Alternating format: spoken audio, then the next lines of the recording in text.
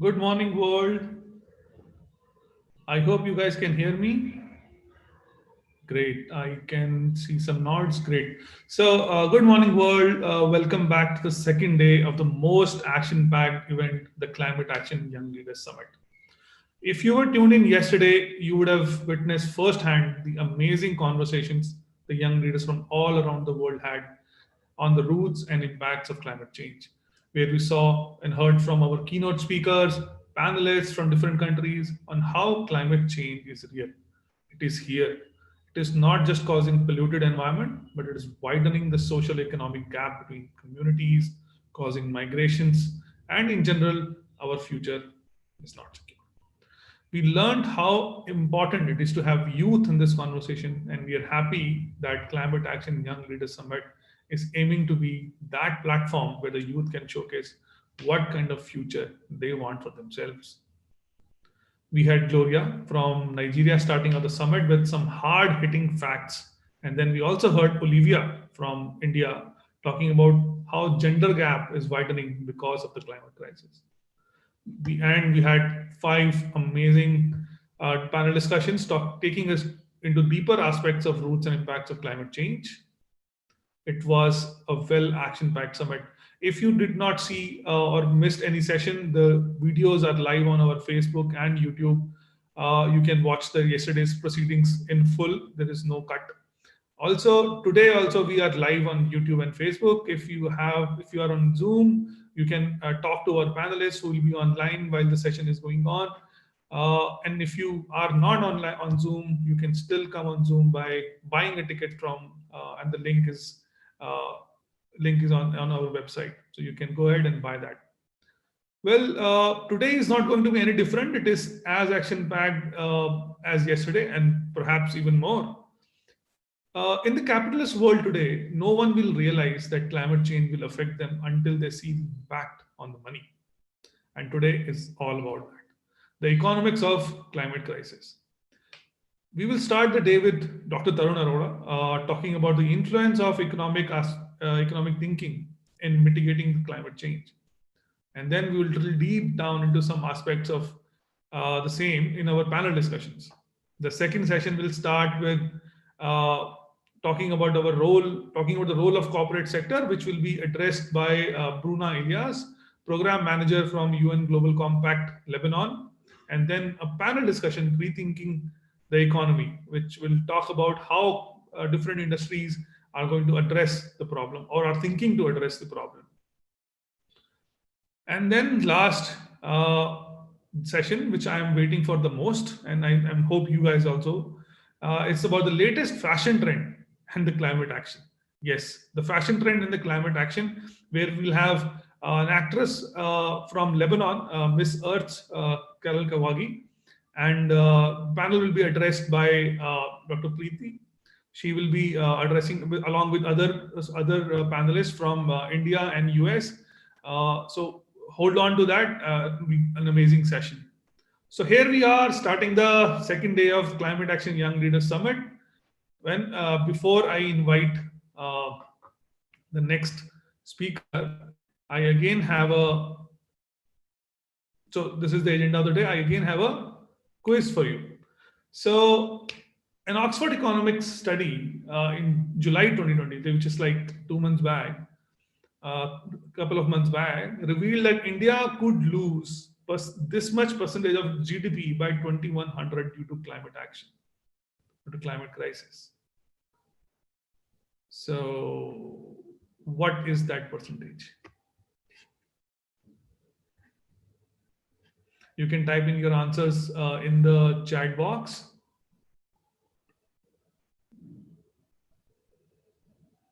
Or if you are on YouTube, you can type your answers there.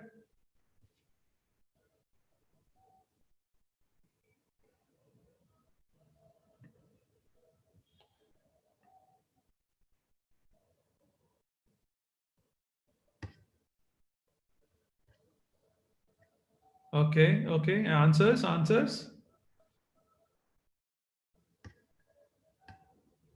Well, it's very hard hitting answer. Thank you for. So 50% is not even close. So the answer is actually 90%. So climate crisis in India could lose its 90% of its GDP by 2100 if the climate crisis is not addressed now, and it's not far away. 90% of its GDP. COVID itself brought us down to our knees. Look at the climate crisis, 90% down. We are just 23% down now because of COVID. And we are seeing losing of jobs, so much of desperation around us, so much of recession. But the climate crisis can be worse. So until we act, until we work on it now, we are going to see a very devastating future, and we do not want our younger generation to face that brunt, which we know we could have solved. So let's hear from the youth today, and starting with Dr. Tarun Arora, who is project manager for Jana Brown Citizenship Index at Janagraha, and he's also a PhD in economics. He's going to talk about the different aspects of uh, the economics of climate crisis. Let me just invite him.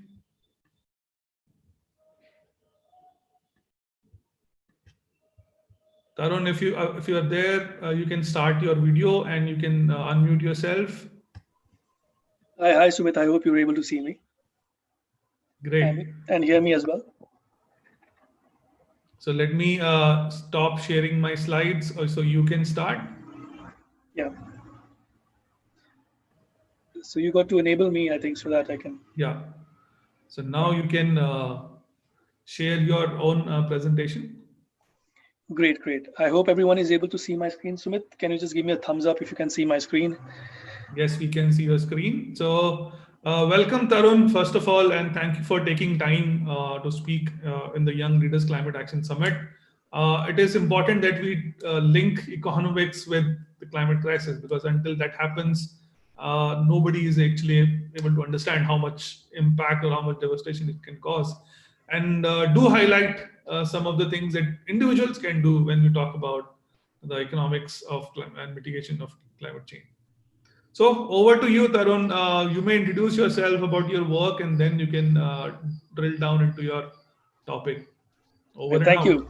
Yeah, thank you so much, Sumit. And I think kudos to you and your team for organizing this amazing summit in just a short span of time. And I attended all the sessions yesterday. I think the panel discussion, as you said in your introduction speech as well, the sessions were amazing, and I think it brought people, diverse people from different time zones and different countries together to, and everybody echoed the same sentiment that climate change is a real problem, and that has to be tackled right now. There cannot be any delay. And the fact that you just mentioned in the quiz that 90% of the GDP India itself can lose, which is I mean, it is crazy, right?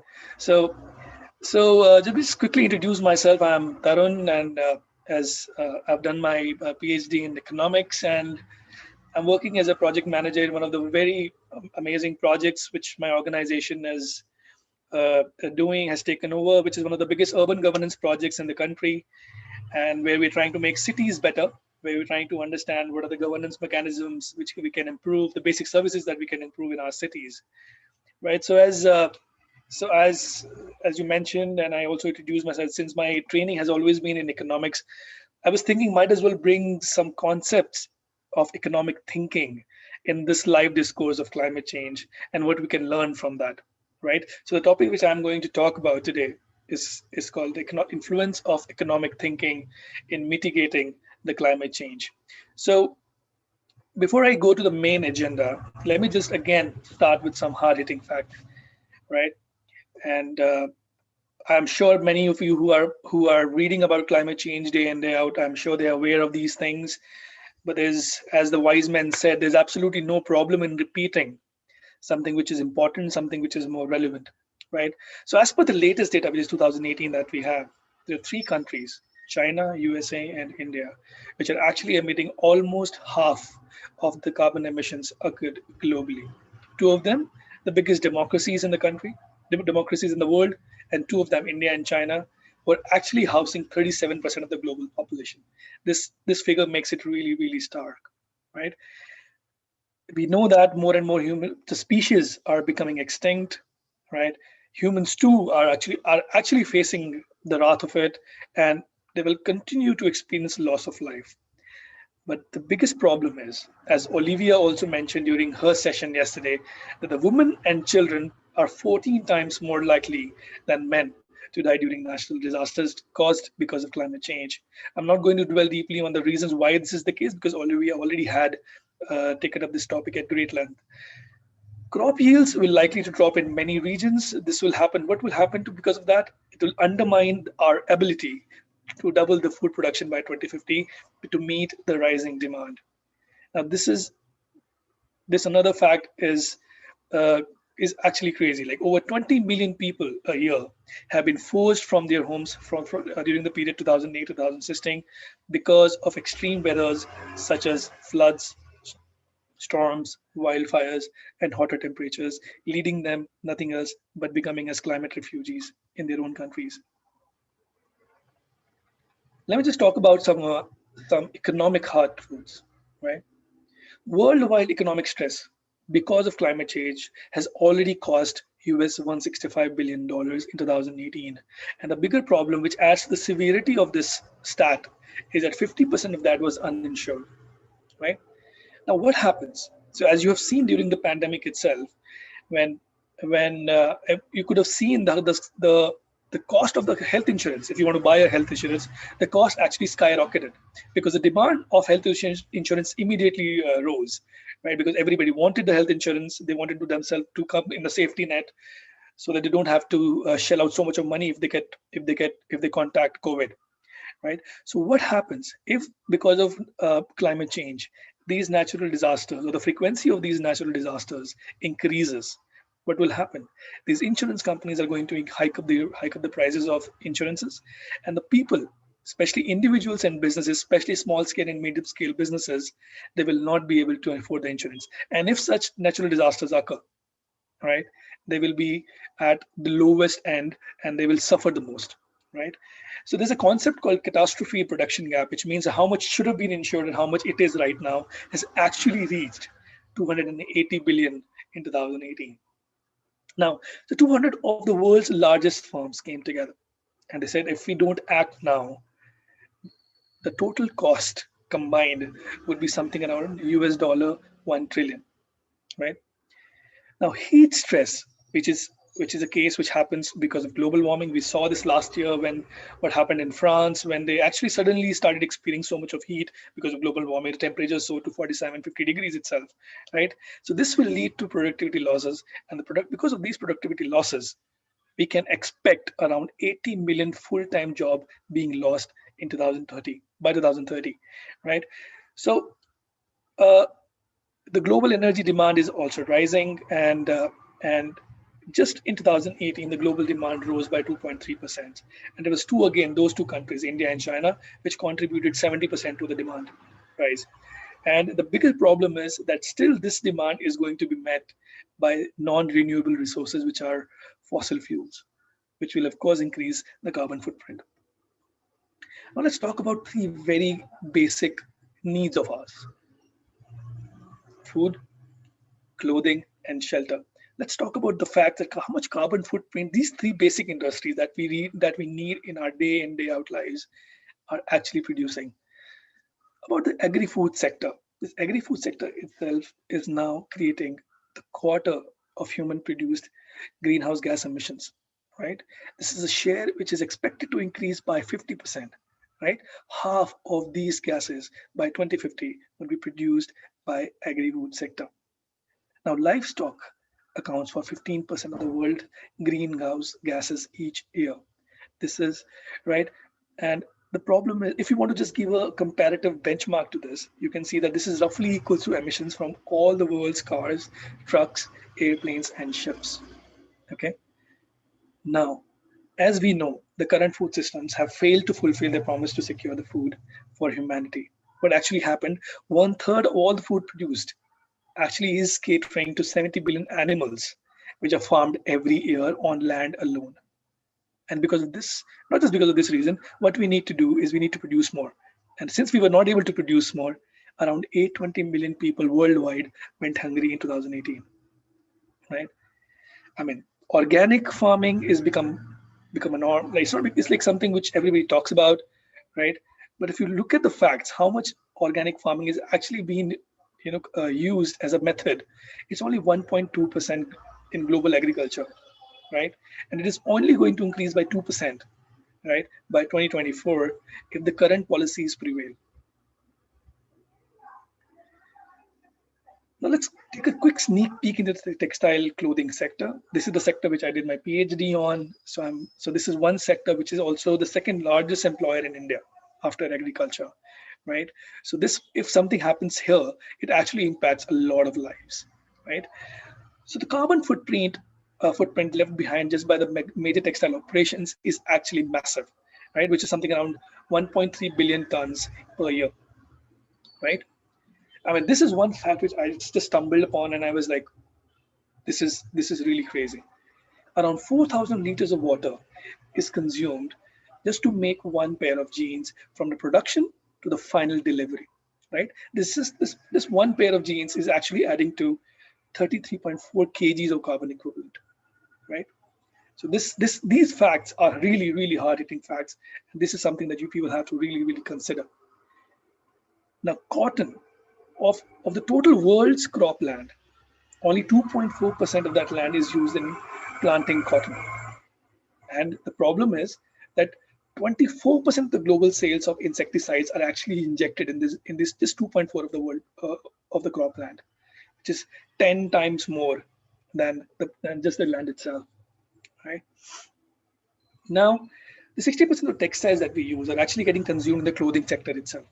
And as we all know, India and China being the manufacturing hubs of clothing, right? They rely on coal-fueled power plants. They massively rely on fossil fuels to generate power, which is again increasing the footprint of each and every garment that we are actually using and producing. Okay. Now, this is another hard-hitting fact that around 500 million tons of plastic fibers is actually dumped into the ocean, which is equal to 50 billion plastic bottles.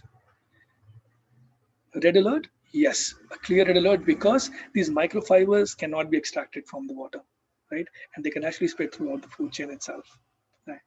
And the another pollutant, the biggest pollutant in the textile sector is the dyeing industry, right? What happens? They actually use 20% of the industry. They actually cause 20% of the industrial water pollution globally. Okay, and this is not a small figure. Coming to the building, housing, and construction, at present, 36% of the global final energy use is actually being used in building and construction.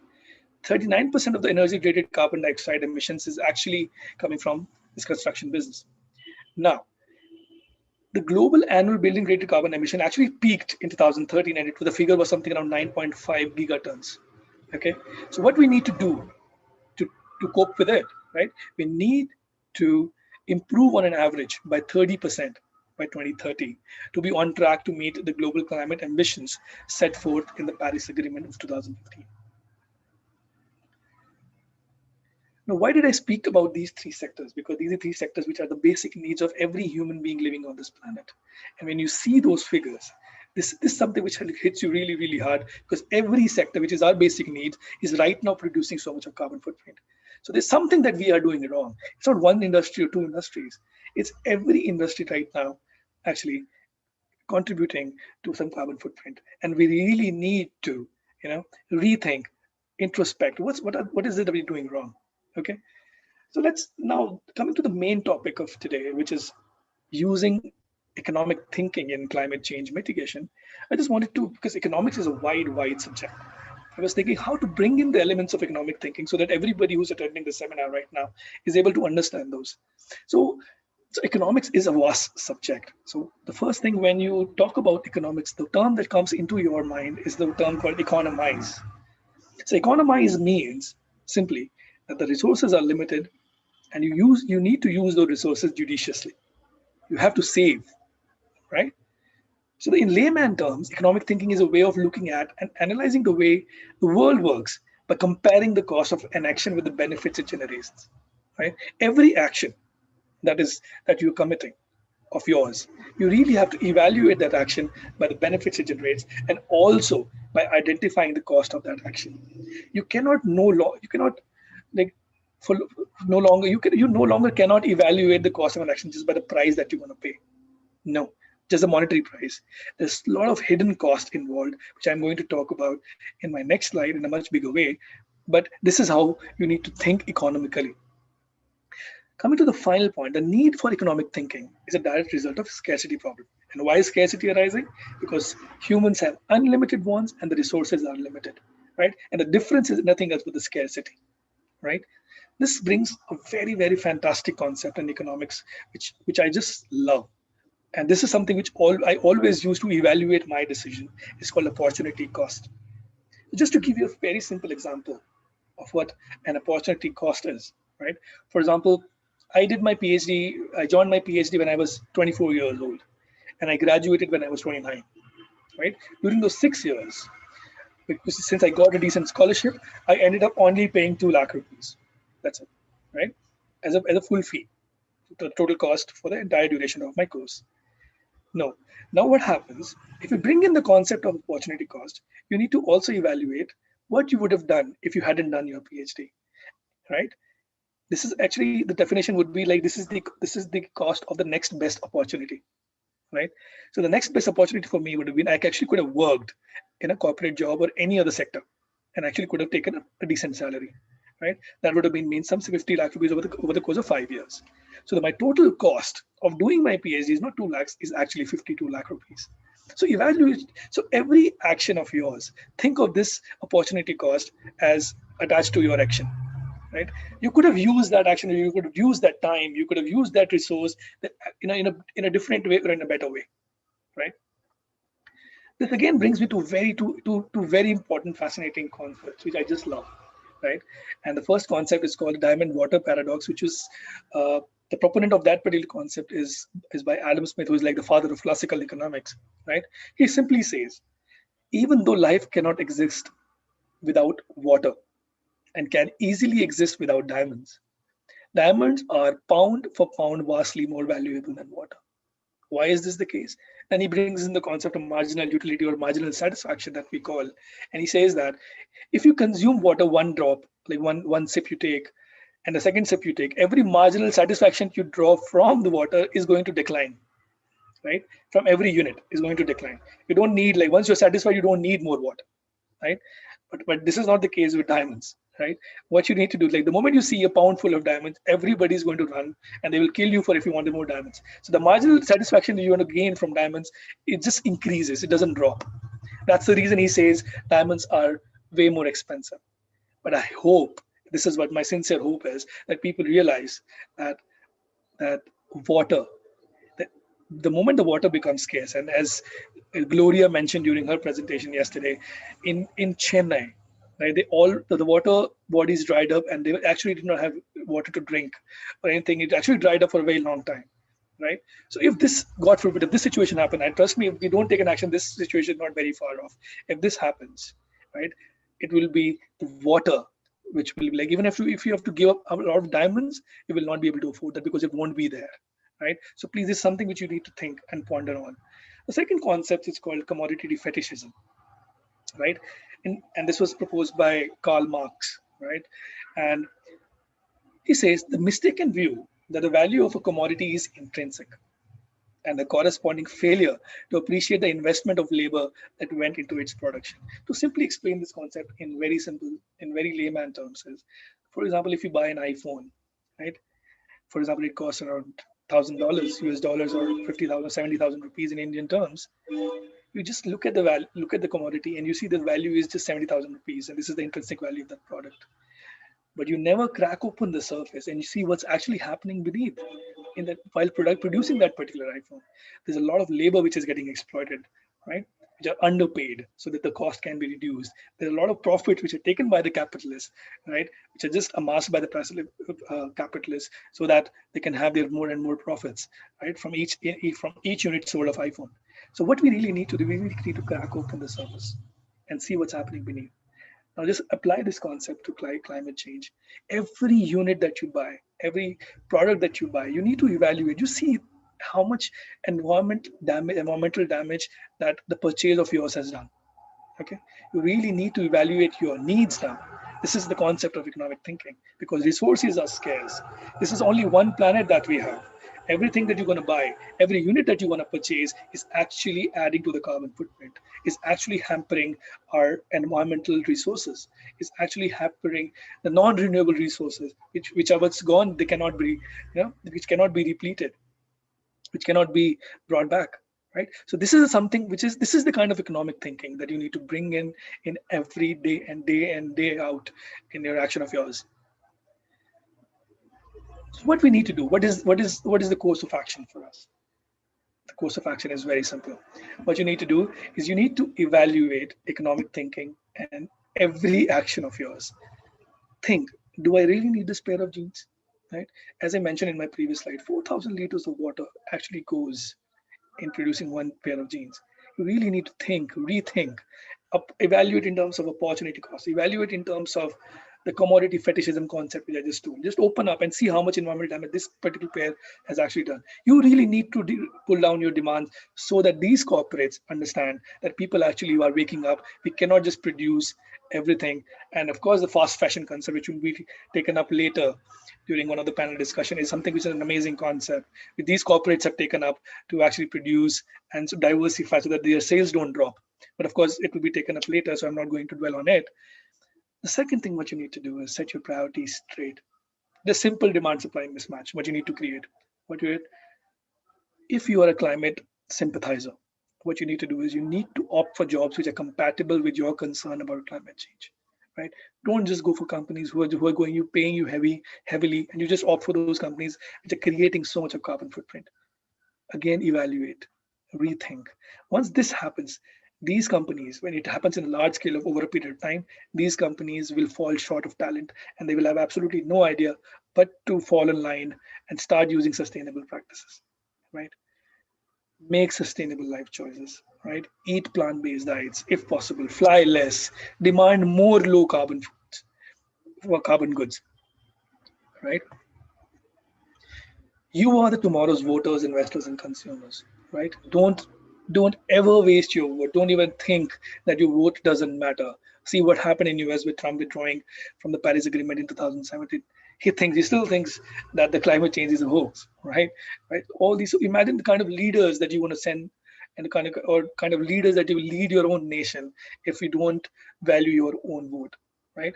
Take informed investment decisions. Again, invest in companies which are advocating sustainable practice, which are actually using and implementing those sustainable practices. That's the key. Need-based consumption, as I said, I'm going to reiterate that. Please, please, please, when you consume, think of the effects that whatever the consumption that you're doing is having on your environment, right? Reduce, reuse, and recycle. I know that this is the cliche. Everybody is going to talk about that. People who are talking about climate change have already talked about this at a great length. But I'm going to say that again. Reduce, reuse, and recycle. Think of the world as one unit. You cannot say that, okay, whatever I'm doing is going to just affect my name, my home, my neighborhood, and my world. It is no longer that in concept of climate change. Everybody is adding to a global footprint, not just in country's footprint, right? So this is something really, really important that you have to think of, right?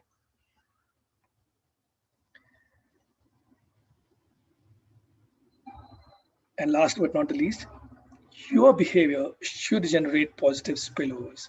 As Olivia also talked about yesterday, I think she talked about spillover effects, trickle down effects, right? Every action of yours is actually generating some spillovers. It can be negative or it can be positive. Think of the actions which generate positive spillovers. That's the most important part, right? Everything that you're going to do, think that this action generating positive spillovers or positive externalities. Do a carpool, ride with people, right? Use electricity based vehicles, transport, public transport. All these things that you're talking about are actually generating positive spillovers, right? They're not harming the government, right? They're saving your own money, they're saving the fuel cost, all these things, right? And I just want to conclude my presentation by just saying one last thing. As many people during the yesterday's presentation also said, that many things are happening to curtail the climate change, but they're actually happening in silos. What you need to do is you need a multi-stakeholder effort to advance climate change. Civil society, corporate, state has to now fall in line, come together, understand this problem, this threat is real, come together, start and operate in unison. Isolated efforts matter, absolutely they do matter, but the impact is way more if everybody comes together and we have a strong, sustained push by these multiple stakeholders. So this is how I think we can mitigate the climate action. Thank you so much. I hope you enjoyed the presentation. Over to you, Sumit. Thank you, Tarun. This was an amazing and very hard-hitting presentation. I mean, I can't even have words. One of the statements you mentioned, by 2030, 80 million jobs are going to be lost.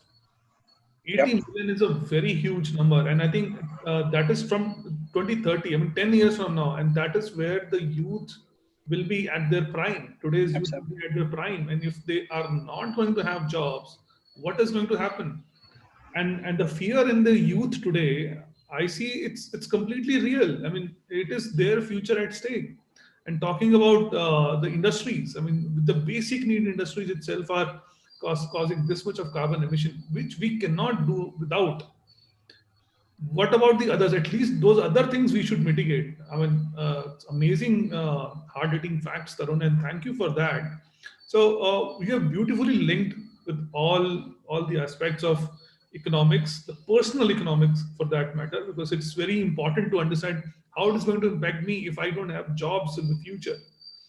The mid-age crisis people still are scared about a job, but this is the youth at their prime age. If they're not going to have jobs, I don't know what kind of future we are headed at. So thank you for bringing that in the discussion, Tarun. Though we have some questions from the audience as well. Yeah. Let me take them one by one. Preeti says, first of all, she congratulates you. Excellent curated narrative. And the question is, how do we embed economic thinking at the policy level? Right. So I think it's a great question, and that's something which we really need now. And this is exactly where I finished my presentation. Right. This was something that I said multiple stakeholders, civil society, corporate, and state. Right. The state cannot just think, okay, whatever the policies that we're designing, right? like, we know everything. It's not happening, right? They really need to bring in people. They really need to bring people who are actually fighting as climate warriors. They need to bring them in decision making.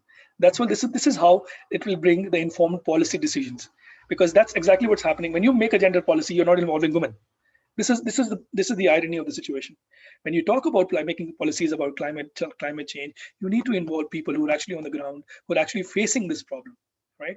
So just to give you a very small example, what happened when people actually made a sanitation policy, and they were designing a toilet pot, right, seat for the villagers, they didn't include them. And when the toilet seats got manufactured, they did not fit in their houses. So imagine this is how it happens. So what you need to do is you need to bring these people together in a decision making process right there. Otherwise, the policies that you want to make is not suiting the kind of people or the people who need the benefits of that. Right? Very important. I think yesterday also we emphasized a lot on bringing youth to the decision-making table, and your presentation and just the answer to this question actually emphasizes this a lot. So there's another question, however. This is what I thought. I think so. Sonal says, I think that developed countries have become highly saturated economically, and their rampant capitalist methods ever since the industrial revolution. That climate change mitigation for them is a major roadblock to overcome. So for them, climate change mitigation is a major roadblock to overcome. However, when it comes to developing countries and underdeveloped nations, it's more of a vicious economic cycle. Either they choose between develop or grow progressively, slowly in highly competitive economy. So, what is your take on that? Because the younger generations per se, the ones which are either underdeveloped or developing nations, they have a choice to make. How do they make the choice now? Again, I think I did very briefly mention about some this during my presentation. I think it's a fantastic point which Sunil made, right? So developed nation have saturated, right? So that's the reason they're looking for resources in developing nations, right? So this is exactly what Sumit also during the presentation mentioned that, right? So that I mean, they actually developed their economies using all the resources. Now, what they do now, since they've saturated all the resources in their own economy, they're actually going to developing nations, and the resources are not just physical fossil fuels and all those; they're actually human resources involved. Everything they're using, right? So because they so that they can get this cheap labor. So, and the problem is when you employ resources or use resources of those developing nations, they actually impact those nations the most, right? And especially the youth. When you talk about, I think this is something which is very very important. Youth has to take a very informed decision now.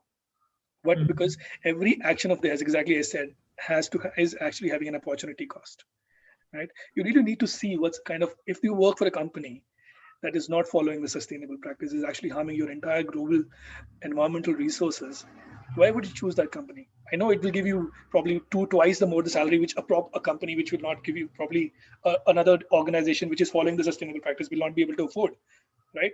But this is something which you need to consciously introspect and come forward with and think and make a very very informed choice that this is the company I'm going to work on.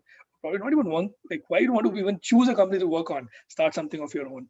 That's something which I'm going to recommend. Wonderful idea, Tarun. I think the two things I would want to close this with. First, definitely, we are going to have a climate entrepreneurship discussion tomorrow because it's one of the solutions, as you were mentioning. People should start something in their uh, climate domain. The second thing is very important that if young people, I know an example where a person joined a company because the company had an employee volunteering program and he wanted to do something good for the society while he works. And if this kind of decisions are being made by the youth today, that they want to work for companies who are more green, more sustainable, using more sustainable practices in their operations, I think that will make a lot of a difference. So, thanks for sharing your thoughts, Tarun. I think it was an incredible presentation. I'm sure our viewers enjoyed it the most. Uh, we'll now take a short break, and again, thanks. I mean, I don't have words to thank you more because the No, present. thank you so much. Thank you so much, Sumit. I think this is what you're doing here is the Young Leaders Summit, bringing in the diversity of people, bringing the diversity of thoughts in the climate change narrative, which is something amazing. And in just short span, you brought in so many diverse views. And something which I relished a lot was the country-specific stories, which I never knew, and actually got to know about them yesterday. And this is an amazing, amazing initiative. I think more power to you and more power to EnviroWare team. Please keep doing the good work that you're doing. Thank you so much. Thank you, Tarun. Thank you so much. Yeah. So there's one more question, last Tarun, for you, as Yeah. people are asking if they can get your presentation. So we No, would absolutely. happy Absolutely. to post your presentation as on our social media, so for people to look at. So if you are fine with that, Oh, absolutely. Absolutely. Please. great. So Thank if you. you can share it with us, my team will start posting it online. And thank you again. So now we have another quiz for the people. Right. Okay, so then I'll take your leave. Thank you so much. Yeah, Yeah. thanks, Tarun. Thanks. Great, amazing ideas, amazing hard facts from Dr. Tarun, and I think it's a very important aspect to start from because we all think about economy as GDP, we all think of economy as large corporates, but how do we change the economy by making sustainable choices and by seeing where do we want to put our money and how do we buy products, with what mindset do we buy the products. I think it's a very valid argument and very important aspects which Dr. Tarun mentioned. So I hope you all enjoyed the presentation. Now we are going to take a 5 minute break before we bring our next panel discussion up. And before we go on a break, as our routine, it's a quiz for you. So, what is the largest multilateral climate fund at present? So multilateral climate fund. So just to say how industries or how different countries can actually use this fund or contributing to this fund. What is that the largest fund available today? So we're going to take a short 5 minute break. And before that happens, please type in your answers in the chat box. If you're on Zoom call, if you're on YouTube or Facebook, please comment the answers. We'll just announce the right answer after that and the names of the people who have put in the right answer. So see you guys in 5 minutes.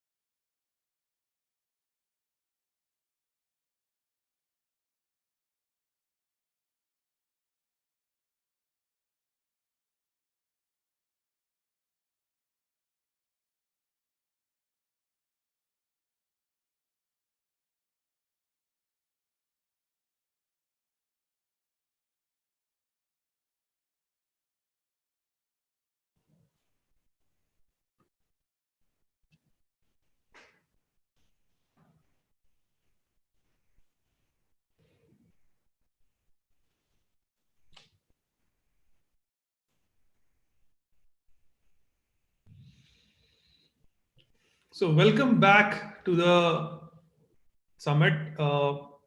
Again, thanks to Dr. Tarun for the amazing and hard hitting presentation to us. It was amazing to see how we are headed towards a disaster. And if we don't change now, if the countries don't change now, the leadership doesn't change now, and the youth doesn't get the seat on the table, and not just the seat at the table, the youth also need to change their priorities. They also need to uh, think differently. So thanks again, Dr. Tarun. So before we start our next panel, the quiz. So what is the biggest, largest multilateral fund at present? So what are the answers? So Alexandra says the Green Climate Fund, and we have answers from YouTube. Vidhi says the Green Climate Fund. Pramod says the Green Climate Fund. So yes, it is the Green Climate Fund. Thank you all. I think our viewers are also well read. So let's move forward to the next panel discussion. I have Alexandra, Alina, Heather, and Sudhakar with me. Alexand. So if you guys are there, please, you can now turn on your cameras and unmute yourself so people can see you. Hello. Hi everyone. Hi Alina. Hi Heather. Hi Sudhakar. Hi. Hi Alexandra. Great. So we are off to another great panel discussion. I hope you all enjoyed Dr. Tarun's presentation as well. So here we are talking about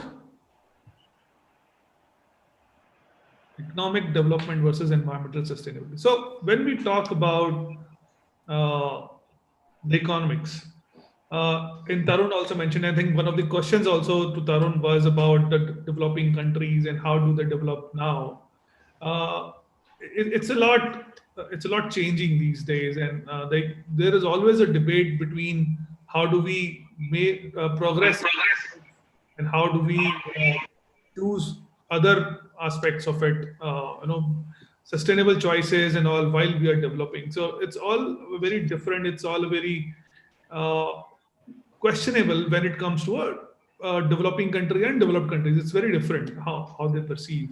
So, but it's a very strong debate point on what do we choose as a development, because developing countries will often say the developed countries used all the resources while developing countries are now trying to develop, and they're putting sanctions or putting things on them. So it's a very hot discussion topic. So thank you all for joining the panel discussion here. We have Alexandra from Austria, Heather from Canada, Sudhakar from India, and Alina from Mexico. I think some of you have a very early morning. There, Alexandra, I think it's very early morning for you. Heather, I think it's almost like for you, Heather and Alina. Sudhakar, working hours, so no excuses. Great. So, welcome. I welcome all of you. Let me start with Alina from Mexico.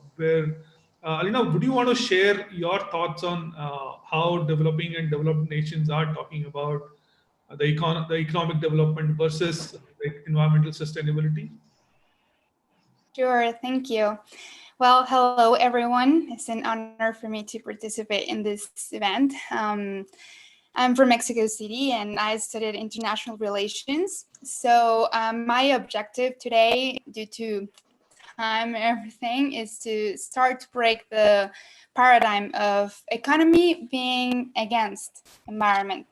Because economic development and environmental sustainability are concepts that must go together in order to achieve emission reduction goals of the Paris Agreement, to contain the world's temperature below 2 degrees, and scale up action globally with specific mechanisms, like carbon taxes, for example.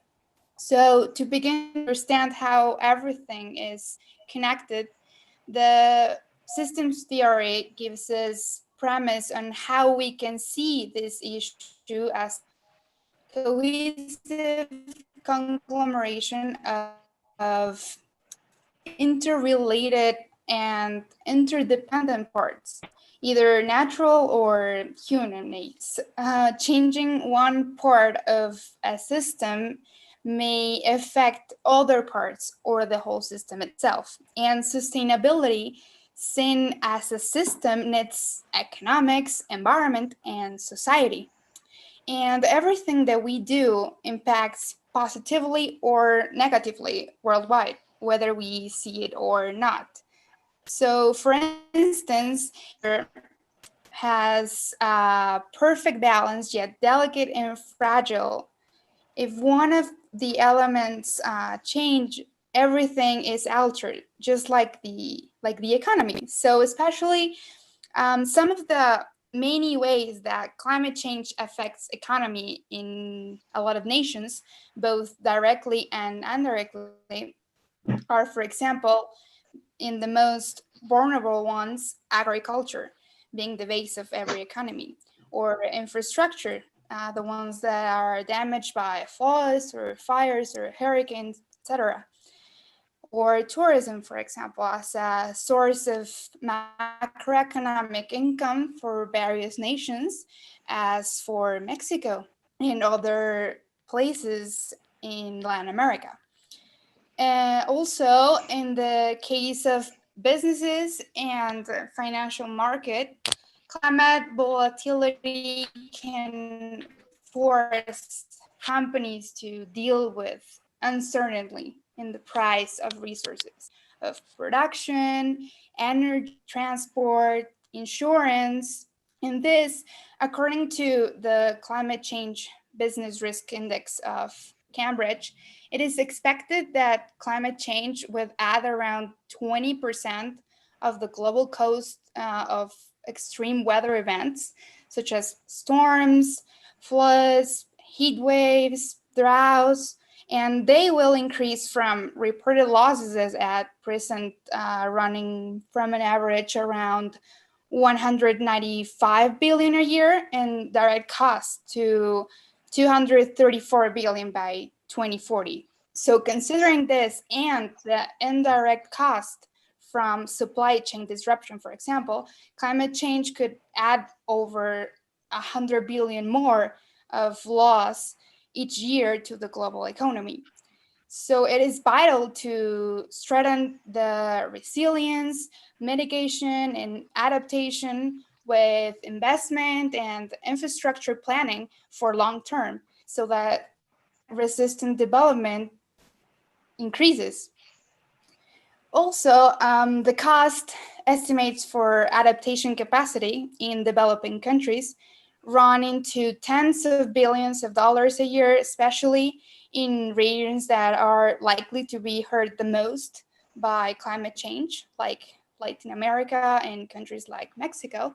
So that's like the side of the negativity that climate change impacts on an economy. But also, clean energy presents business opportunities nowadays. And for example, Mexico is a mega diverse country with countless ecosystems, making it vulnerable to climate change with hurricanes and cities in danger of sinking with rising sea levels. So it has too a strong oil and gas industry in the energy market historically. But several municipalities all through the nation are generating green energy with wind plants and solar panels. So, how climate change will hurt the economy depends on what measures we take to adapt and prepare for it.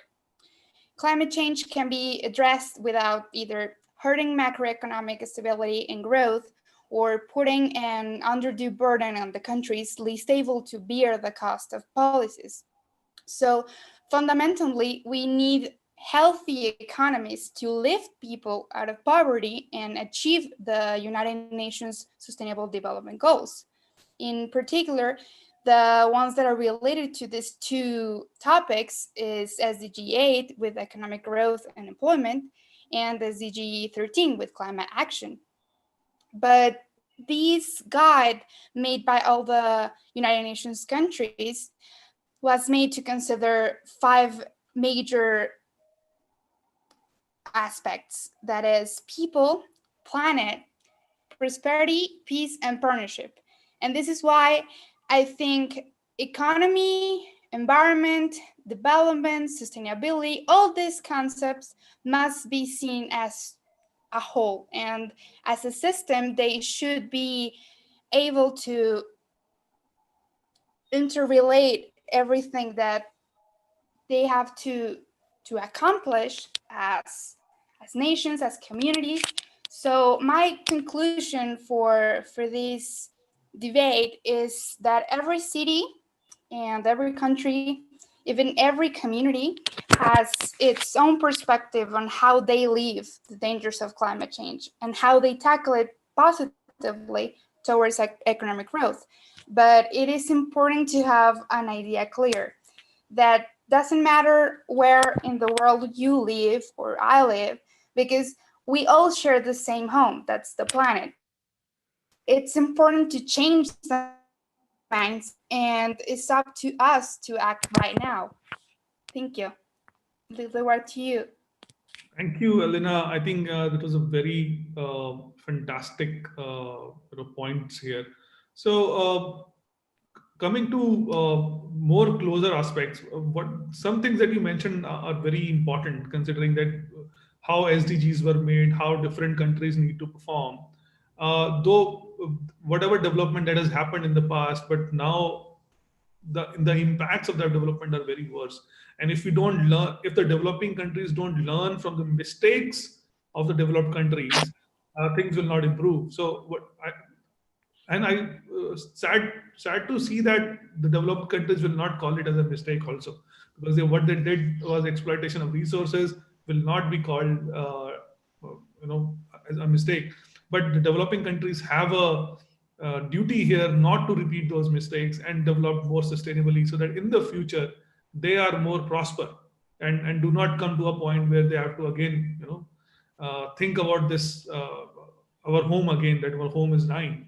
So thank you for that, and thank you for bringing the perspective of SDGs as well.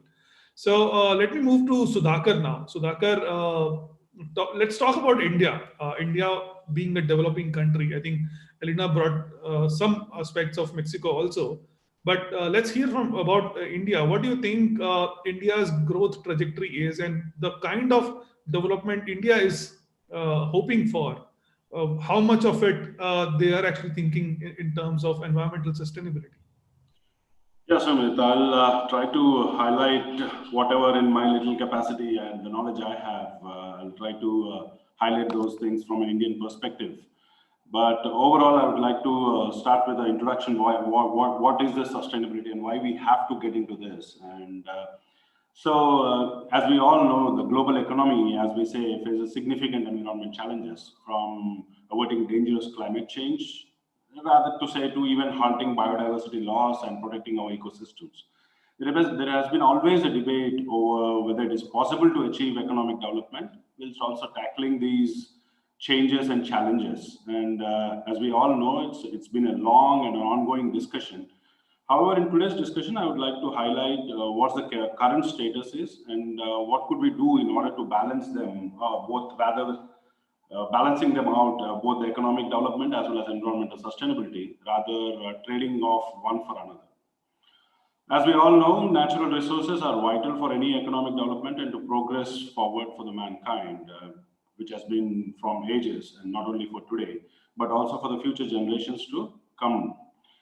Like I said earlier, the relationship between economic development and environmental sustainability is a complex issue, unless we choose to keep it simple. It can be kept simple, but how we choose to do it. The several drivers come into play, including the scale and composition of the economy. Like when we, even today's call and yesterday's call, we were talking about, I somehow doesn't like this idea of classifying the whole development as developing world and developed world or something. It's not as simple as that. It is a whole complex issue. Everybody has to look into it as a one complex problem. So the major driver is the changes in technology, of course, that have the potential to reduce the environmental impacts of both production as well as consumption decisions. And also at the same time, not ignoring the economic development. We all need development. I mean, yeah, sustainability is equally important, but to continue the race, continue the human development, economic development is also equally important. As I said, with several key natural resources and ecosystem services already under scarce or under pressure of getting scarce, achieving sustained economic development. I stress that word sustained because it is very important at this point of time. Will require not only absolute decoupling of the production of goods and services from their environmental impact, but also this means consuming environmental resources in a sustainable manner. Again, I keep stressing on the word sustainable. What do I mean by this is it can be done either by new production techniques. There's a whole lot of innovations happening in production designs, product designs, and so on. By doing this, it also means avoiding breaches in critical thresholds beyond which natural resources cannot be replaced or can no longer support the desired level of economic development.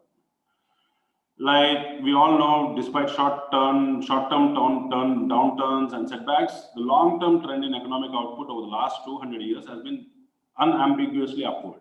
It has led to rising levels of employment, income levels have been rising, economic growth has also provided both developed and developing countries the equal opportunity to improve the quality of life of their citizens and to rise the need to meet the environmental challenges as well. In the long term, the cost of growth acting now to ensure sustainable and efficient use of natural assets is likely to be smaller than the cost of not acting. I'll quote a small example here to understand this better. In the context of climate change, of course, Stern in the year 2006 estimated that the cost of avoiding catastrophic climate change ranged from a gain of 1% to a 3.5% reduction in global GDP by the year 2050. Whereas the costs of not doing so, if you don't address this, are estimated to be much larger, between 5% and 20% of the global GDP. So creating the right incentives now to shift to more environmental sustainable production and consumption patterns reduces the need to more drastic and costly adjustments in the future. So today we have to address our problems, but at the same time, that is all the point about sustainability means is that catering to today's needs, we should not ignore what the future generations have to pay for the price for. Coming back to the Indian scenario, like Sumit asked me, India, I don't know if I have to call it as a developing world or developed world, so I don't want to get into that debate. But as I rightly said in the start of my talk, I don't believe in those topics of developing and developed, because the problem is unanimous for everyone that we have to address this.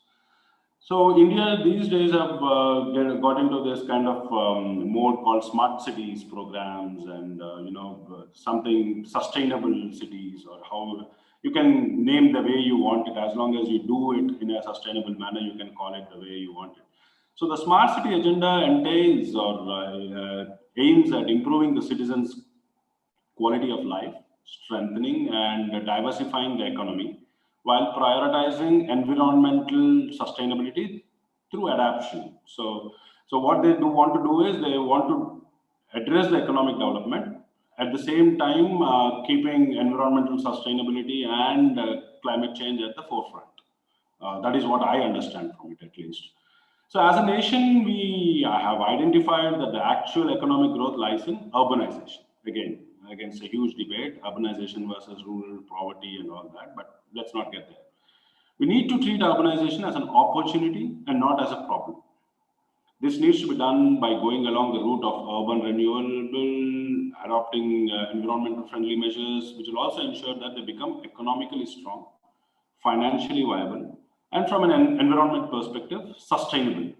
Again, when I say sustainable, in simple words, not just for today, but for also for the future coming generations. Take, for instance, the Indian government's initiative, the Smart City Mission, which has been identified as Urban Renewable and Retrofitting Program. We call it retrofitting program. So how does one define sustainable in terms of urban development and growth? If I say very simply, it refers to the magic mantra, we call it. These days, it's all about catchy words, but how you put it. So it is a simple mantra about the 3 R's. We call it reuse, recycle, and replenish. It's all about being in sync with nature and its elements. You got to reuse fortunately for us Indians, we have been using the word reuse, or we probably have again exploited it. So reuse, recycle is there, and so replenish is one thing which is also getting added to that, both the terms. Sustainable in reference to smart cities is ideally about projects which implement green building concepts within an existing city.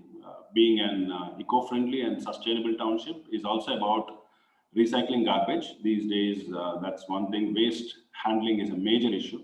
To form both compost for gardens or to create methane gas to power utilities. By doing this, see, you're not only addressing your waste handling problems, but you are also addressing about switching from a chemical fertilizer to a natural fertilizer, probably.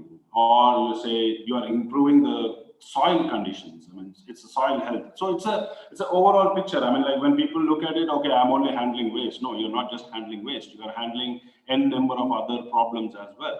So that's how you got to integrate any technology or process whereby the whole loop is closed. It's called, we call it a circular economy. So it is also about charging the water table through rainwater harvesting. We know there's been a tremendous amount of rains, or it can be drought, it floods. So it's also about how to conserve these resources in an effective manner, in form of water for gardens, construction, cleaning. It's about smart architecture, if you call it about it. These days, it's all about smart. So, however, having said that, it is also being reported elsewhere that recent findings also reveal that the link between city smartness and carbon dioxide emissions is not linear. And the impact of city smartness on carbon dioxide emissions does not change over time. That's one. I mean, I don't know how authentic these findings are, but they've been. It's not just published once, but it's been several people have been authenticating it. These findings calls for better aligning of smart city strategies to lead to a concrete, sustainable concept and outcomes. So you got to identify yourself where you are heading to and apply right corrective measures from time to time, saying that we want to reach the end goal post in a sustainable manner. Also, to summarize it more or less, is creating a consistent, coherent, and effective environmental policy framework is essential. I mean, if it is not now, then it is never. In order to maintain a natural environment that supports and sustainability and enables long-term economic growth and development. This principally requires two things. One is understanding the critical thresholds and the potential for major changes in the functioning of natural assets. And two, valuing smaller changes in the provision and use of environmental resources and factoring them into economic decisions. So you got to couple both, and corporates, for that matter, contribute immensely for these changes. It's like the government might be willing, the people might be willing, but it is at the end of the day, it is the technocrats and the investors who take up a collective decision that, yes, this is not environmentally sound, I'm not going to implement that, or I'm not going to use that, or how do I make it smart? Today I have a problem. So I think the industry and the governments, also with contribution from the local players in terms of the various stakeholders in this. So if all come together, I'm sure this can be addressed and tackled. Finally, as a conclusive note, and this is not my words, this is a famous English author, Robert Swan, who is also a mountaineer. He said, the greatest threat to our planet is the belief that someone else will save it. So let's not pass the baton on to someone else. I mean, we have to at some point of time, but let's all collectively come up and say that this is our problem. This is not somebody else's problem. This is collectively our problem, irrespective of nations, irrespective of continents, race, sex. It is everyone's problem. And if at all we want to see the future generations not cursing us, we better act now. Well, thank you, Sudhakar. I think that was very enlightening in terms of the problem being It's not a problem for one person. It's not a problem for a developed nation or a developing nation. It's not a problem for a particular gender. It's a problem for everyone, and especially it's about the future generation. It's about the future generation that is coming now, and what kind of economic growth they want to see. If there are no jobs, there's nothing, and there is no economic growth at all. And you rightly pointed out the smartness of a city is actually linked to it's not linearly linked to the carbon emission. So it's very important to understand this concept. And I think our viewers today will go do some research around it from the pointers you mentioned, and then come back to it. So when we talk about smart cities, let me call in Alexandra now about how do we plan cities better, because a lot of cities are coming up. When we talk about economic growth, we also talk about the rural areas, especially in developing countries, the rural areas being converted into cities, towns, and then cities. So it's a way of measuring whether a country or a city is growing or not. While it is happening, and it is happening much more in the developing nations, because developed nations probably have run out the capacity of making more cities, but developing countries are yielding more cities as we speak. So, Alexandra, what is your point of view here? How do we develop cities better? So hello, I'm really honored to be given the opportunity today to talk to you all. For me, as a student of spatial planning, it isn't always only about cities. It is about how we use our land in general, and how we treat it as well. Of course, cities have a big influence in that, but I just want to give a little bit of a general overview. And I think in Austria is a very good example for the struggle between the economic growth and the preserving of our landscape. We are a very small country, but a rich country, and which is known and visited for its beautiful alpine environment. But the landscape is often viewed mainly as an economic asset. Almost half of the territory is covered actually with forest, or at least what we perceive as forests. So I began to wonder personally if we Europeans still know what a wild nature really looked like. And I think this is very important to understand this concept, to value our land more. So at my first planning practice at the university, I was in a rural country area near Vienna. And there the mayor told me, "We are lucky to be so close to nature here." And I looked around and I couldn't see outside the village anything but very big agriculture fields. And I thought to myself, this isn't really nature. For me, nature is a buzzing, diverse circle where everything is intertwined, and that was just not happening on these agriculture fields. And this started my personal research on compassion biodiversity. So I tackled that as a spatial planner. And the current state of biodiversity worldwide is really devastating. We heard it a lot today. And according to many biologists, we are actually in the midst of the 6th great extinction. And there are plans set in motion. In 2010, the United Nations built a strategic plan to improve the state of biodiversity by 2020, called the IKEA Biodiversity Goals. But sadly, the 5th Global Biodiversity Outlook by the United Nations showed that we accomplished not a single one of these goals. And that's really frightening. We need biodiversity for our healthy ecosystems. Ecosystems provide us with clean air and water, as well as food and other resources for energy and building, and is therefore actually the backbone of our economy. And they are crucial in regulating our climate, which is especially important in a climate crisis. And the Living Planet Report 2020 by the Worldwide Fund also showed that we already lost 68% of the population of vertebrates since 1970. And one of the main reasons for that is land consumption. 75% of the ice-free surface of the planet is massively altered by us humans. And this, of course, applies to the biodiversity-rich rainforests, but it also applies to the tamed areas of Europe. Even though in Austria, almost 30% of its territory is protected in some way, the number of wild animals has declined particularly rapidly in recent years. In Austria is a country with the highest land consumption in Europe.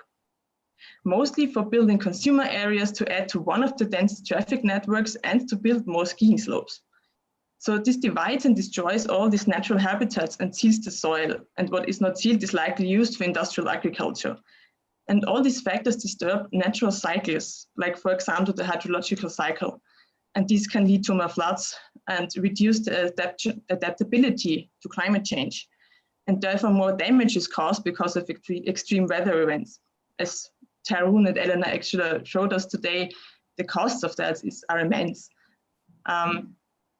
And according to the UN, so to come back to the city planning, according to UN, 68% of the world population will live in urban areas by 2050. So it is especially important to make our cities climate efficient and biodiversity friendly. And in my perspective, the planning of a city must support a sustainable way to create energy, to grow food, a sustainable way of transportation, and of waste management, and enable a circular economy to reduce the amount of resources we need. And it's also important to view the, it's also important that we need perceive cities as a habitat for other creatures besides us humans, and create more green spaces, not only in form of parks, but also on walls and roofs from buildings. This regulates the microclimate and benefits our physical and mental health, and improves the work performances of citizens and benefits local businesses. And I think it's important that you have regional solutions to this problem. No city, no area is alike. And we need to bring in the people so that a city has its own identity and his own values. And a city might need more some cities might need more solar energy, some cities can use more wind energy because of location. So you really have to control with the location of a city. But generally, we need to rethink the way we use our land for short-term economic purposes. The soil is limited, in my opinion, to our most valuable resource.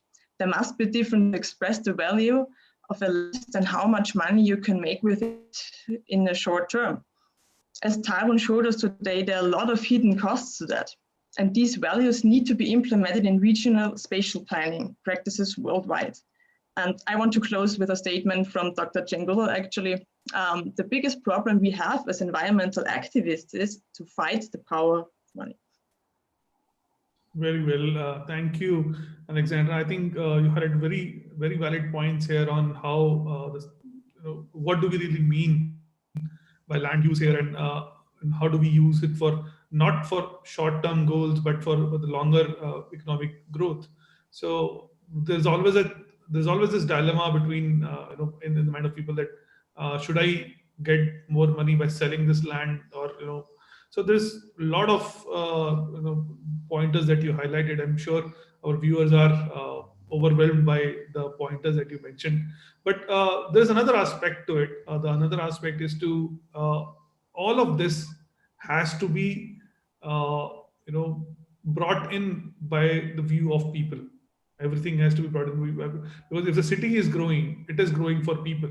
If it is we are talking about economic growth, ultimately the people of the country need to benefit from it, not just some handful of industrialists, but the whole country as one.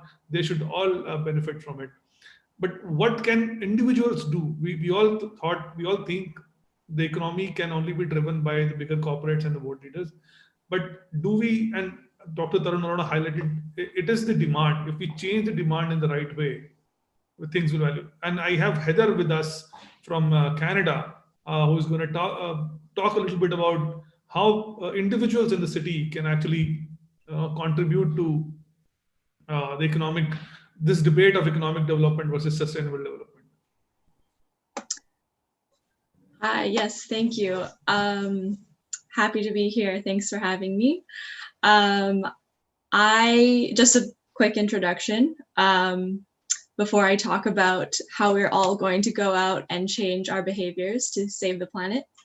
I am a neuroscientist and data scientist from Vancouver, and I know that it's easy to put blame on external things like the government needs to change our systems and corporations need to be taxed. It's not my problem, it's the system, right? And I'd like to just start by saying that that is somewhat true. We do need governments and corporations and entrepreneurs, as Sudhakar mentioned. We need everyone to come together. This is a team effort, but there is an I in every team. That's a saying, right? there is no I in team, but there is an I in personal responsibility. You get what I'm saying. So I think today I just want to talk about individual behavior change and how that can drive consumer behaviors and societal markets in terms of this topic of economic versus sustainability. So I just want to start with a statistic. So a study came out last year that showed that household consumption accounts for 72% of greenhouse gas emissions. This is a global study, and so this is kind of concerning but interesting because this means that we can focus more on things that we do every day, such as car and plane mobility, meat and dairy consumption, as well as heating, were the main components of our household footprints.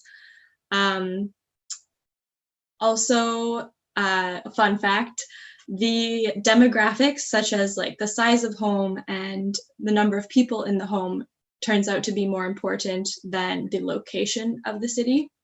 So maybe start thinking about how big of a house do we need? I know it's not fun to think about, but that is very impactful if you can make choices in line with these guidelines, because as I said, we're all here as a team, and I don't think I need to ground that point in any further, but we are here on this planet to make sure that we can continue living and our children can continue living in a happy environment.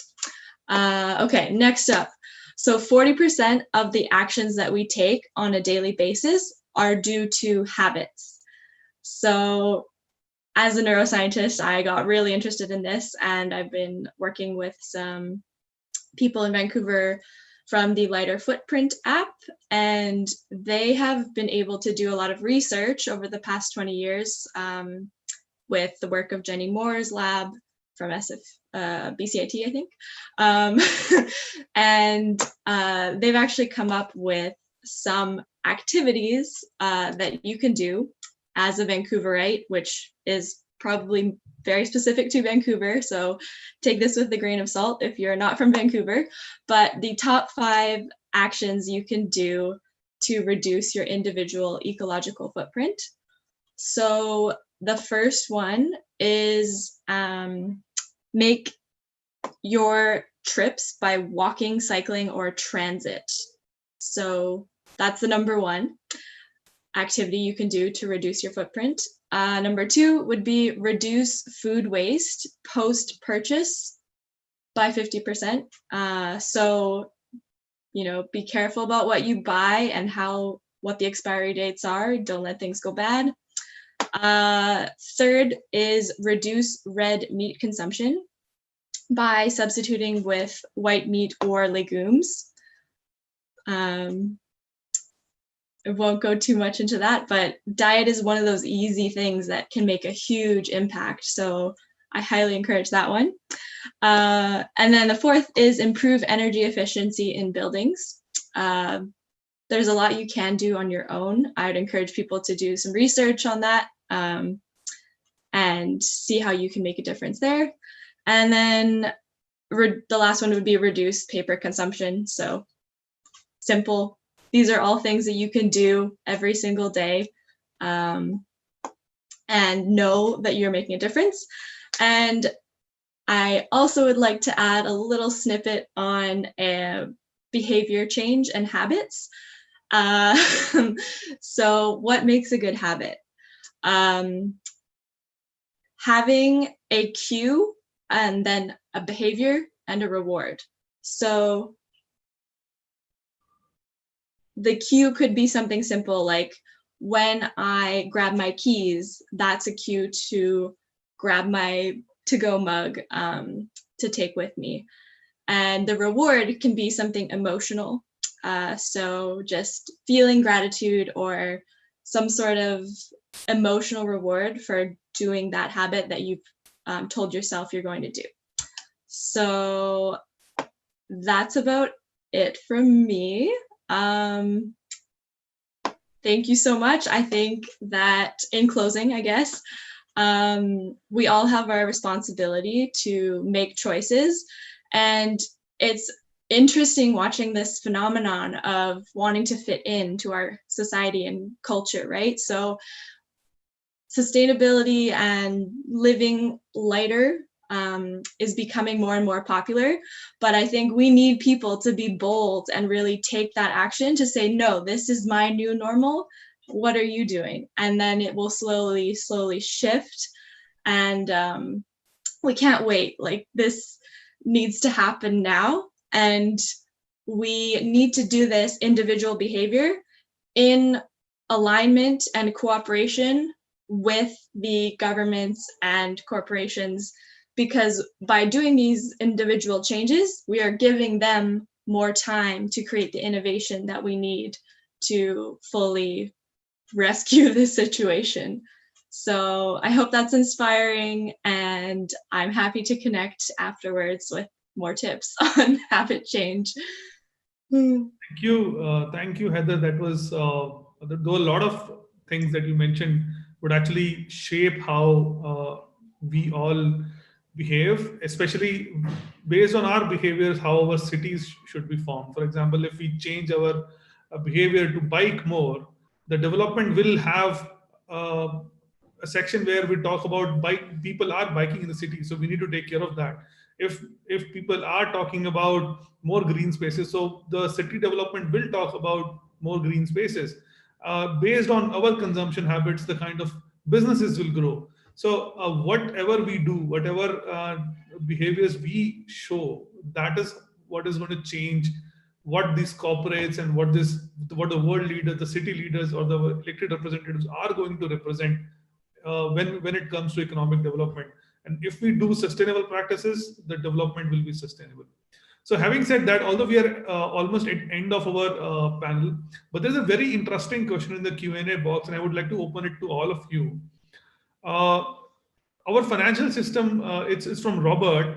Our financial system is predicated on infinite economic growth on a planet with finite resources. The solution from all of us looks to be the lower the standard of living of all living organisms. So what is your take on that? Are we talking about lowering the standard of living when we talk about sustainable development? Sudhakar, you want to go first? I'll go first. I differ on this because there is no something like we are not lowering the standards of living. We are in fact bettering or raising the standard of living, but we are only doing it in a much smarter way. Now, for example, I'll take a small example in context to India. You are from India, you know this better, and I'm sure this might have been followed in the rest of the world as well when they were developing. Is we use a lot of firewood for cooking. A simple example. Now, just because that creates emissions, it's affecting their health and all, and now we move to something like a technology for biogas or a natural gas, this thing. So you are raising the standard of living with the invent of technology coming into the picture, economic development is happening, and at the same time, you're also moving to a sustainable solution.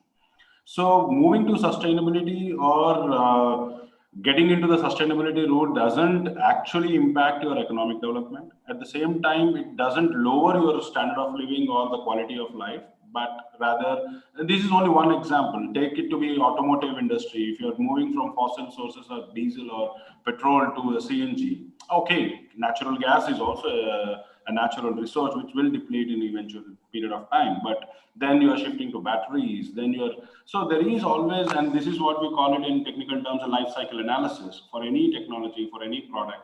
You got to look at not just the product or the technology. You got to do a life cycle analysis for it. How much emissions or how much carbon footprint is it going to? I mean, just that reminds me of a simple picture. I'm not such tech savvy, but I'll try to show you one simple picture which I received this morning. I was going through some articles, and I'll just share it on my screen if anyone can see. This is a simple example. How I don't know if that's visible. Any good, but I can share.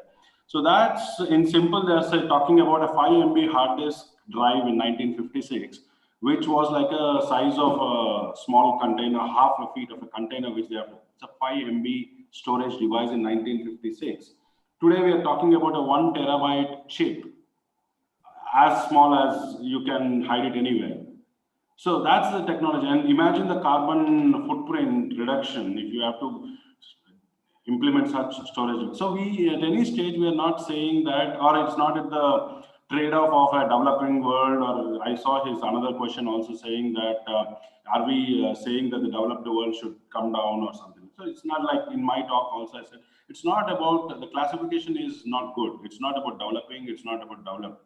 Someone emitting somewhere in Canada, some greenhouse gas emissions is going to affect some part of Asia as well. So it is as simple as that. It is in business terms now we call this no more global, it's called global in a local context. So that's what I personally feel. Sure. Thanks, Sudhakar. I think what you raised is very important. Is sustainable development does not at all mean lowering the standard, but actually it is increasing the standard. Anyone else? Heather, you wanna?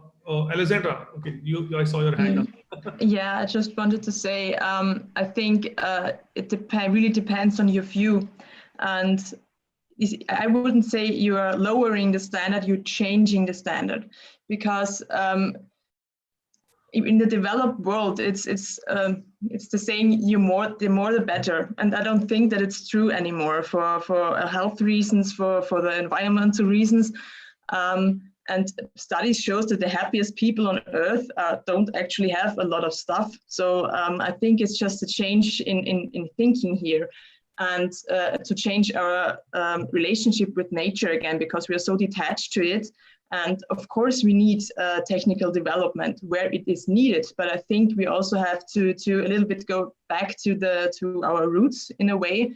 And I don't think that is a bad thing. It's not lowering the standards, it's just changing it.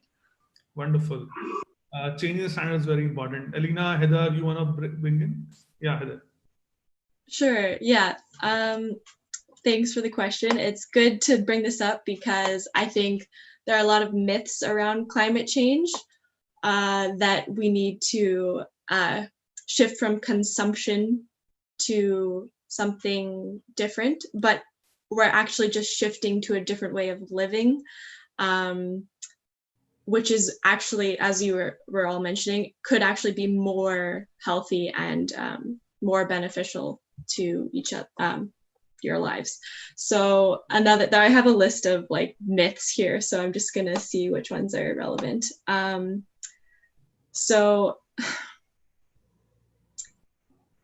I like to bring this up as well as the belief that we are all individuals and we are sacrificing our individual lifestyles, but we are a collective system, and our actions impact our neighbors and our system so much. We don't usually realize this, but we need to shift from an individualist perspective to a collective perspective.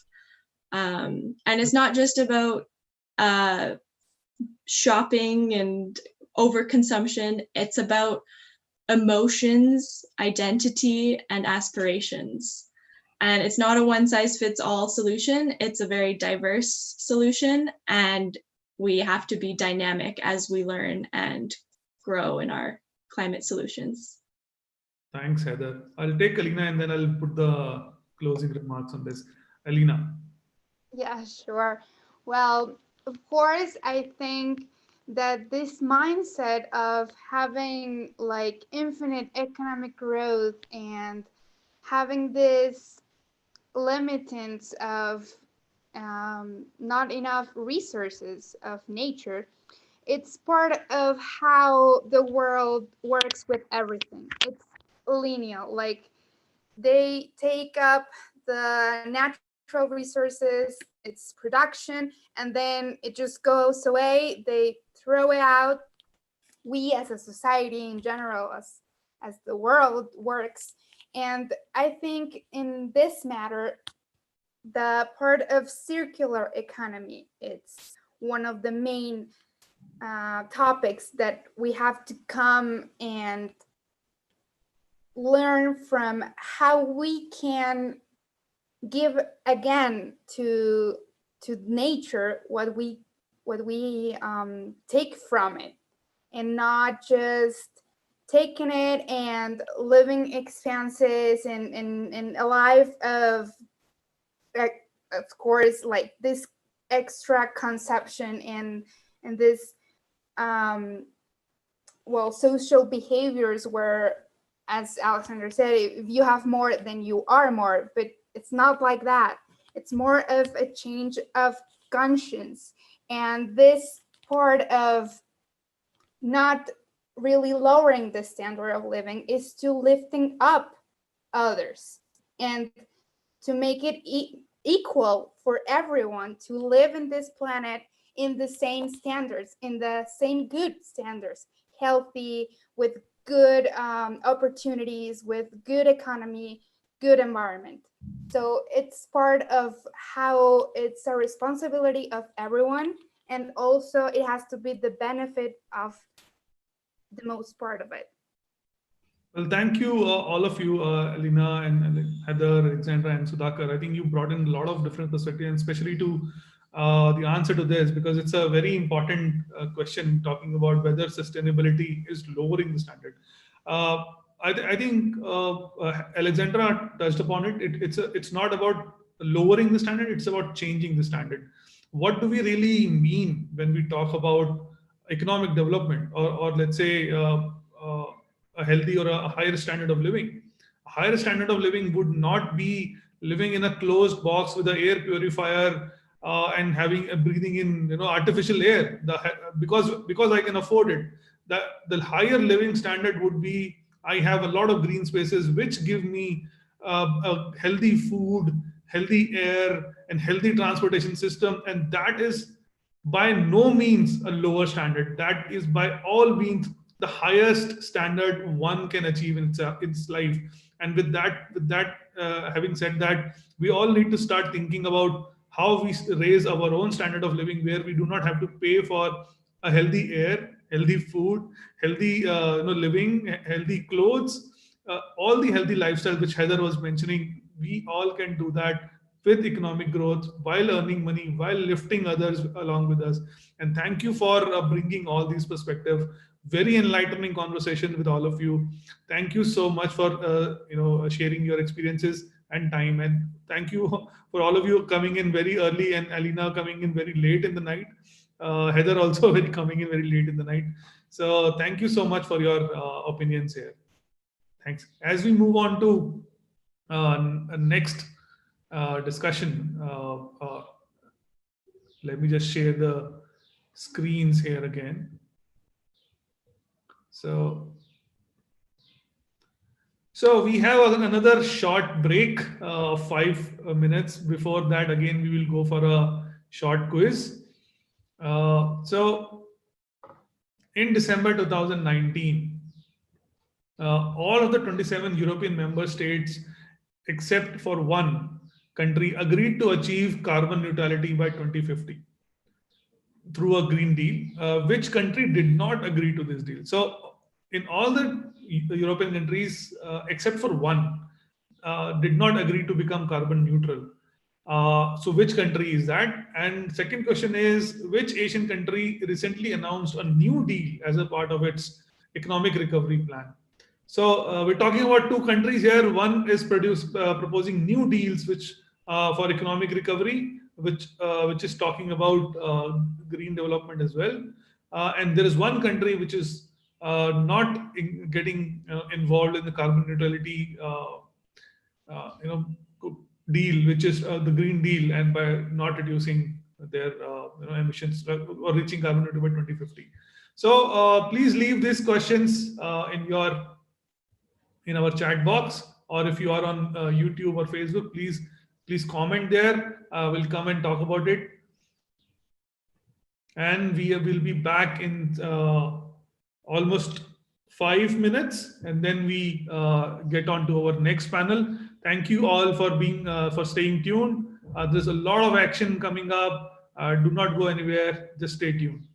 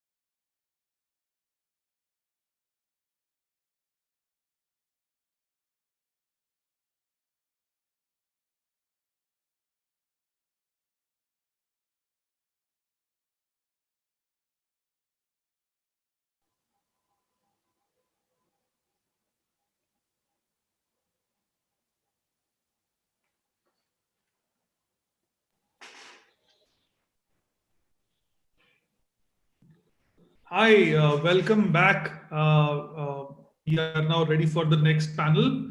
Uh, so before we go to the next panel, I would like to again talk about the quiz that we just left you with. So in December 2019, all of the 27 European member states, except one country, agreed to achieve carbon neutrality by 2050 through a Green Deal. Which country did not agree to this Green Deal? So I have answers on YouTube. Uh, one is Poland. Yes. So the answer to this question is definitely Poland. Thank you, Vidhi. I think you have been answering all our questions exactly in time and almost always right. I didn't see Pramod here answering this earlier. The Pramod is also one of the greatest commenter on our videos who keeps on talking about, keeps on answering our quizzes. Thank you again. So the second question was the Asian country which recently announced a new economic recovery, new deal as a part of new economic recovery. So an answer to that question is again I'm taking from YouTube. Vidhi says Korea. Again, so Vidhi, you have been researching very well. So thank you for that. Uh, so now we move to our next panel, which is about economic sustainability of sustainable practices. The panel will discuss about how are sustainable practices even economically sustainable. Can we actually move towards the future we are carving ourselves for? And to host that, I have my colleague Preeti who will be handling this. Hi, Preeti. Hi, Sumit. Great. So I have I can see all the panelists here. So thank you for that. I'm gonna now I'm handing over to you. Please introduce your panelists and then take the discussion forward. So thank you all for joining in. Me signing off for this panel, and I'll see you guys back after this panel is overshooting their time. Thank you, Sumit, and a warm welcome to all the panelists and viewers. I start today with a thought that what each one of us does today through our informed actions can certainly inform our tomorrows, right? And that's what Dr. Tarun reinforced in his keynote address. We need to redefine and recreate a new normal by conscious economic thinking into our daily lives. As Wiser also keeps on mentioning over and again, we absolutely need to make a conscious effort to make sustainable living convenient, sustainable business profitable, and sustainable change fashionable for everyone. Otherwise, us as the current generation, we failed to give it back to your future generation and fail to deliver on our responsibilities. So, what do our change makers and panelists today address in the discussion? It's about living sustainably within the limits of the natural systems and also ensuring that our lifestyle does not harm our cohabitants, the wider planet and its natural environment. So let's find out in the conversation today on economic sustainability of sustainable practices. And our panelists are Associate Professor and Researcher Dr. Mani Ramakrishnan, co-founder Adventures with Locals of Uganda, Hannah, travel and industry professional Vasundhara Devi, and financial analyst and a climate reality leader from India, Surabhi Mohan. Welcome to all the panelists today. Thank you, Pritaji. Thank you so much for being here today with us. And I would like to request Dr. Mani to set a context and start the conversation for us. Thank you so much. Pritaji, you'll be handling the slides. Yeah, I think you can share your slides. Is it okay? Okay. Yeah, my humble and warm greetings to all our viewers. Pritaji, co-founder, EnviroAware, now moderator for this panel, and our panelist as well. Thanks a ton for this summit, Sumit, Arora ji, and his team for this opportunity. Okay, first let me brief the sustainability It's a meeting the needs of the present without compromising the ability of future generations to meet theirs. And if we take the sustainability factors, they are the three pillars of sustainability. Number one, environment. Number two, economy. Number three, social sustainability. These three sustainability factors have to be balanced in equal harmony to accomplish the sustainability. So now let us go into the policies very briefly and how it is on par with the sustainable practices with very few examples. In my humble opinion, policies like Sustainable Development Goals 2030, National Education Policy, and even all industry sustainable policies, environmental and environmental impact assessment 2020, and sustainable practices, I feel it should be along the same line, or I should say in the same vein at the national and international level.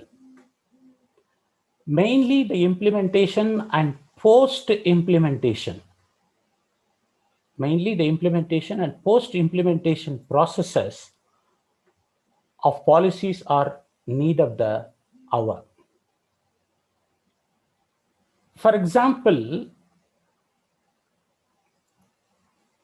SDG 2030, the main objective or goal is eradication of poverty through education. But current global food waste is 40%, according to the visuals that I watched in the BBC, Extinction the Facts. It was said by UK scientists. So why there is a poverty still? So if you could manage the waste, can we achieve the sustainable agriculture? So where do we need to focus? What are the unknown challenges, roadblocks, and new technologies to be adopted or developed to solve these kind of issues? And let me go to one more, the current, the issues, along with the other economical issues. If you take the current status of health and climatic crisis and crashed economy, including the extinction of the wild species, are all because of the only one species. That is, I can say, we are human who are responsible for that and how we handle the nature. And one personal observation, even it can be an example that if we take, India is the first country in the world to have made Wildlife Acts, Environment Protection and Conservation Act and legislation after UN Stockholm Conference 1952. And also have no legal wildlife animal trades, but in India is one of the worst hit countries and now number 3 in death tolls as on today for the animal virus COVID-19. What is the reason in our globalized world? This is my humble point number 1. So do sustainable policies or practices to be implemented at the national or needed at the global level? So this is humble point number 2. Even for my panel members can give your opinion. According to the reports, How to Save the Planet by David Attenborough, 60% of the wild species are reduced globally. 21% of the 1 trillion species, according to the worldcounts.com, is in the risk of extinction. And I heard from the same video that without wildlife and biodiversity, our existence is also under threat. So the choice for us is like playing around sustainability, economy, health, and existence at the global level. And the threats due to sea level rise are smaller, for smaller islands are irreparable. And the choice is evacuation, refugee management and under international law. Hope it is true. So we shall proceed in our action in such perspectives. And this is my humble opinion number 3. And I would like to pass my thoughts for some time. Thank you, Pritaji. Thank you, Dr. Mani. And next, we'll have one of our friends from Uganda, Hannah, taking a lead and taking the discussion forward. Hello, thank you so much for this opportunity. And in Africa, tourism is the fastest growing sector, bringing in more than 29.3 billion annually. However, according to a report done by the United Nations Environment Programme, only in every $100 spent by an international tourist, only $5 remains with locals. That means the local communities are not benefiting much from tourism. And this leaves most of the communities hanging, especially women who are the majority population. Therefore, sustainable tourism development practices are needed now more than ever in these 3 different pillars. People, making sure that all these places that we go to, we support local economy. We make sure that we leave these places that we go to better than how we found them. And planet, making sure that every activity we involve ourselves in as tourists, as tour operators, as business organizers, we make sure that we are not making these resources deplete in terms of wildlife, in terms of nature. And also, just like every speaker was talking about, the profit versus impact situation, especially in developing countries like Uganda. I will say an example. Right now, we are battling fighting for Bugoma forest, which has been sold to investors. And I'm very happy that young people are standing up against it. Right now, we are battling such a huge resource being given to investors who are going to plant sugarcane. And this, of course, will lead to the spiral effects of climate change. We, as Uganda, have a history of overcoming some of these challenges. We look at a time when Mabira Forest, one of our biggest forests, was going to be sold to investors, and young people stood up, and the country stood up and united, and now it is still conserved. And we look at the national park, Murchison National Park, which is also one of our biggest national parks, that last year they were going to put a hydroelectric dam, which was going to have a lot of effects on wildlife, and it was also combated. And I was very happy because young people were also at the front line. So my issue right now is how can we involve young people? How can we make them more passionate about conservation? Because this is their fight as well. And I feel like it's very important to start from the grassroots, whether it is through storytelling, through storybooks, whether it is through applications that do gaming to help young children learn more about conservation and climate change, or even through film. So I am very passionate about this, and I'm also happy to listen to others. Thank you, Mani, for such a good introduction. And just some of the small, simple things you can do as a tourist. I always move with my bottle. I refill my bottle. I do not buy more bottles. So, of course, this helps with reduced plastic. And even if it is cosmetics, you can take your bottles and have them refilled instead of buying a new plastic bottle. And even bags, you can go with a cloth bag as opposed to buying a new plastic bag everywhere you go. As a conscious traveler, what can you do? Such small things that you do on a daily basis are what leads to a change in the long term. So it's such an interesting day to be here, and I will be talking more later, but so far for now, that is my introduction. Thank you. Thanks, Hannah. That was really interesting to see how you brought up the concept of you yourself using such ways to really combat climate change. And our next panelist for today will be Vasundhara. Hello, Vasundhara. Glad you're here. And you have been a solo women traveler and have fascinating stories for us to hear. Let's hear it from you. Hi, guys. Thanks for having me here. My name is Vasundhara, as Preeti said, and I run a travel company called Girl with the Backpack. we basically focus on taking tour groups from different parts of the world to South America specifically. And like she said, when I'm not traveling on my tours, I'm a solo traveler by myself, exploring different parts of the world. So over the years of my travel, I think that one of my big beliefs is that we all need to become better eco-travelers. We need to be a lot more aware of the pollution levels that are caused by our travel and how that affects the environment, the local wildlife, and also how it affects the tourism, the local people, the businesses, and the native cultures that we are visiting. In my travels, I've used many different tour guides and had good and bad experiences. I remember when I was traveling in Indonesia and I was on a trek, it was the guides and the porters who would throw their cigarette butts, dump their sweet wrappers on the ground, and I was just completely horrified by this.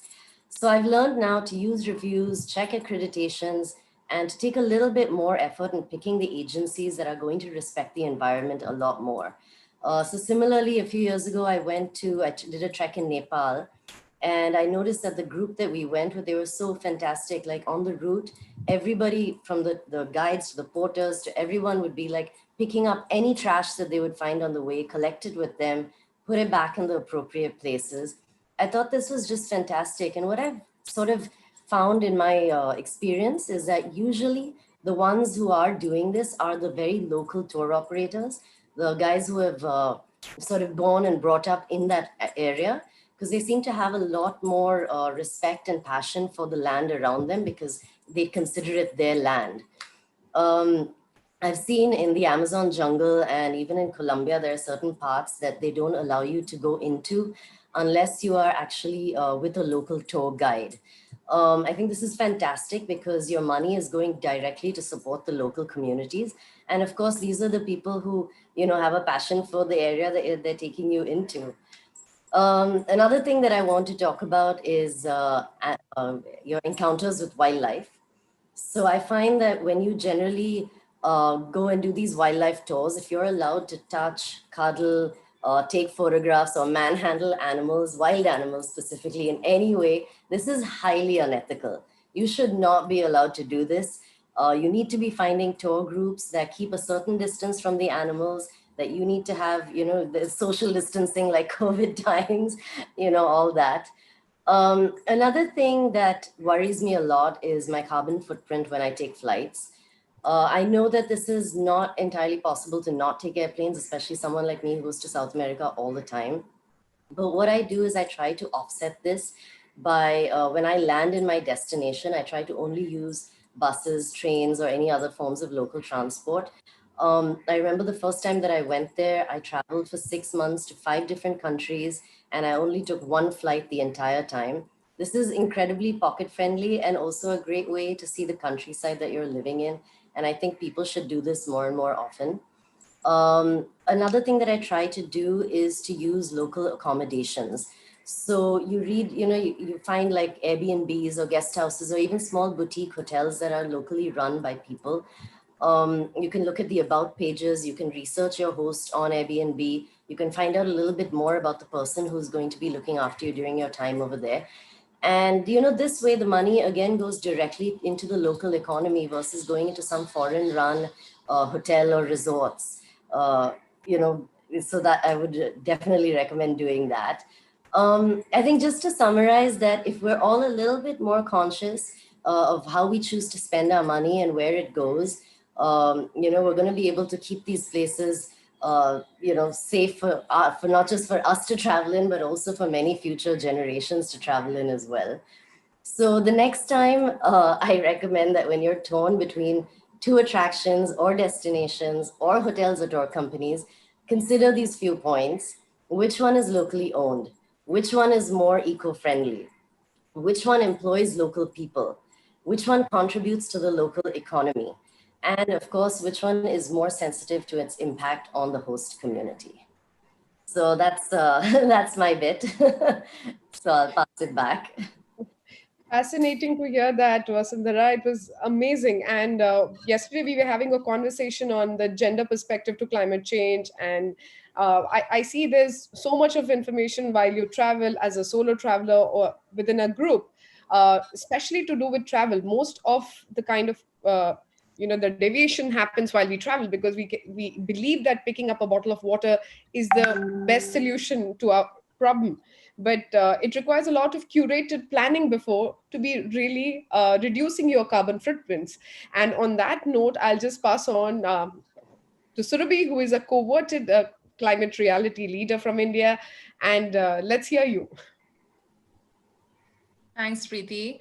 So just to reiterate my background a little, so I've been working in the finance sector for the past 4 years. So I'm going to be talking about things, looking at this from a business lens. So of course, it's a given that we need to sustainable development for the future, and it's the need of the hour, and it's way more important than our short-term goals, which often businesses, countries, there's a lot of political agenda behind just making profit in the short term. So and how do we do this? Where is the money for this? How do we finance this? That is going to be the main driver to bringing change, right? For anything, you just need a lot of commitment and a lot of financing, right? So things cannot happen overnight. That's a given. So it has to be a gradual shift, because things are very intricately connected, right? So if you say tomorrow ban this, that doesn't work that way, because there are jobs associated with that. The entire concept of circular economy comes into play. So no matter, even though the situation is quite grim and it needs us to expedite our efforts and needs us to think faster, but of course there has to be a lot of support from the international community, governments, and I think governments can play a huge role in terms of the kind of policies they have in the country, using subsidies, using taxes, whatever means that they have to promote or to stop things. And of course, it has to be gradual. It cannot be immediate, even though the need of the hour is different. So, I mean, there are a lot of frameworks available. So the UN does have a framework on how they have given guidelines. So if a country has to start, where do we start from? Maybe that's a great place to start, to understand what are the different ways they can channelize resources and finances, and start thinking about how they can eventually move to a more sustainable way of doing things in their country, right? Something as simple as coal happens to be, fossil fuel happens to be the greatest contributor to climate change. How do we shift to renewable energy? And some countries have done really well. Like, for instance, UK has shown the entire world a path, because they are dependent almost, I think the last quarter, their usage of renewable energy was about 47% of their entire energy needs was met by renewable energy. So there are countries on their path. And even India, locally in India, we have a few ambitious goals, which is great. But at the same time, they can be, there have been measures which sort of contradict the entire idea of how committed we are. So I think commitment is the big word over here. So there is a lot of money out there, no doubt about that. It is economically sustainable. Sustainable practices are.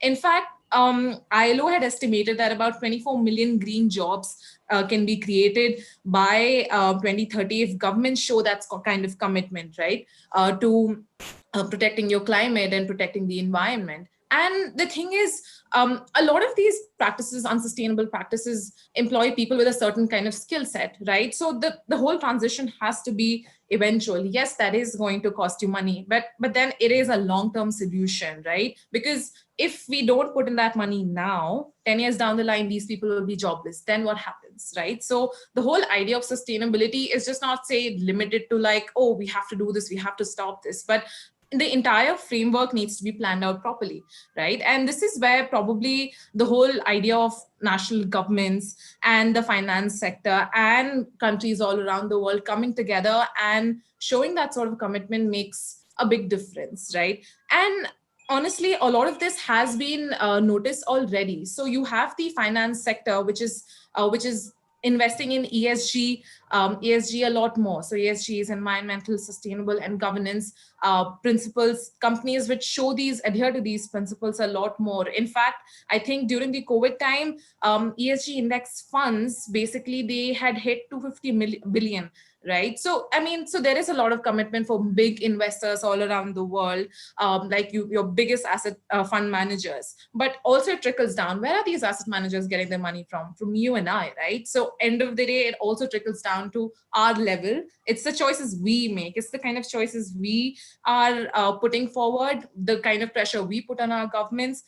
We should be deciding where to put our money. So if it is in sustainable practices, of course it is economically sustainable and there is a proper path. Yeah. Excellent, Surabhi. And the first thing that comes back from your speech was the commitment, which is highly essential in each one of the chapters that we lead in our life. Could be travel, could be the way we function, our own lifestyle. Everything has to embed into one committed, disciplined commitment that has to see how well we are able to curate a lifestyle that is environmentally more sustainable and friendly. I know our co-panelist Mani also had few thoughts. So, Mani, over to you on this note. And I'll also request Sumit if he can share the slides. You had some lingering thoughts around. Thank you. Thanks a lot. Yeah.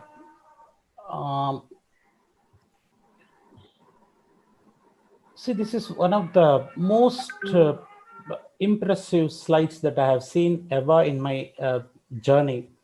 Though I've been to environmental studies for the past 4 years, it's a cross section of 3 interrelated pillars of sustainability that I was talking. And one of the most interesting thing is that it is taken from an industry, their commitment towards the environment. And what we call that technically as green media and green environment. Hope the panel agrees. I think Surabhi and Vasundharaji and Hanaji also. So social sustainability is about identifying and managing business impacts on people. So whatever the business that we are doing. And environment sustainability is ecological integrity maintained, balancing environmental system, managing natural resources, their consumption and replenishment as well. And if you take the third one, the economic sustainability is not only about the profit, as the profit cannot outdo the other 2 pillars that we are talking about, the social and environment. So it should be in parallel with business management.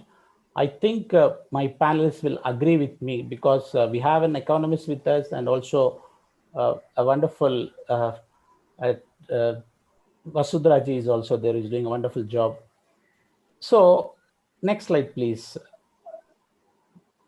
So it will be more informative because when I enter into this environmental science teaching and research,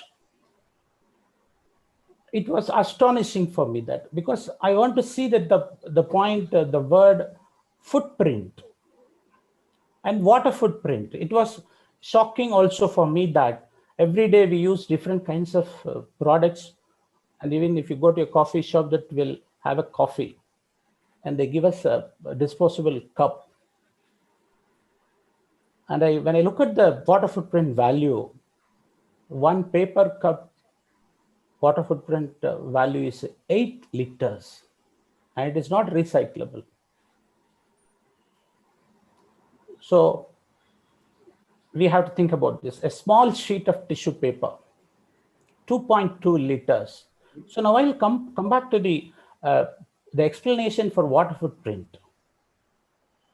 The water footprint is that the amount of fresh water that is being used to make the item or the product, and the water is consumed and polluted during the process of manufacturing.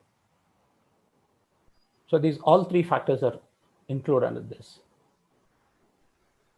So we have to think that in each and every business and each and every element that we use as a natural resource or a product, we have to think about the water footprint value.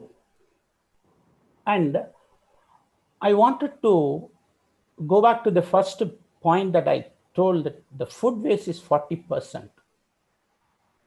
If we take the water footprint value of 1 kilogram of rice is 2,500 liters.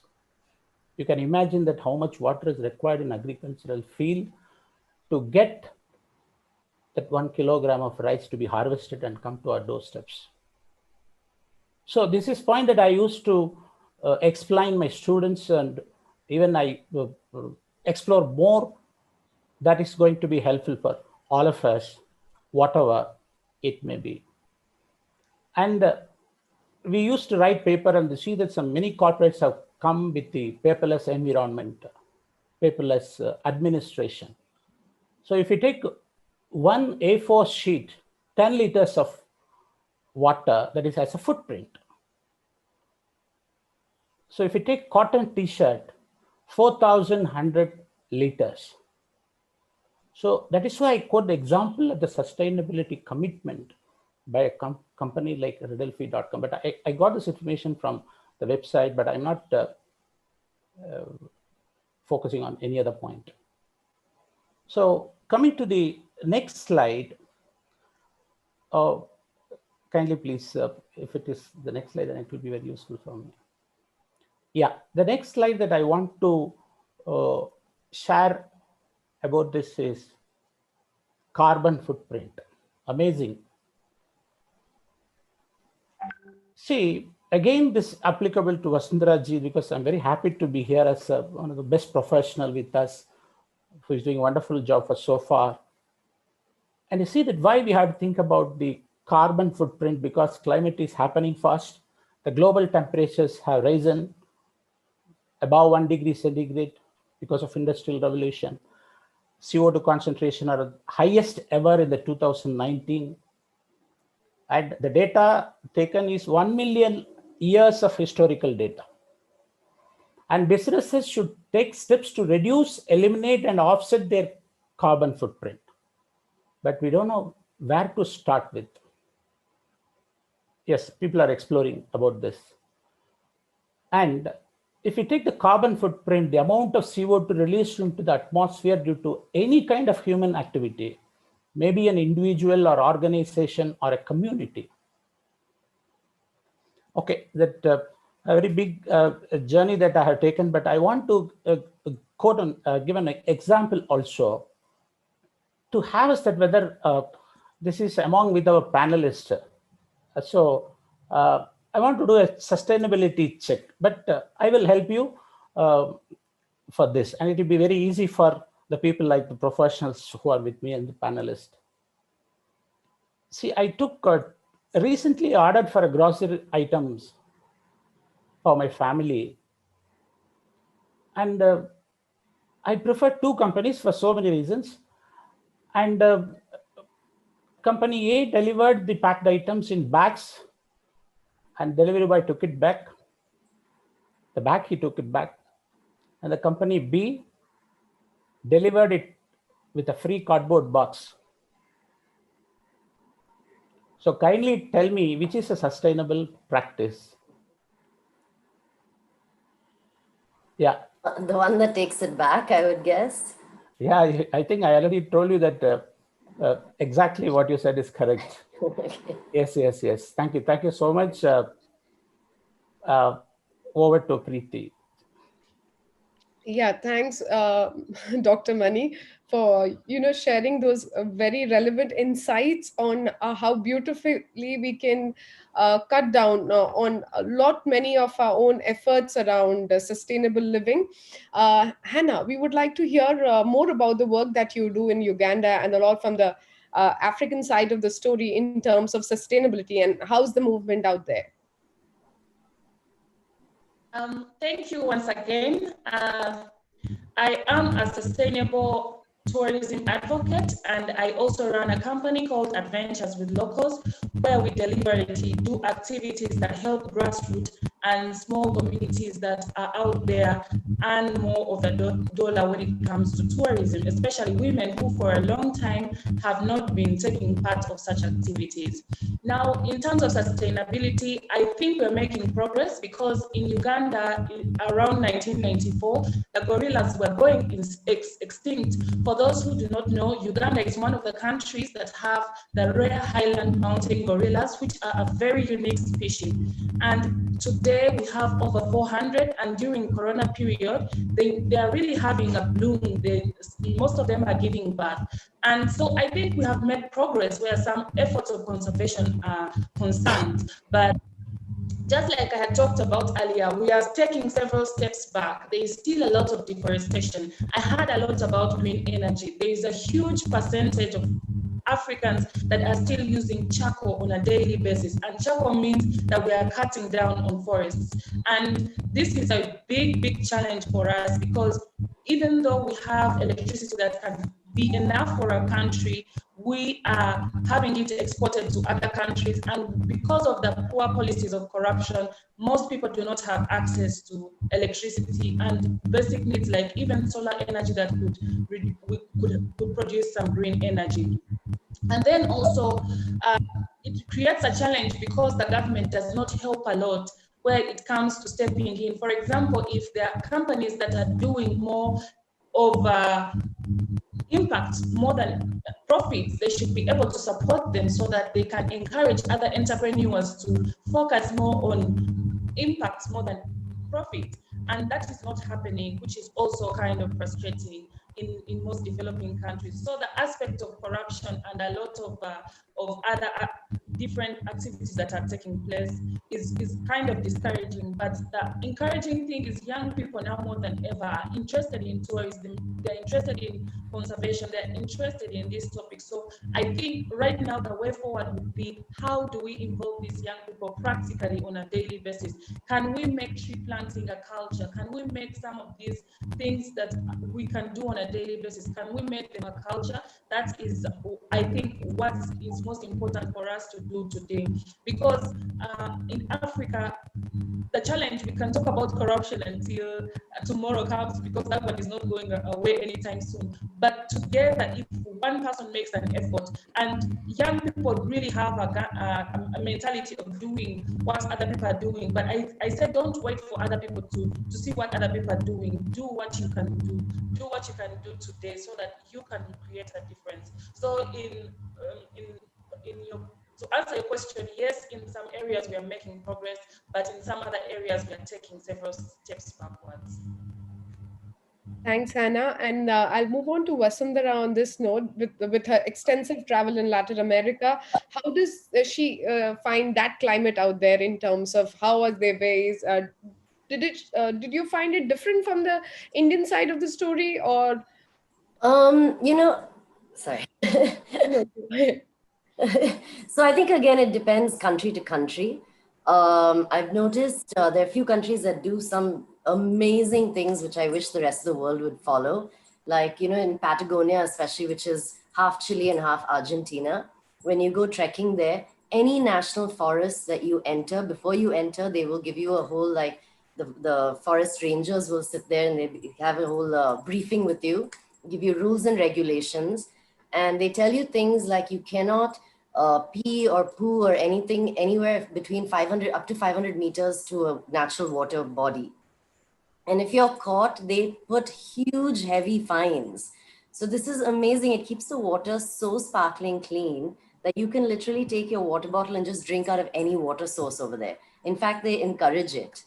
So, there's small little things like this. And I feel that, I mean, I hate to say it, but in India, we are so behind what is happening in the rest of the world, especially when it comes to nature and preserving it. And like I mentioned also in Colombia and in the Amazon jungle, they only allow local tour guides to take you in. So it's people who actually are born and brought up in those villages in the Amazon. This is in the Peru side. I don't know what happens in the Brazil side, to be honest. But the Peru side, they definitely, and these are the guys, I mean, I went with one of the guides, his village was in the middle of the Amazon, and he took me to meet his family and, the kids and all that. And it was just, and he had so much pride, you know, and he knew everything. He was like so excited. And, you know, these are the, I think that keeping it local, keeping it within communities in each area, these are things that are making the difference, you know, because these are the guys who have the pride and they want to take care and they want to leave it for their kids and they want their kids to protect it, you know. So we've still got a ways to go, I feel, sadly. But South America is doing it well. They're doing it pretty, they've figured out. And I think also for them, a lot of it is tourism as well. So, you know, and they get it. They understand that tourism is good. They understand they need to preserve nature for tourism. So they make that little extra effort. It's just, I guess it's awareness, education, stuff like that. At last, ecotourism. Ecotourism, yeah. Interestingly, in one of the panels yesterday on education, we had a couple of young students, and the remarkable statement that they made was like, it's not about educating us because we know it more. It's about educated other players in the system. So let's redefine how we use our historical wisdom to curate a better life. So I think that was a great thinking from that panel that I thought it's very Surabhi, just wanted to hear your insights on the subject. How do you find it at a personal level to look at this subject area? Okay. At a personal note, I would say, so I spent a year in Singapore and I moved from Bangalore to Singapore. So at least in Bangalore, at a city level, plastic is banned. You don't get plastic at stores. Once I went back to Singapore, it was a plastic culture shock on me that there's just so much plastic and everyone is so cool about it. Even for the smallest of things that give you so much plastic. Okay, but I thought, hey, it doesn't matter, fine, this country is okay with it. But at the same time, of course, they're improving. I won't deny that. Singapore's gone a long way from, I guess, when I was there. But at the same time, I mean, I made a conscious decision to buy myself metal straws because we had a habit of drinking something all the time. It's just culture, and since it's pretty hot, you need something to drink all the time. So I bought my own metal straws. I used to carry my own cutlery. And honestly, I mean, my classmates a lot of them were local Singaporeans, used to see this and used to be slightly in awe of this, that, hey, look, she is making an effort. I think I safely did manage to convince one or two people to actually adopt this. And what did it really cost me? I mean, it was just a one-time investment, just lasted me for a very long time. So at a personal level, there's just so much we can do. Honestly, it won't be so heavy in our pockets. And even if I see this from a broader lens in terms of what actually is being done. So in fact, I mean, I'll just quickly give you one data from the renewable energy side. So I mean, of course, there's still a long way to go. There's a lot more investment that needs to happen because our energy needs are growing. And it does require a lot of resource, a lot of, it is an expensive thing. It's not cheap, I would say. But at the same time, I think in 2017, what really changed the status for India was that solar power tariff actually was 20% lower than coal-based tariff, which is a huge win, right? That's why a lot more ears were just like, oh, this is possible, right? Of course, it's a long way to go. And this brings me to another thought that governments at this point in time need to be investing a lot more in research, R&D of more sustainable practices, which is equally important. So the whole idea is that what you're going to do now, the seeds that you're going to sow now, you're going to reap the benefit of that in the future.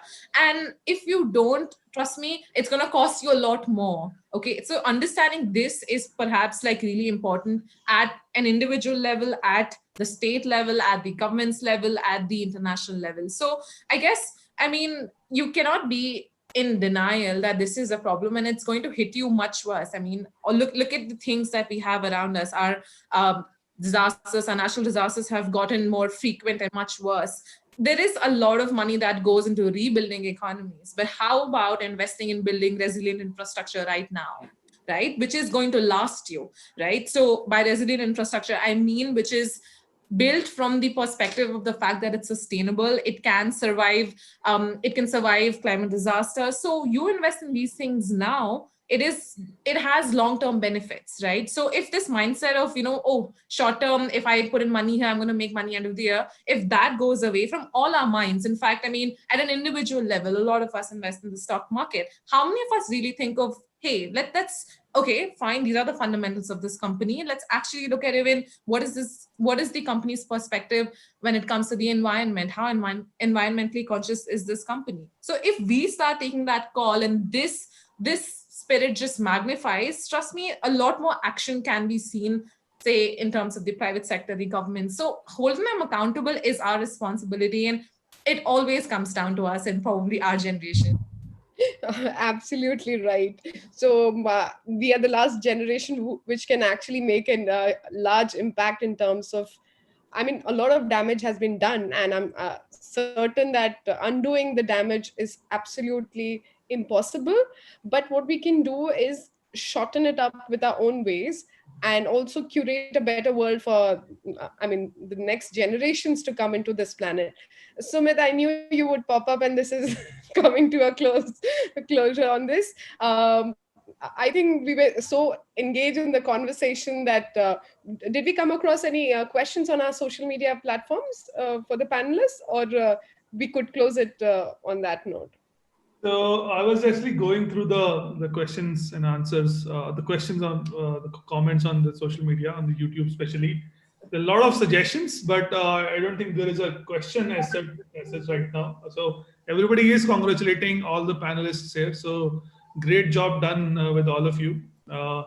So people are asking how to connect with you. So I have rerouted them to your social media. So please bear if you get so many requests. Oh, that's absolutely great. And thank you to all my panelists today. It was so amazing to be with you and hear you out. Thank you. Thank you so much. And on this note, we close by Sumit. Great, thank you so much. I think it was a very engaging discussion. I mean, I was reading comments on social media and replying to some of them. So everybody enjoyed the discussion and the pointers you guys rose. So there might be a lot of discussions which can be taken out from what you guys just said. So thank you for the inputs that you share, Dr. Mani, Surbhi, Hannah, Preeti, and Vasundhara. So thanks all for your time. So as we move to our next panel now, we'll just take a very short break. Thank you, Sujit. Thank you so much. Thank Bye. you. So much. Thanks, guys. Bye bye. I'll be there. Thank you. Bye. Thank you. Bye bye.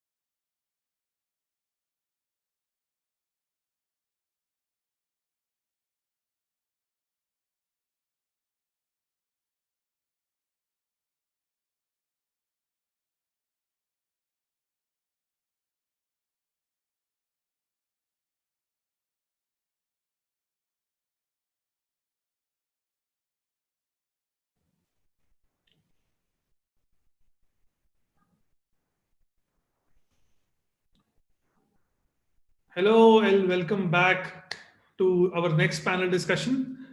This panel discussion is very important because we all talk about economy, and we cannot skip talking about the capitalism. So because capitalism is a phenomena that is sort of prevalent in the world today, and it is talking about how the current economy and how the current corporates work. So and how, if we have to change something, we have to rethink something. How do we actually go about uh, rethinking the whole economy? So with that, I am welcoming all the new panelists for this discussion on capitalism and climate change. I welcome Luis from Philippines, Anna, Christina, and Daphne from US. If you guys can hear me, why don't you turn on your cameras and come online? Hi, welcome. You wanna do a quick mic check if you wanna speak something?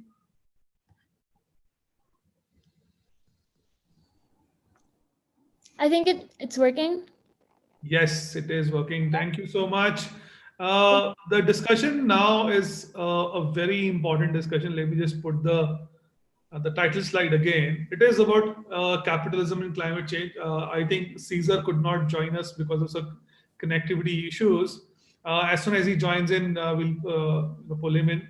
But while we start, and we will start discussing about the whole theme for today is about the economy, and we cannot do without until we understand, how the capitalism structure works.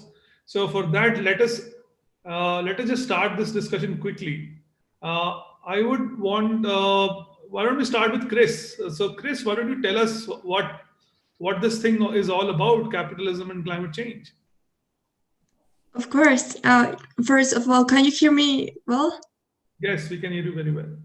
Okay, well, first I would like to start with a quote that says, "If something should be changing, that is the system, not climate." Capitalism had its origin in the beginning of the modern era with four basic principles. Business capital is privately owned, buyers and sellers control the economy, free will to spend money, and minimal government supervision. However, it didn't take too much time for the problems to appear. Employers took advantage of their workers, making them work for long shifts without a just salary nor safe conditions, not forgetting the abuse to children laborers. Workers were practically seen as slaves. After the Great Depression and World War II, a new system had to be risen from the ashes to recover the economy. A modern version where private entities own the factors of production, which are entrepreneurship, capital goods, natural resources, and labor. However, I would like to explain this from a simple version, based on a repetitive sequence in the system, in which we have exploitation of natural resources, production, consumerism, and waste. First of all, I consider there is a wrong perspective of nature. We don't see Earth as our home. We don't see other species nor our environment as another life forms. We just see it as a source of money. Gandhi said, "The world has enough for everyone's needs, but not enough for everyone's greed." In the second place, we have production. This involves working conditions, wages, manners of production, and energy needed. Marx talked about the interdependency between matter and labor, saying that basically there will be no economy without workers, highlighting their relevance. Nevertheless, reducing costs at every opportunity increases intake, but lowers wages. In the actual system, it is hard to find a cheap product with honest production. We also have mass production, which requires lots of energy and resources. Adding that to that, according to UNESCO, just about all manufacturing activities create pollutants as byproducts, and water pollution is on the rise around the world. Or globalization, which gives jobs to millions, but what is the environmental price? William Petty said, "When it comes to material wealth, labor is its father and the earth its mother." But at the same time, environment and energy systems are shaped by economy, and the value of each material depends on supply and demand. That is why consumerism wins the third place. Production increases according to what the consumer wants, not even bothering about if there are enough resources, nor if the production is sustainable, growing with the idea of the more you have, the more you are. Besides, there is this growing and unequal distribution of resources between societies. And last but not least, waste.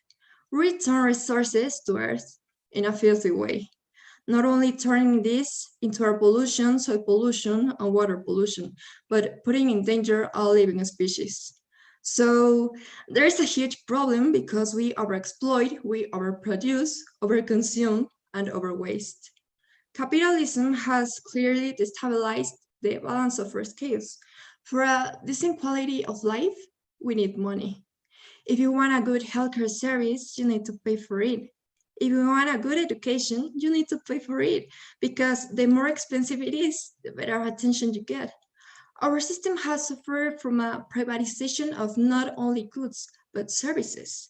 We used to think that education and healthcare were our rights, but now it seems to be that we must pay for them if we want them to be of quality. Then both development or professional progress and life expectancy are directly affected. In addition to this, with 50% of carbon emissions attributed to the 10 richest percent in the world and 10% emissions attributed to the poorest 50% of the world, it raises the question of who contributes to the climate crisis and who really suffers the consequences of it. So in conclusion, capitalism has helped us to better today, but I am sure it needs to change if we want it tomorrow. Wonderful, Chris. I think thank you so much for sharing that. That the least number of people are causing the most of the the pollution or the carbon emissions. So I think there was a question in the previous panel, one of the previous panels, that what do we talk about the population, and population is the key source. But from what data pointers you are mentioning, it is not the population, it is the capitalism, and it is the people who are running this capitalism who are responsible for carbon emissions. So thank you for bringing that up and avoiding those myths that population is the one which is causing the carbon emissions. So thank you for that. Moving on from what just Chris finished, Luis, let me actually first go to Daphne. Daphne, would you want to talk about a little bit more on the effects of the capitalism?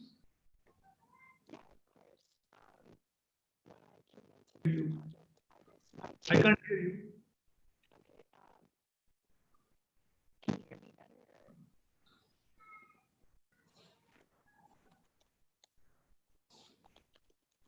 It's, I think, very feeble. Okay, Luis, you want to go and till the time Daphne actually fixes her audio? Sure. Can I share my screen? You are allowed to share your screen, please.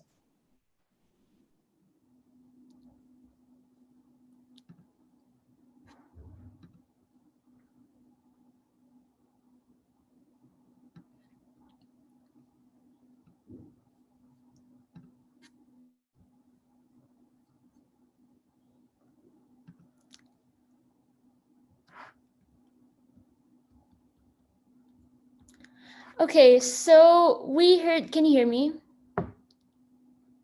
Okay, so we heard Chris talk about more of how capitalism exploits the environment, how the world's richest 10% are the ones who are consuming the most, and how our basic rights aren't even provided, like healthcare or food or education. So I would want to talk about the solutions to this problem and how the youth can be involved in them. So I also asked my friends, how does climate change affect you? Some of them said more obvious things like rising temperatures. It's really hot, especially in the Philippines, where we reach around 40 something degrees during the summer. Or others gave less obvious answers, like due to climate change, we get a lot of lessons and speeches on this topic, like the one we're having right now. And others had more serious problems, like stronger typhoons, unusual rain patterns, and others were suffering, especially in California. The wildfires are happening right now, and the smoke's going all over the United States. Now, all of this may make us seem unhopeful, and it may make us feel like, if the world's like this today, what more tomorrow? What more in 30 years when we all grow up? But I want all of you to close your eyes for a second, no peeking, and I want you to think of you rolling on the grass and breathing in the fresh air and just walking with nature, touching the trees. This is in 30 years, and you don't have to worry about the climate crisis, and you don't even have to worry about air pollution or land pollution. Everything's fine and everything's peaceful. Now, open your eyes. How did that feel? Did that feel good? Well, it might seem a bit ideal for now because, like Chris said, our world is facing horrible challenges right now. But we have to try our best to make the best possible scenario. And how do we do that?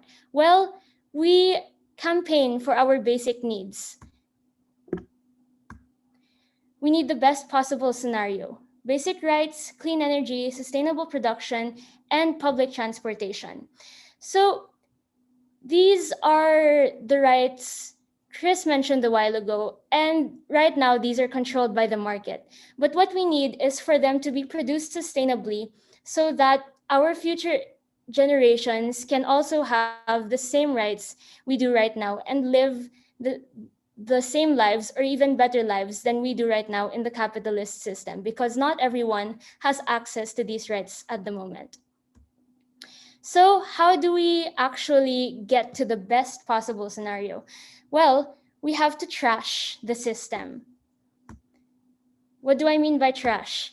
I mean teach, reach, assert, and shift. How do we teach? We teach the youth, we teach the politicians, we teach everyone. Now, this may seem a bit boring, like the person said a while ago, but then as youth, our job is also to make teaching more accessible to everyone and more fun. So some of these people taught using TikTok, and they made TikToks about climate change, which you can also do. And next is reach. Ironically, the people like the farmers, the fisher folk, and the indigenous people who are protecting our environment and who are the ones who produce our food and give us our needs are the ones who don't have the needs, and they're the ones in the most poverty. So what can we do? We can reach out to them, tell their stories, and integrate with them so that we may be able to make them heard and give them the rights they need. Next is assert. Assert the policies we want to make.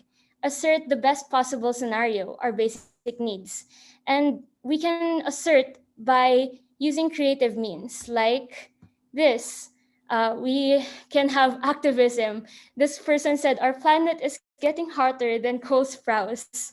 And these are actually people from the Philippines, and they were rallying for climate education for all and climate justice. And they just lied down on the ground with social distancing and made a piece of art.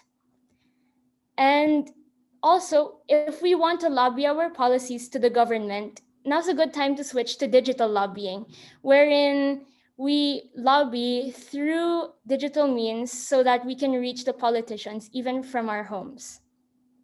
And last, I want everyone to shift in their mindset. Shift your mindset to think that this climate crisis is a current problem and we do not have time.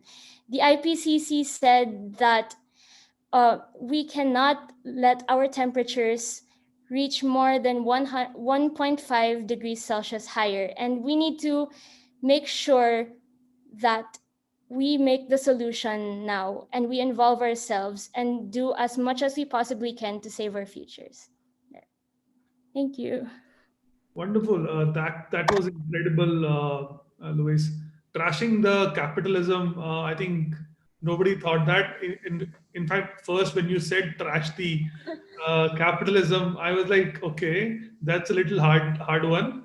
But thanks for bringing that perspective. I think it is very important that we bring in these ideas, and I think the youth is doing a great job with that. I think the pictures that you show, and first of all, like commending you on the feeling that you all brought to us about how do we feel with breathing fresh air, breathing, lying on a ground with grass. I think it's this is called the standard of living. This is what we need to get to. So thank you for bringing that, and because the youth wants that, and that is how it has to happen, because they are the ones who are going to live in the future. So I think Daphne is back with us. Hi, Daphne. Hi, I'm so sorry about that, but I'm back and hopefully you can hear me now. I guess this makes our presentation a little backwards because I was supposed to talk about the effects.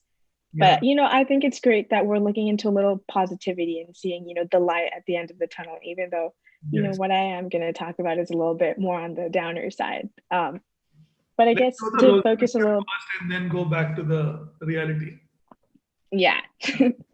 But to focus a little bit more on like what Chris and Tarun said, if you were here before in the previous meetings, the basis of capitalism is supplying goods and services to meet our needs and wants.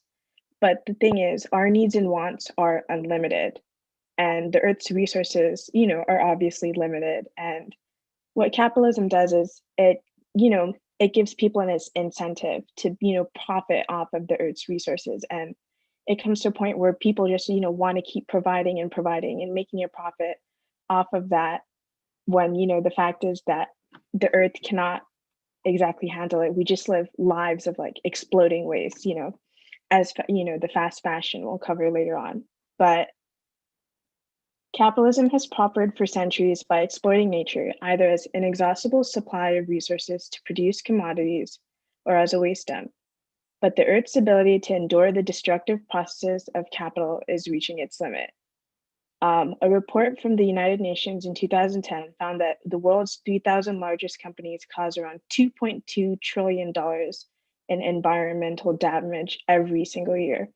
The same report also found that if the firms were forced to pay for the damage they cause, they would lose over a third of their overall profits. A Carbon Majors report from 2017 identified that 100 energy companies have been responsible for 71% of all industrial emissions since human-driven climate change was officially recognized. And it's not just the energy sector. According to self-reported numbers, the top 15 US food and beverage companies generate nearly 630 million metric tons of greenhouse gases every year. This makes this group of 15 companies a bigger emitter than Australia, the world's 15th largest annual source of greenhouse gases. So the problem with capitalism is that it's not, it has come to a point where it's like a huge snowball of just mess and destroying. So I guess what I want to pose is, why should capitalism care about the environment? These businessmen, they're making great money right now. Why should they care about what's going on? And the thing is, the effects of the climate crisis have serious consequences. We talk greenhouse gases, carbon emissions, but the point blank is, what is really happening right now? And the truth is, natural disasters, destroy homes and economies, and it's only going to get worse from now.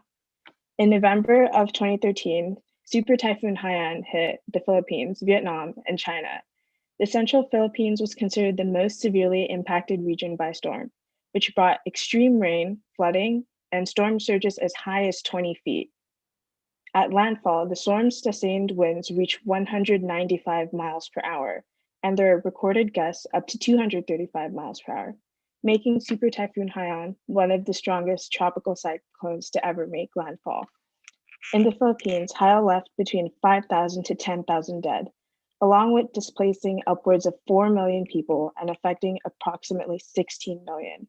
It is also estimated that upwards of 1 million homes will experience significant damage, with half being entirely destroyed. Following a period of significant growth, as the economy grew by 7.6% half in the first half of 2013, Haiyan would result in the loss of $12 to $15 billion, equivalent to 5% of the country's GDP. So it was a huge loss to the Philippines economy in general. And, since I live in the United States, a great example here is Hurricane Katrina. In 2005, Hurricane Katrina hit the Louisiana area, and the storms made landfall as a Category 4 hurricane. And although New Orleans wasn't directly hit by the intense winds of Katrina, it ultimately, suffered a storm surge that caused power outages to go out everywhere. The floodwater didn't go down for weeks. Hurricane Katrina was the costliest storm in United States history, causing over $161 billion in damage. And the thing about New Orleans too is that it's a business port, so a lot of business, it's used for trade and export here. And as of August 2019, United States farmers were prevented from planting crops on over 19.4 million acres, nearly 17.5 million acres more than reported at the same time in 2018. More than 73% of this land was in Midwestern states affected heavily by rainfall and flooding. The problem is that with climate change worsening and worsening its effects every year, people are losing their jobs, they're losing their livelihoods. And I think Tarun hit it earlier before when he talked about India, but India's GDP is like possibly affected by 90% because of what's going on. And a lot of youth, going into this, we're all pretty young people here. Smith, you're young at heart, but in 2030, there's expected to be like a net loss, of over, I forget, but there's supposed to be a huge loss in jobs because of what's going on. People are being displaced, wars are being fought. It's just a mess. And I feel like the important part to really highlight here is that it's important to care about the climate and what's going on right now, because it's going to come back, and it's going to come back harder. These damages, have cost us so much money, especially, when you look at capitalism, and it's hard to keep, building back and building back. It's kind of, we're at a point where it's like, when is enough enough? And that's why, with Lois, she tied it in beautifully with restructuring capitalism, because necessarily not all capitalism, I would say, is completely bad, but I think in its inherent core, capitalism is taking too much and just trying to take and take and take. And what we need to do is give back or offset what we do take. Thank you a lot, Daphne. I think it made a lot of sense when you spoke about it. And from all three of you, what means to say is the capitalism, isn't it? The root of capitalism that you need more money, you need everything more. That has sort of become something which we all thrive for. Uh, somebody is growing, that means he is able to afford more and more and consume more and more. That idea itself of this capitalism is there with every individual, not just the people who are living the capitalistic life, but everybody is capitalistic because they think money is between everything. So until that changes and we trash the capitalism, like Louis said, now things are not going to work. So let's talk from an individual perspective now. Talking from how individuals can actually help trashing the capitalism that, as Louis mentioned. How do we, as every person, because we can't really talk about a big capitalistic corporate culture to suddenly go away at once. So how do individuals can actually take it? I want to take this in the reverse order now. Definitely, why don't you start and tell us how individually we can actually start making these changes? I think the greatest, the beautiful part about this climate movement is the unity that we have, and we're bringing, so many people into this.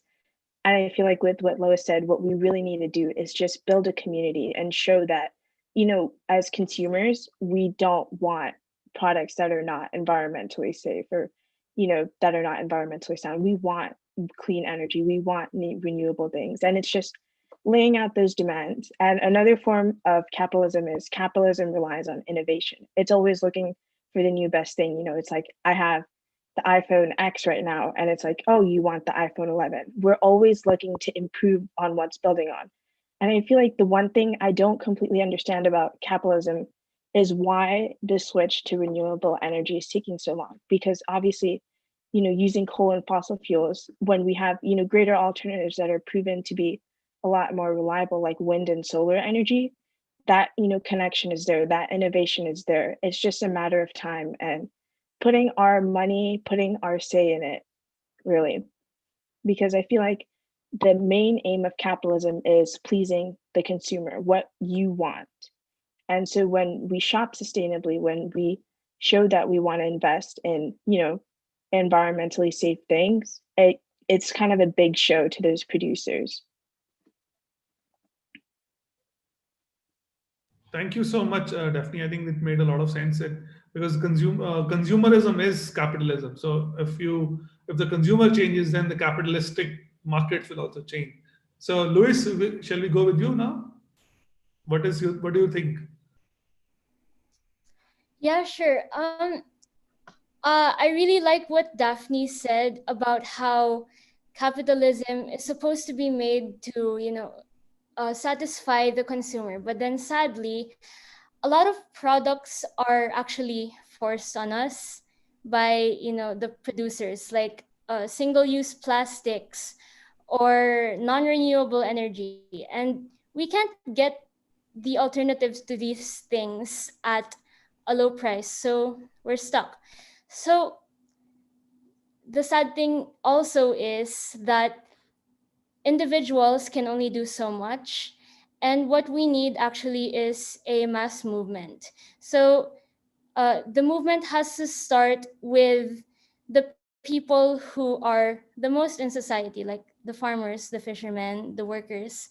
And they have to voice out that, they're not satisfied with the system. And we have to basically make everyone aware that this system is not good. It's not serving anyone. And our alternative could be, provide everyone with their basic rights, and at the same time make uh make them in a sustainable way. Like uh we have to make our energy not from fossil fuels. It has to be renewable.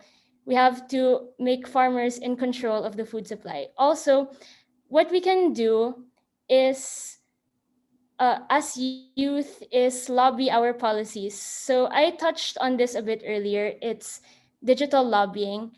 The good thing is, usually, like when it was normal, politicians were usually really busy with their whole day scheduled with meetings. But then the good thing is at this time, they can't go outside of their house. So what we can do now is lobby the policies, schedule meetings with them, and lobby the policies digitally. And that's one of our advantages as youth, is that we have control over all of this technology, and we can use it to actually bring the policies we want to these politicians, so they'll be able to make it a reality, hopefully. Wonderful. Thank you. I think digital lobbying is the way to go. Anna, Chris, please go ahead. Tell us about your experience. Yes. Well, as we said before, I think as individuals, can you hear me? Okay. Us as individuals, I think the power a consumer has is like underestimated, because I think we have lost value of responsibility. Like, we can buy something, use it, when it's not useful anymore, we throw it and it's gone, we forget about it. But we don't take our responsibility for our trash. We don't even think about where is this going to go, and how is this going to affect other people, how the production of this product affects others, and how is this going to affect the environment, for example. And something that Louis said, how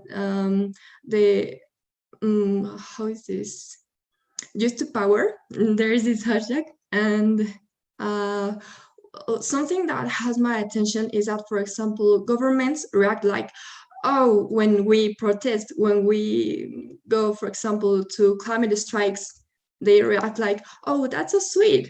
But they shouldn't be they should be afraid of us, because we are doing their job. We just want a decent future. And I don't know, I think that's something that really makes me noise. Very right. Thank you for that.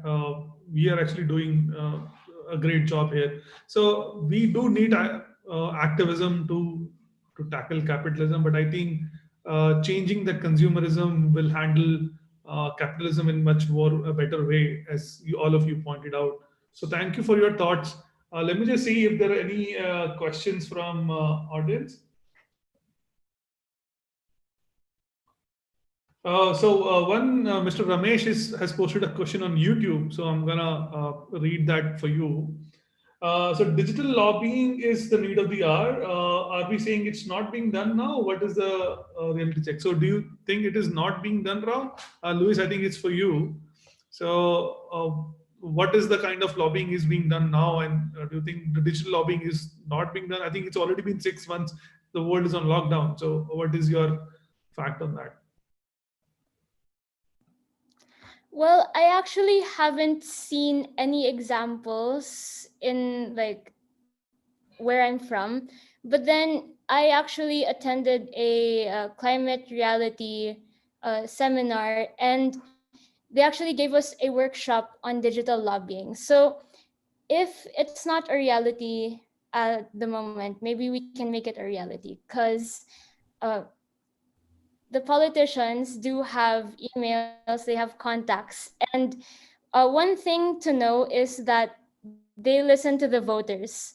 So if you tell them, oh, if you make this policy, I'm going to vote for you, then that's a powerful thing. And that's going to contribute to make them actually want to lobby this policy. Also, when more people lobby it, when we create like online mass movements, it's powerful, and we have to make the government hear this. Oh, one example is in the Philippines, there was a bill that many people were against. It was a very controversial bill, and what people did was actually they created burner emails, which are fake emails, and they started emailing the politicians. This was mostly the youth who were doing this.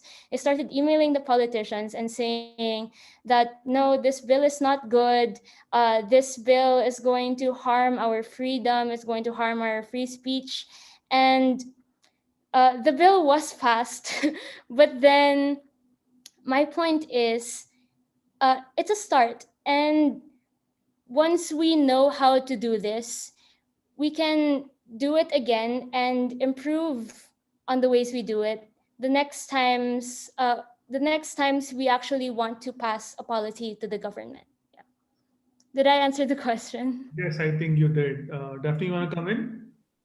Yeah, if you don't mind me hopping on, I think, what we're doing right now is a great form of digital rallying because, during this panel, we're trying to equip people with the tools and how to learn more about these issues. And I feel like I've seen it a lot lately through my social medias is people just sharing and posting all these informational graphics. And I really do think, they make a difference when people look through and click through and see like, oh, this is going on in the world. I need to be aware of this. And, as for what Louis was saying with emails and stuff, it is, there's so much, a politician's job is to serve the people. When you're, elected into office, your job is to listen to the people and what they want to do.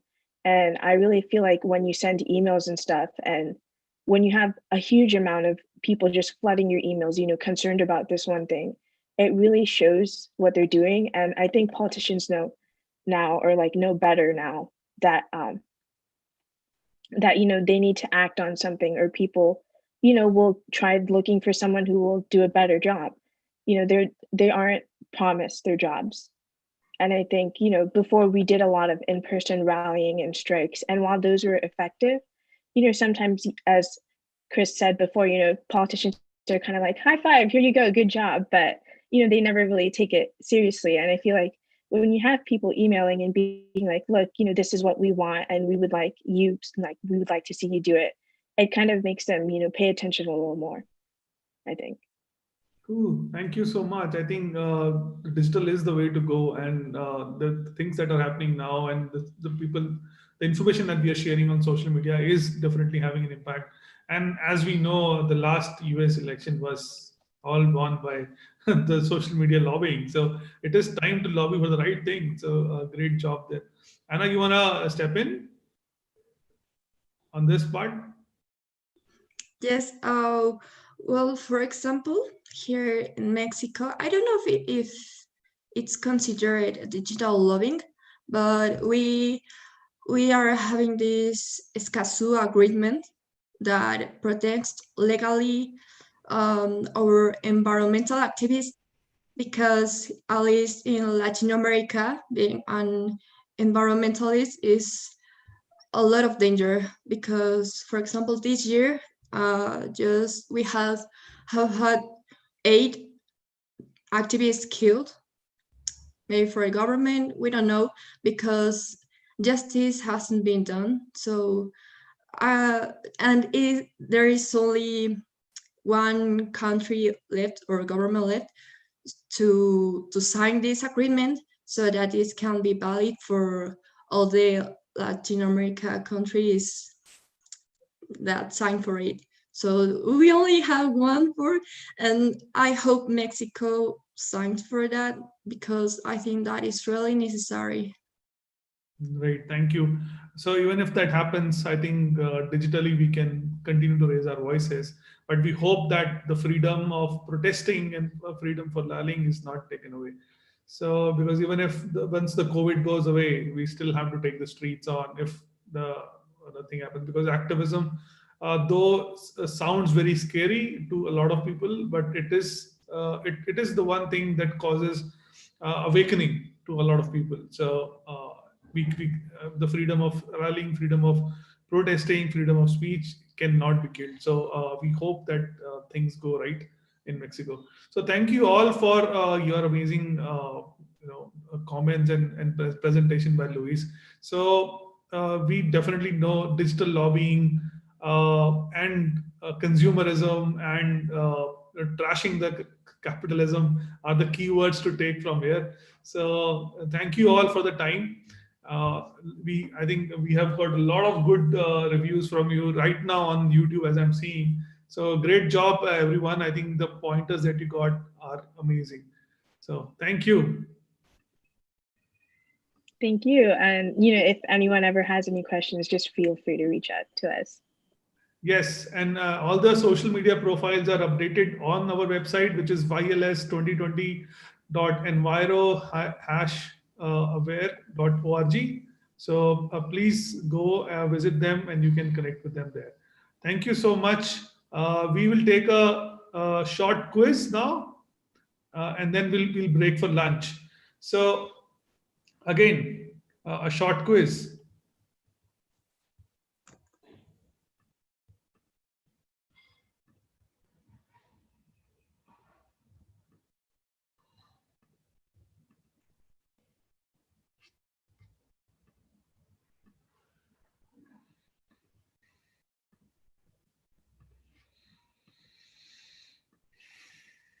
I hope you guys are able to see the quiz questions on my screen.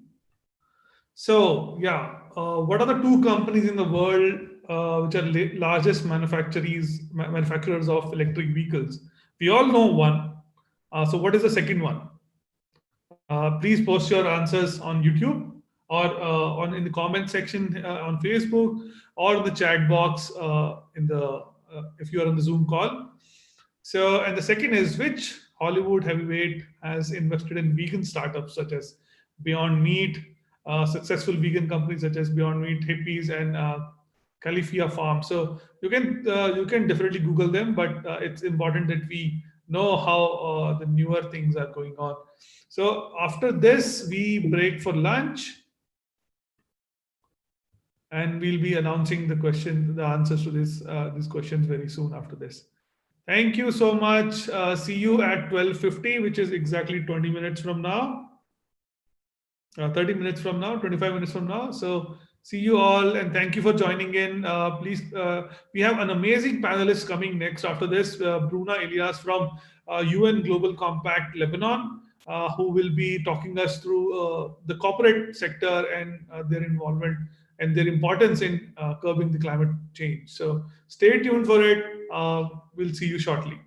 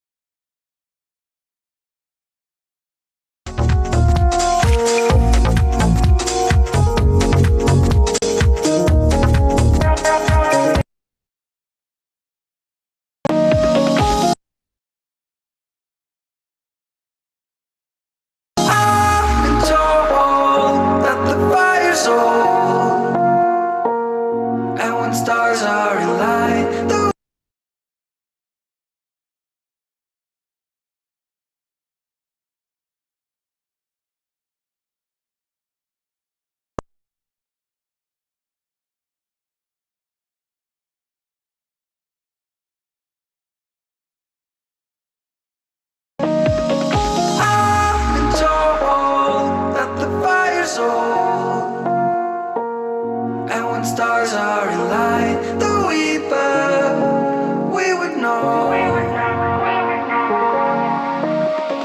I've been told that the fire's old,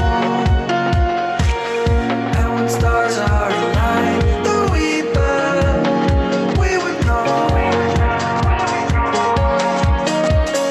As a sliver of your mind, as a sliver of your mind.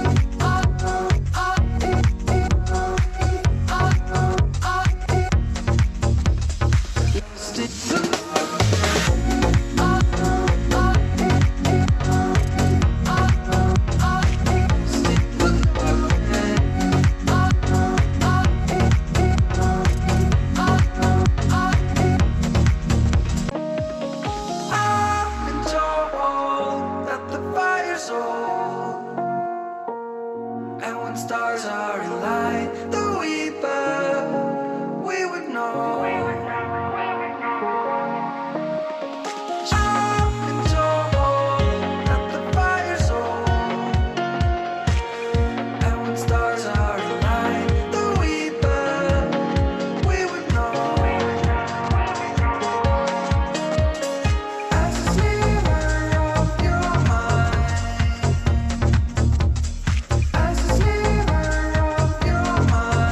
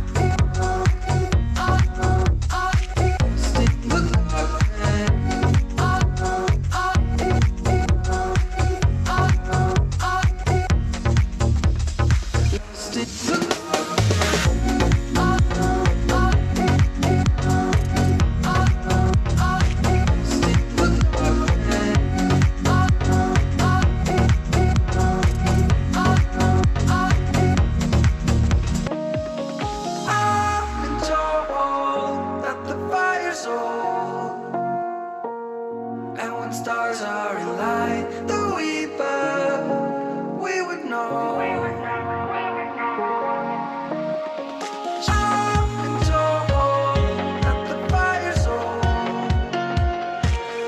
And when stars are in light, the weeper, we would know. As a sliver of your mind, as a sliver of your mind.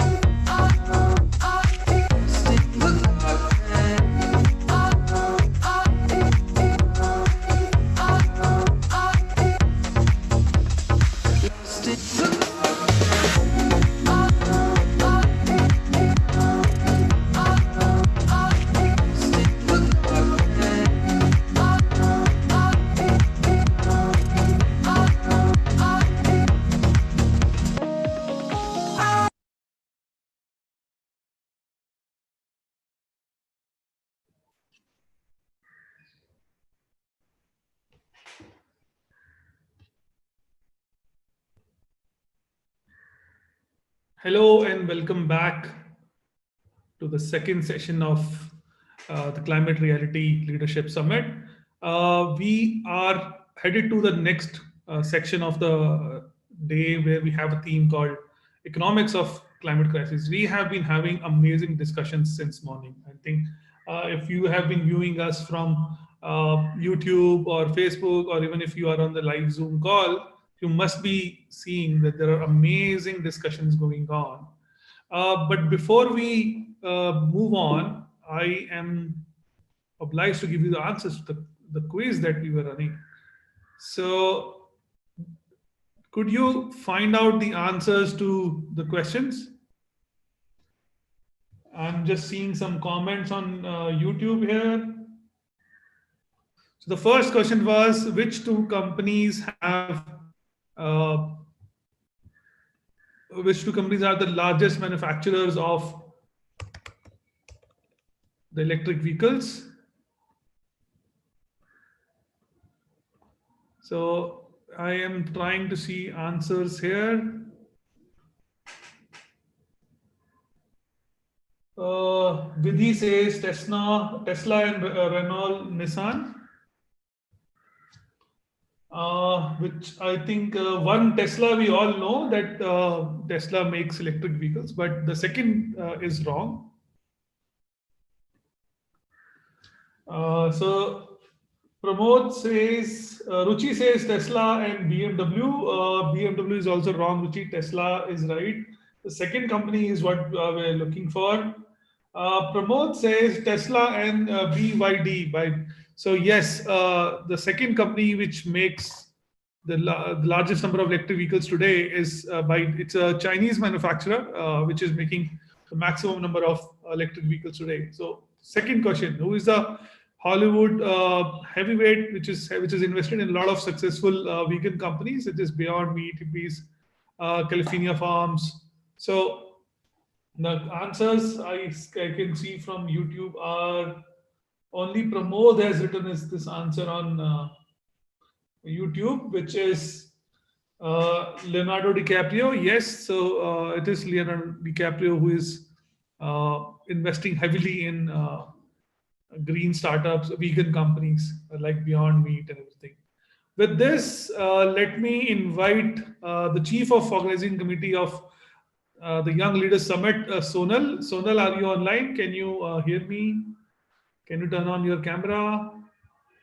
I'm actually unable to turn on the camera. Could you give me the right to do that? Let me allow to, I think I need to allow you to start sharing your camera. Yeah, now you should be able to turn on your camera. Sorry, am I visible enough? It's a little dark, but yes, you are visible. One second, I'll align myself. Bruna, you are also there? Great. So first I want to introduce Bruna. I'm going to take leave. Bruna, welcome. So I'm just handing over to Sonal. She will introduce you and then we take it from there. Okay. Okay, hello everyone. Hi Bruna, how are you? How are you? Good, good. Okay, so everyone, welcome to our second half of Day 2 Summit of the Young Leaders Summit. And we have with us Bruna Elias, our keynote speaker for the session, for the second part of the session. Now, before I introduce Bruna to you all, let me just summarize, or maybe not summarize, just point out what happened in the first half when people talked about capitalism with respect to environmental sustainability, keeping countries eco-friendly, right? And then they talked about how sustainable can economic practices be, and those sessions were quite brainstorming. I mean, they're filled with a lot of brainstorming, and it was so nice to see everybody come out with such I should say radical points, because that's what we need right now. So now, moving on to introducing Bruna. She is an architect by education, and by duty, she has been working towards the Sustainable Development Goals by choice and by passion. Her efforts have led to her promotion of programs manager, and she has been quite influential in being in carrying out a very strategic role in growing the network, leading on programs, and establishing partnerships. So Bruna participated in, she's been participating in international corporate conferences. She's been quite active that way. She's done numerous workshops and competitions as jury member, as a speaker and organizer. I'm impressed, Bruna. and and then Bruna has been an activist, particularly in the field of youth, gender, and inequality. In December 2019, she was selected to represent the Middle East in the Youth Power Panel, led by Restless Development Project and Project Everyone and Action for Sustainable Development. Furthermore, Bruna, she now liaises with major Lebanese organizations and their sustainability initiatives, and works with national and international stakeholders towards achieving the 2030 agenda. Bruna, I'll give you the floor for your keynote address. Thank you so much for this introduction, and thank you for having me as part of this summit. I've previously worked with Summit on the research project around environmental aware and everything, and I'm very happy to be sharing some insights and encouraging other youth and people all around the world to just take action on climate. So as we're all aware right now that climate change is finally being recognized as one of the global crises, which is amazing. And never before we have seen so many citizens across the world being impacted by climate change. And never before we have seen so many people raising their voices in such summits and conferences, including many young people across the world. So from shifting weather patterns that threaten the food production, to rising sea levels that increase the risk of flooding, the impacts of climate change are global in scope and unprecedented in scale. So as the global climate emergency, it continues to threaten the livelihoods of both the people and the planet. We are already seeing a lot of business operations and supply chain disrupting around the world. So last November, if you could just place the first slide, I just have some slides for the background for you not to be bored with my presentation, but I promise I will not be very boring. So last November, there was a report that was produced by the Intergovernmental Panel on Climate Change, the IPCC, that demonstrated the difference between having a world at 2 degrees Celsius and a world at 1.5 degrees Celsius. And that was very strong to make a clear case that every half degree of global heating, it makes a world of difference. So ambitious climate action is integral to the successful implementation of all the 17 Sustainable Development Goals, as well as the Paris Agreement, but we just need to act with urgency. So we have the blueprint of the Paris Agreement, we have the blueprint of the 17 Sustainable Development Goals, and the IPCC report. We just need implementation on the ground, and that will be done by businesses and governments. So the only future that we have, it will also depend on our ability to successfully limit the worst impacts of climate change. And we don't have only to focus on the mitigation, but also on the resilience and adaptation as well. So fortunately, we're in 2020, and we collectively have now a lot of innovation, tools, expertise to rise to the challenge. But what we lack today is the courageous leadership. So back in May 2020, this year, there was a statement by the Secretary General, and it was a very strong advocacy tool for businesses to call on policymakers and government to build climate action, not only in their strategies, because we know that businesses, they were building their strategies for the upcoming year, but also into their COVID-19 response plan. So the policies that incorporate climate targets, they will reduce the vulnerability to future disasters. They will also create good jobs. They will reduce emissions, and they will ensure clear air as long as we really commit to them. So the private sector, it has a very critical role in sending strong market signals and to scale those innovations that I mentioned, and to present actually concrete and realistic plans towards a zero carbon economy. So ambitious business leaders are recognizing that we can't choose between tackling climate action or working on strong economies, because we all know that by now that COVID-19 has impacted a lot our economy. They are aware that tackling climate action and tackling economies, they go hand in hand together. And we just need the voice of business leaders around the world to join the message that was done by the Secretary General in March, and to call on governments to actually make the right choices as they rebuild their economies. And the climate action must be framed within the new realities that we currently live in, and it shouldn't be something inside. So with that being said, and with the coronavirus, we are facing a global pandemic that is devastating people, but also the livelihoods. It's also disrupting the supply chain. It's also deepening inequalities around the world, and it's slowing down the progress on the Sustainable Development Goals. But at the same time, we are facing a global climate emergency that has irreversible impacts for people and for planet. So we cannot pause the work that is being done on climate change and work on something else. It has to go hand in hand. And to send powerful signals to consumers, to investors, and to governments, we need high emitting businesses to join a movement that we at the UN Global Compact call the 1.5 degrees Celsius movement. And basically it's just to align the corporate strategies with the new normal for businesses and the supply chains around the world. So if you could go to the next slide, please. The next one, actually. I'm just gonna briefly go over the status of corporate climate action, because we always talk about climate action, but we tend to neglect corporate climate action.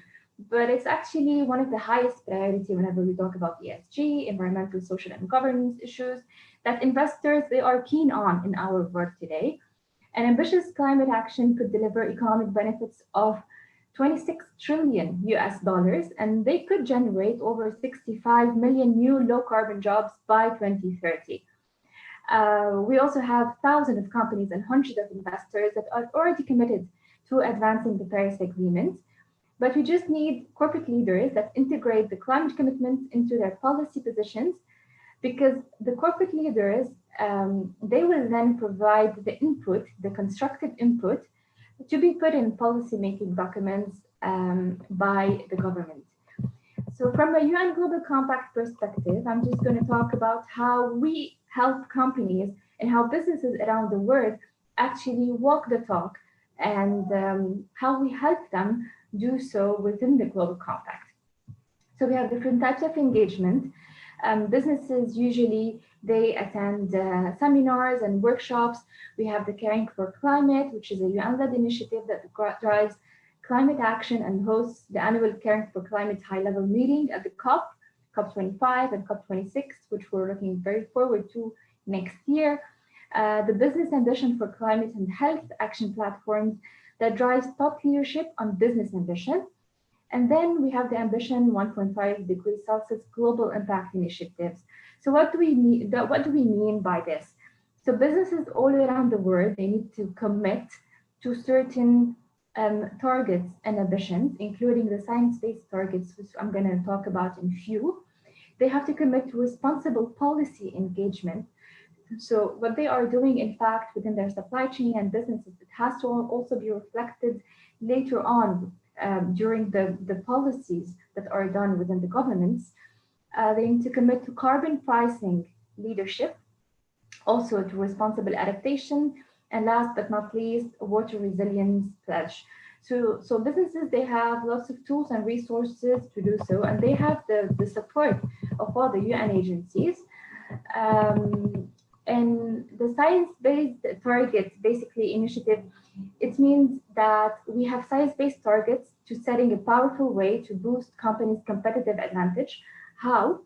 In the transition to net zero carbon economy. So whenever we talk about responsible businesses and businesses who works towards caring for climate action, they are basically transitioning to a net zero carbon economy. Of course, this is done through different stages, and this is done using different tools. But first and foremost, whenever businesses, they use the science-based targets, one, it's very scientific. So the greenhouse gas emissions reduction targets are aligned with the latest climate science. Two, the tools are quantitative. So businesses, they define how much and how quickly the company needs to cut the emissions to ensure that they contribute their part to the global efforts to prevent climate change. And three, it's very transparent because the tool, it gives companies a clear vision of where they need to be in the future.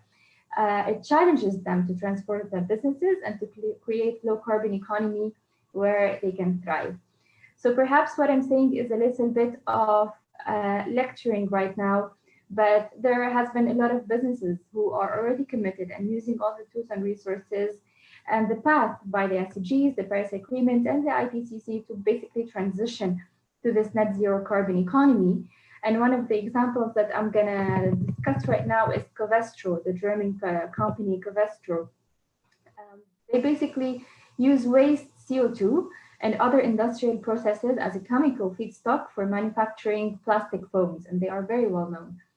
So what they did, they developed a chemical process enabling them to convert the CO2 into raw material for the manufacture of plastic and foams. And the company, it has engineered a new catalyst capable of binding the CO2 used into what we call the polyols, which are the building blocks of the foam that is used. And this is a flexible and very common foam that is used normally in mattresses. So the process that they used, it consumed less energy than the conventional petroleum-based production that they normally use. And the CO2 used in the production process is a waste product from a neighboring plant directly connected to Covestro's plant. So the company currently manufactures a commercial foam with CO2-based content of 20% less, resulting in 20% reduction in the petrochemicals that are used in the production process. So this is how we can see that in order to limit the global warming to 1.5 degrees Celsius, Covestro took the lead in their operations, and they must pursue both rapid emission reductions and carbon removal. So this is a very good example of how the use of new technologies that we have in our hands today and the supply chain and the already work that is being done by Covestro and such companies is a strong example that shows how we could contribute to achieving net zero economy from a business perspective, in how huge is the impact of actually businesses on climate change and how they can actually make a change. So long story short, the idea behind this example and the idea behind businesses working towards climate action is that it's just an opportunity, a story of opportunity mindset. So we need to turn the risk to opportunities, and this should be the mindset. It's the mindset that has transformed so far individuals, businesses, and markets. And I saw a little bit of the conversations that were going on during the first day, how on an individual level, we need to shift our mindset, but this is also applicable for businesses and for governments. And now it's very clear that only those with the mindset will be able to unlock the opportunities of humans' greatest risk today, which is climate change. So this is also an opportunity to talk about the Global Opportunity Explorer, which was developed by the UN Global Compact under the 1.5 degrees Celsius campaign. And it contains over 1,000 sustainable solutions that address the SDGs and climate in particular. So it's still growing, and anyone can contribute for free in submitting solutions online. So as I said, leaders right now, they have the tools, they have the opportunities, they have the scientific tools, and they are backed up. And it's very important also to just consolidate all these efforts that businesses are doing. And as a recap, if I may use the last slide, that also it just mentions how we should recover from COVID-19 into climate change. So I'm stressing on this point because ever since we started talking about the IPCC report and the Paris Agreement report, little did we know that we were going to face this global pandemic that is going to shift our path and that is going to shift our ways. But it's very important to just focus on three key takeaways of everything that has been in discussions, whether with the businesses and the governments. First, we need to demonstrate that the best decisions and actions are grounded in science, and this is why such summits are important. Academic papers are important, and research is important, especially the youth contribution, because by implementing ambitious science-based targets, this is the only way to aim at 1.5 degree Celsius trajectory. And this is how we clearly define the pathway to future-proof growth by specifying how much and how quickly we need to reduce greenhouse gas emissions and other. So basically, we just need to be and always grounded by science. Two, we need to invest in recovery and resilience for a systemic socioeconomic transformation. And this is done by divesting from fossil fuels and innovating low carbon resilient solutions, by prioritizing green jobs, sustainable growth, by protecting people and nature, by delivering on the 2030 Agenda and the Paris Agreement. And three, we need to work with governments and scale up the movement. So as you can tell, by advocating and enabling policies that are aligned with 1.5 degrees Celsius and zero carbon economy, we look to policymakers to give businesses the confidence and the clarity to take ambitious climate action. So we have the roadmap, we have the will, let's say, but we need the government to be backing us up into this trajectory. And to be able to also recover better from this pandemic, we always call on governments and policymakers to match the ambitions and the efforts that are done by the private sector to their policies. Because if we work together, the efforts, they will help the vulnerability, reduce the vulnerability of shocks and disasters. God knows, maybe another pandemic, and they will help build resilient communities and communities that are being able to combat any type of disaster that may arise. So a systematic shift to a zero carbon and resilient economy is within our reach, but our only future depends on making this vision a reality. And this is why I want to end with this slide. I think I still have 2 minutes maximum, which is the ambition loop of how businesses and governments can fast track a net zero economy. So it goes hand in hand. And this picture, we actually had a debate, Sumit and I, a couple of months ago, of the role of youth that comes within the business climate action, the actions that businesses should take to tackle climate action, and the actions that the government can take. And as you can see, it's just a closed loop, and everything that goes from the businesses, from ambitions, science-based targets, it eventually falls into the clear and ambitious targets and policies that government will prepare and then will present at COP26 and other summits internationally. Everything that businesses prepare, from public updates on progress, everything that has to do with innovations and investments and growth strategies, it will then fall into the government giving incentives and infrastructure for those businesses to thrive and to continue with their pursuit of new technologies to combat climate change within their supply chains. Everything that has to do with responsible policy engagement and commercial demand and zero carbon energy will then fall into a clear plans and timelines to a full transition to zero carbon economy, not just on a business level, but then it will be on a nation level. And this is how a country as an entity could then transition to this net zero economy. So by this, I will leave it here. I will close it here.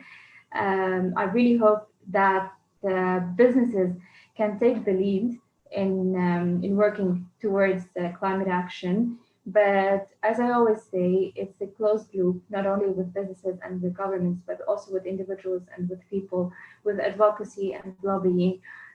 Everyone and every single person here in the summit and worldwide can make a change wherever they are within their own capacities.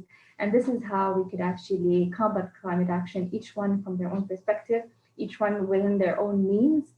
And hopefully this is how we could see a change in the world that we live in. Thank you, Bruna, for that amazingly and enlightening speech.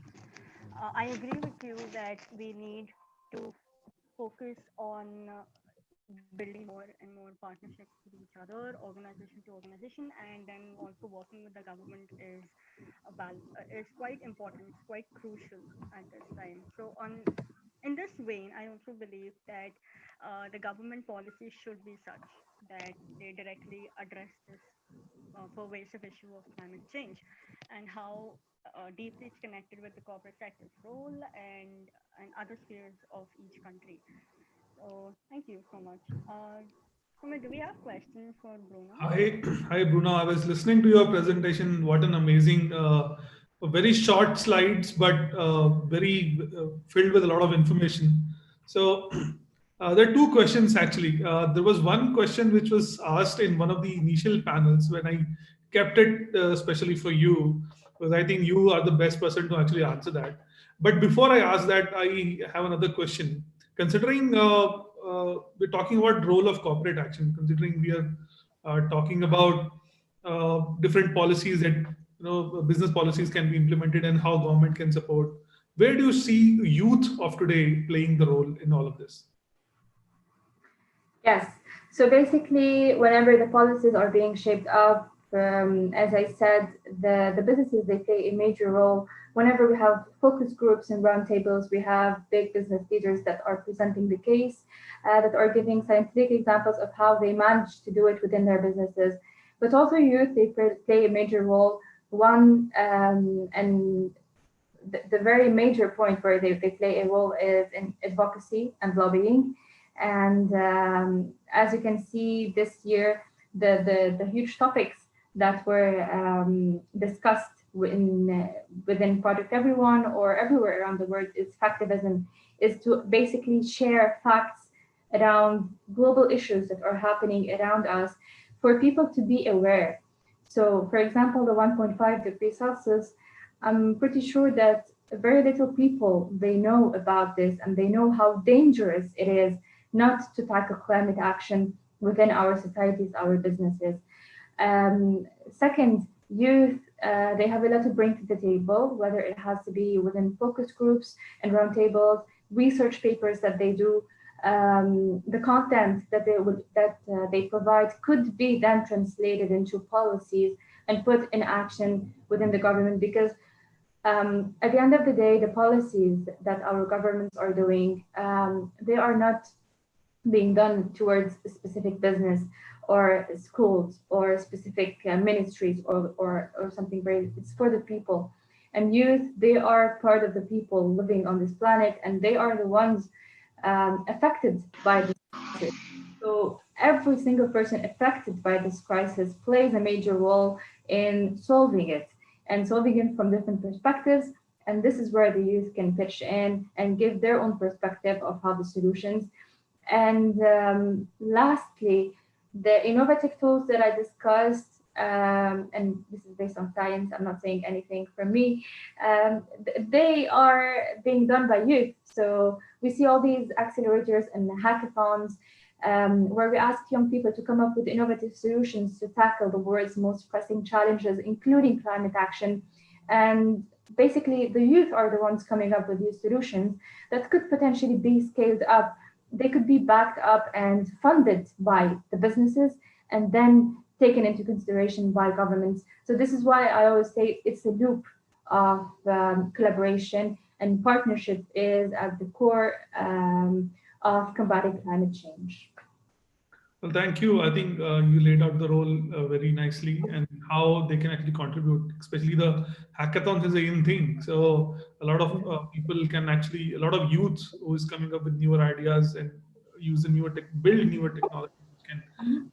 In one of the initial panels also, I think this part was discussed. But yeah, a very important question now is the whole battle between economy and the corporates and thing comes out. And the challenge is that how do we develop sustainably? And the question rises more potently from the developing countries, where the development is yet to happen, the full development yet to happen. So there was a question in the morning, one of the morning panels by Robert. The developing countries are growing at a much faster rate than the developed countries. So shouldn't we address that issue? So how do you say, because the developed countries, we all say developed countries did develop and they used all the fossil fuels. They did build economies based on fossil fuels. And now we are asking developing countries to do that. But then there's a counter agreement that development countries are also moving, building, growing very fast. So that is also a problem. So what are your thoughts around it? Well, my thoughts about it, and also being from a very scientific approach, is that, as I said before, we cannot have countries and specific countries, or we cannot, as a country, decide to tackle specific actions and leave climate action, or as a country that is underdeveloped, decide to tackle poverty and inequality and people living below the poverty line and neglect climate action, because they go hand in hand. And this is why it's very important for countries all over the world to just realize the importance. And this is why we say the SDGs and sustainability, all these issues are interconnected. So you can never tackle one issue without tackling the other one.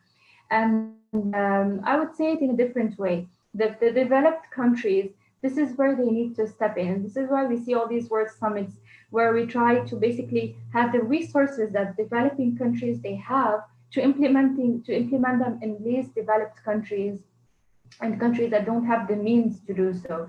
But again and again, trust me, especially when it comes to climate change, if we take the example of least developed countries, It doesn't have to be like major technologies that only developed countries can afford.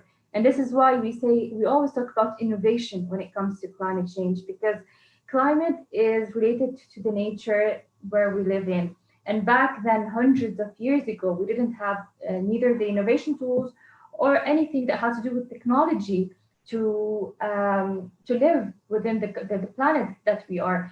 And it doesn't have to be, yes, to a certain extent, the developed countries, they have the funds and the means, but let us not also forget the World Bank, the UN, and all these supporters that have the money and the means for the underdeveloped countries to also rise. So being developed or underdeveloped country is not specifically one of the criteria. This is why we need the government and the policies to be there. So whenever someone sees that you have the right tools, you have the right policies to fight climate action within your country, trust me, this is where the investments, they will flood, and this is how you're going to be able to implement them, whether you were a developed country or an undeveloped country. You just need the strategy that should be there in order to combat climate change within the country. Well, thank you. I think that was very important, and it answered the question very well, because uh, developed countries will keep on continue blaming the developing countries, and developing countries will continue to blame developed countries. And this is how it all has to come together. The developed countries need to pitch in with technology, with all the other aspects that you mentioned, and developing countries need to figure out that whatever the mistakes were done in the past, they should not be repeated. They need to build better. They need to, as your hashtag at Beirut, I mean, what we saw in Beirut some time back was very horrifying. But the things that you are doing in Lebanon, and especially Beirut, about building back better, I think that is not, that is the whole thing the world needs today, and not the same fossil fuel based economy. Exactly. And let me just here give a shout out to the youth of Beirut, because they are the ones who are rebuilding the country. They are the ones setting strategies, and the funds that are coming from abroad. I mean, this is a very concrete example to what we just discussed here. So we basically put a strategy and plan that this is how we're going to rebuild our country. This is how the mechanism will be put in place. And suddenly we started seeing funds from abroad, countries and people and companies we never heard of, coming and helping us because they see that you have a laid out strategy to the recovery plan. So just as we're doing here in Beirut, for the recovery from the blast, which is a huge crisis, it could also be replicated to climate change crisis all over the world. And youth, they were at the heart of this rebuilding and reconstruction plan. So definitely, I have hope in our generation, because we are the ones who are going to make the change. Well, with this final note, and celebrating youth of Lebanon, and I think the whole world's youth need to build back better. So thank you for that, and thank you, Sonal, for being here. Uh, Bruna, I know you're a lot busy, and you spend so much of time with us here. Thank you so much for all the inputs and the amazing presentation. Is it okay if we share the presentation with the viewers? Yes, I think so.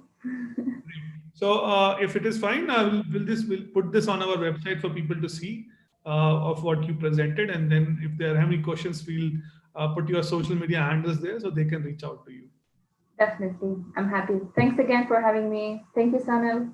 Thank you, Bruna. Thank you so much for coming. Yeah. So we'll just take a very short 2-minute break here just to connect with all the other panelists, and then we'll be here in a while.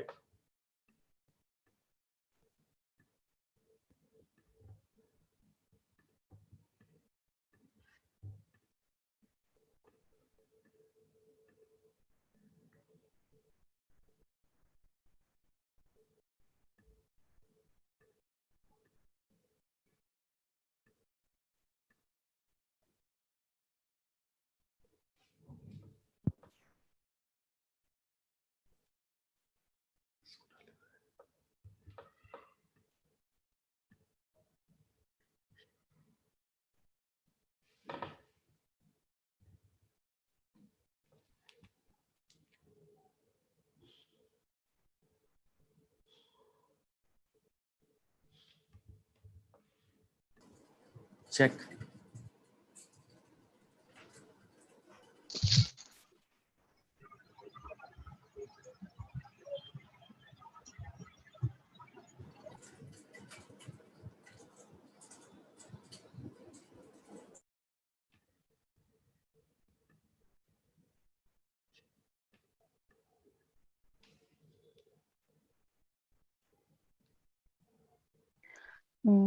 Hi, Sumit. Can you hear me? This is Gitanjali.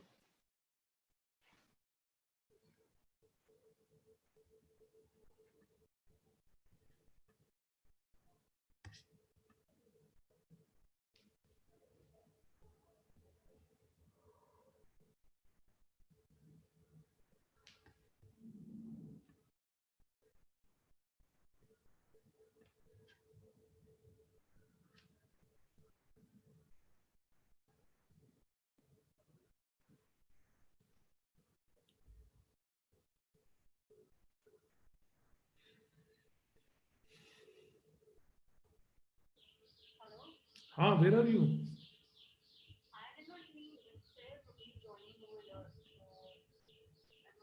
Join again, no? Just close it and join again. No, yeah, actually I had to push everybody out, so I'm putting you as panelist back. Okay.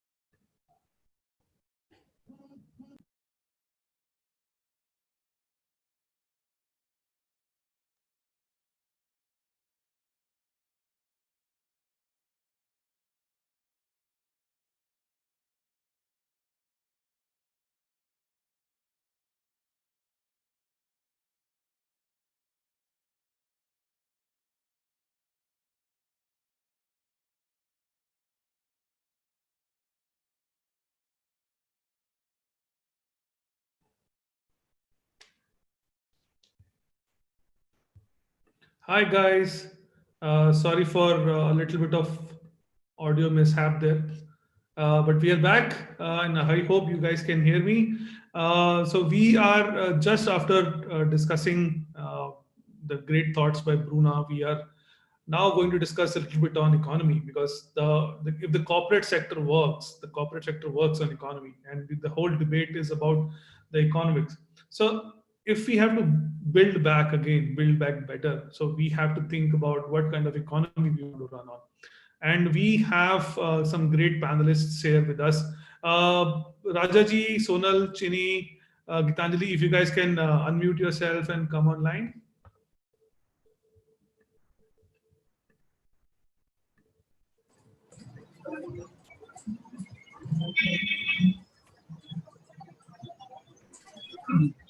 Hello, Sumit. Can you hear me? Yes, we can hear you. Yeah, hi, Sumit. Turn on the camera as well. I think you have to let me. I have. Just try it out again. Okay. No. No, not yet. Let me try that again. Now, try that. No. No.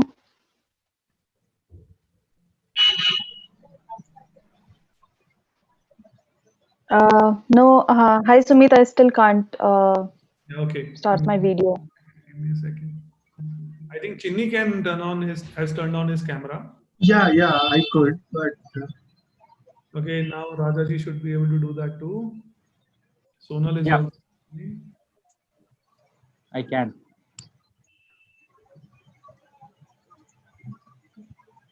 Give me a second. Can you do that now, Gitanjali? Yes. Yes. Super. Right. Welcome aboard, guys.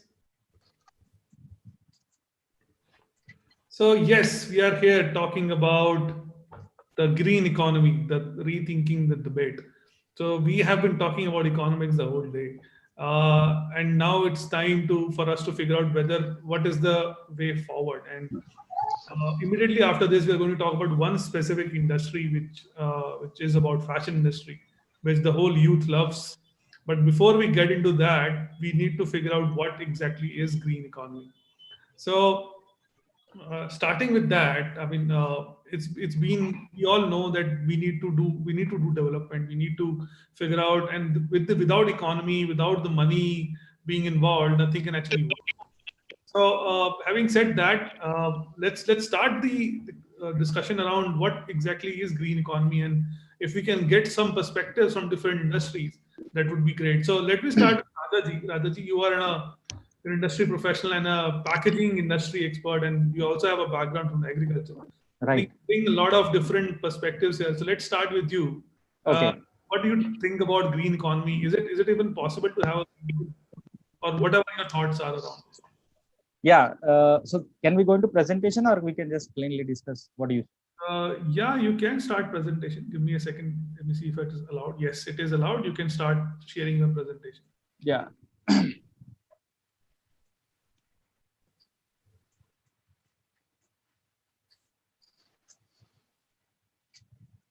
So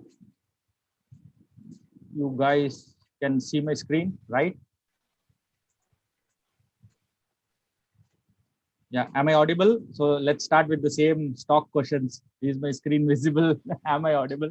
Okay, good. Thanks, Sumit. First of all, thank you so much for pulling all the efforts for you and your team to get this done. There are two main things that I want to focus here. A little bit on my background first. I am a bachelor graduate from agriculture, and then somehow got into packaging for my master's. So I have seen the world in two complete different scenarios. One, agriculture being more cooperative in nature, and packaging being more corporate in nature.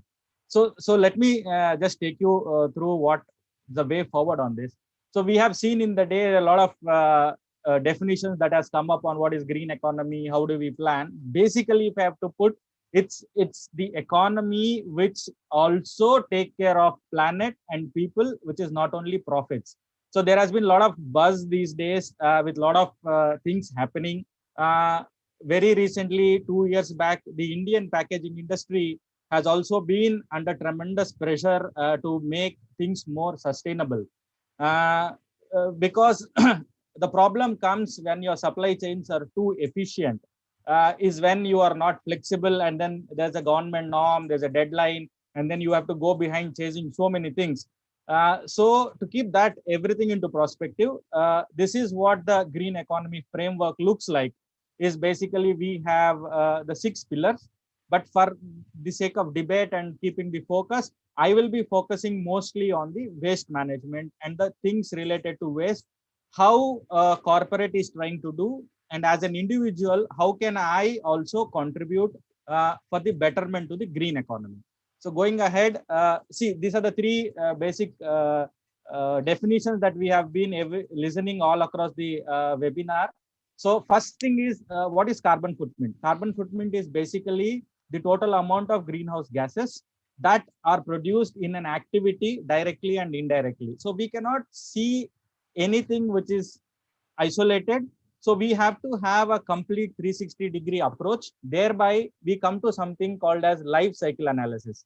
So to put you in a simple terms, anything that has to do from my supplier to my consumer's consumer is considered as life cycle. So let's not plainly look at sustainability saying, आज मैं plastic use कर रहा हूँ, so can I replace it with paper? So that things will be a little problematic if you don't understand the complete life cycle.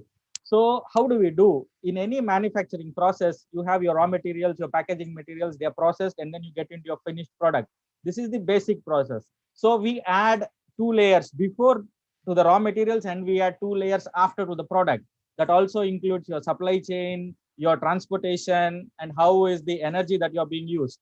Now coming to the main point, which is circular economy. Circular economy is basically looping back the process that I've explained earlier, so that the waste or the scrap of one product finally feeds into the other product. So now let's take a little bit more, and everyone knows that earlier we were taught about the 3 R's, which is reduce, recycle, and reuse.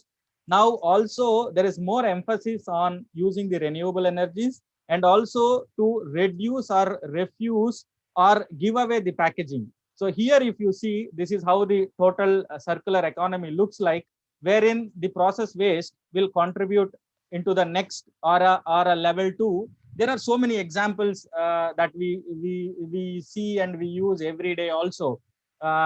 So in specific, if I have to talk about the packaging industry, because that's where I have belonged last 18 years, packaging is the 5th largest industry in India, 5th largest contributor to GDP. If I have to tell you, because this is one of the unorganized sectors.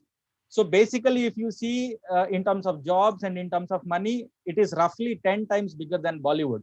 But the only problem is people generally don't take it that seriously. So what today are the main things that we use in packaging? They are basically plastics, glass, metal, paper, wood in the order of in the same ascending order. So the problem came when okay, I'll reframe it the other way. When we were having our packaging, which is more paper based, there were a lot of avenues that we recycled. But slowly plastic started coming in, and that force of plastics into packaging is being exponential. So what happened is eventually in no time, the plastics has crept into every part of our lives.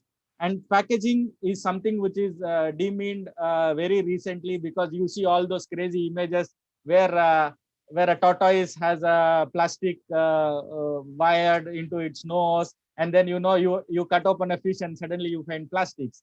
So what happened? What happened is basically there was too much of input, thereby the scrap value has been very less. The whole recycle industry was not prepared. So if I have to take a little bit on the background, so these are the two global things which were in place. The first one that is called as green dot, which is like the green and gray colored circle, which says, so any product that has this will be picked up by the German recycle people, and then they recycle on the behalf of that company. So this is basically letting people know that the polluter pays. Suppose if I'm a PNG or somebody, I am also responsible for collecting that plastic bottles back. Now, the second thing which is very organized today is with the paper industry. So even across the world, in Europe and in Americas, what we see is at every Walmart or any Carrefour, they collect the boxes back, the empty boxes, empty papers from the big shippers. It's sent back and it is effectively recycled. And if I have to put a little more background, at a corporate level, this is being now stressed very big. So if you, these are the 3 examples that I picked up from 3 big companies, Unilever, P&G and Nestle. What are they saying right now is, they want to cut down the total greenhouse emissions to a tune of almost 50%, 30%, and things like that. So when the industry itself is now moving, so this will lead to a lot of new avenues, new polymers, new innovations, new budgets, thereby creating jobs, pumping economy, making new avenues for everything that we do. I'll just quickly touch the recent innovations which have got a lot of buzz on the media. So this is one shampoo bottle from Head and Shoulders, which is made from the ocean waste. So they have collected the ocean waste and then made a bottle out of it, which is 100% from waste. And then you have the new trend that is coming in, which are the biodegradable bottles. This product is aligned from the biggest water manufacturer from UAE. So they claim that the bottle is made from a derivative of plant-based, maize-based resins, which if once thrown away will eventually get decomposed. And another example, this got a big buzz. This is the Reebok Ocean shoe, where they specifically made a supply chain to collect back the fishing nets, the fishing rods that generally are being thrown away, and make shoes out of it. And this is just day before yesterday's example, where Dettol in India has launched a product which is completely made from recycle. The whole concept see, what I want to tell you is, there are many myths which say, oh, how can I use a recycled product for a food ingredient, or how can I use a recycled packaging if it touches my skin and stuff like that. So this will give a broader example where the innovations at a material level are already taking place from the whole industry. Because at the end of the day, what you see is some good images where a polybag in a sea, or that itself has created a big stir in recent times. Now let's take a look at the startup ecosystem. So there are so many green companies which are getting huge funding, working heavily on how do I make a process waste into something useful. So this is Fool, which is very example. So if you look at the little bit on the Indian tradition, all the flowers that are offered to God at your home, at temple, are eventually thrown into waterways. So thereby there's a lot of pollution and other problems. So what these guys have done is they've took that and made them into incense sticks. And this is some example even from African ecosystem, which says that the tires can be used as slippers. So there are so many people who are trying to get into startup ecosystem, particularly the millennial mindset, which tells them that yes, there has been a lot that we can contribute to the planet. So this thinking is slowly getting into the higher companies from a consumer point of view, because today indirectly whatever the bigger companies are doing, they are building a whole supply chain. Now the tires needs to be collected, they need to be sorted, they are generating employment. So the any avenue that gets into the ecosystem of the clean energy or the green environment are indirectly building a lot of jobs. Now you see some very successful startup examples. So TerraCycle is been a big the audience from Americas know that. So what they are doing, they are also ensuring that a particular product once emptied can be refilled. This is one of the new age startups which are heavily data dependent. They can even give you insights. Now, secondly, if you see on the right hand side, these are two things. The top one is Bintex, which I recently tried. It's a startup which are trying to get a little bit more into our own Kabadiwala system, where they come, they collect your books and then pay you and then give you some green credits. Plus, the bottom one is called Banyan Nation, who are the guys instrumental in developing the recycled bottle for Dettol. And they have been very closely working with L'Oreal and other people who are eventually building a whole supply chain at a premium. Now, if I have to tell you why premium today, as we listened in a lot of the capitalism talks, unless there is a premiumness, nobody is going to do that. So I'll just summarize in two examples. One is the Nestle in Europe has committed around $30 million for ensuring that the supply chain is properly built so that they can get the recycled plastic back and processed. Second thing is in Indian economy, Indian scenario that I can tell you is recently we see a lot of buzz, even it has been printed on a lot of fruity bottles and all. If you return it, a kg of material will do a premium of 15 rupees. That's how you are trying to incentivize. And anyone visiting Europe, it is very common that you throw a bottle into a machine, it will give you 10 cents back. So that is a mindset change where we are giving incentives and trying to people get into this mode of recycling. Now, there's been a lot that has been talking on the industry. Why I took packaging is basically because I belong to this industry and I'm part of some environmental groups which they are trying to do a lot in terms of recycling, giving a fair price to the kabadiwalas so that the material is picked up. Now I'll just shift quickly focus to the our own contribution in terms of data and tech. See, when I was just putting this slide, I was little surprised to see, because there is something called as vampire power. So it is very common that we plug the devices all night and then leave it and we didn't bother.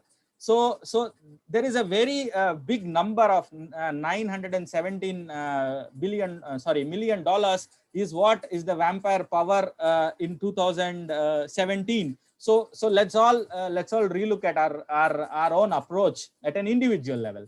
Now there has been so much emphasis these days on digitization. So even a 1 GB of data roughly gives 3 kg of carbon dioxide. This is little worrying for me because when I just looked at my 1 month consumption in a family of 3, we consumed on an average 2.8 GB of data every day. So okay, let's assume that there are Skype calls, there are business meetings, but somewhere this is really worrying to the amount of carbon footprints we are throwing away in the recent times. Then agriculture. Okay, this is where I've studied agriculture and then moved out and recently trying to go back there.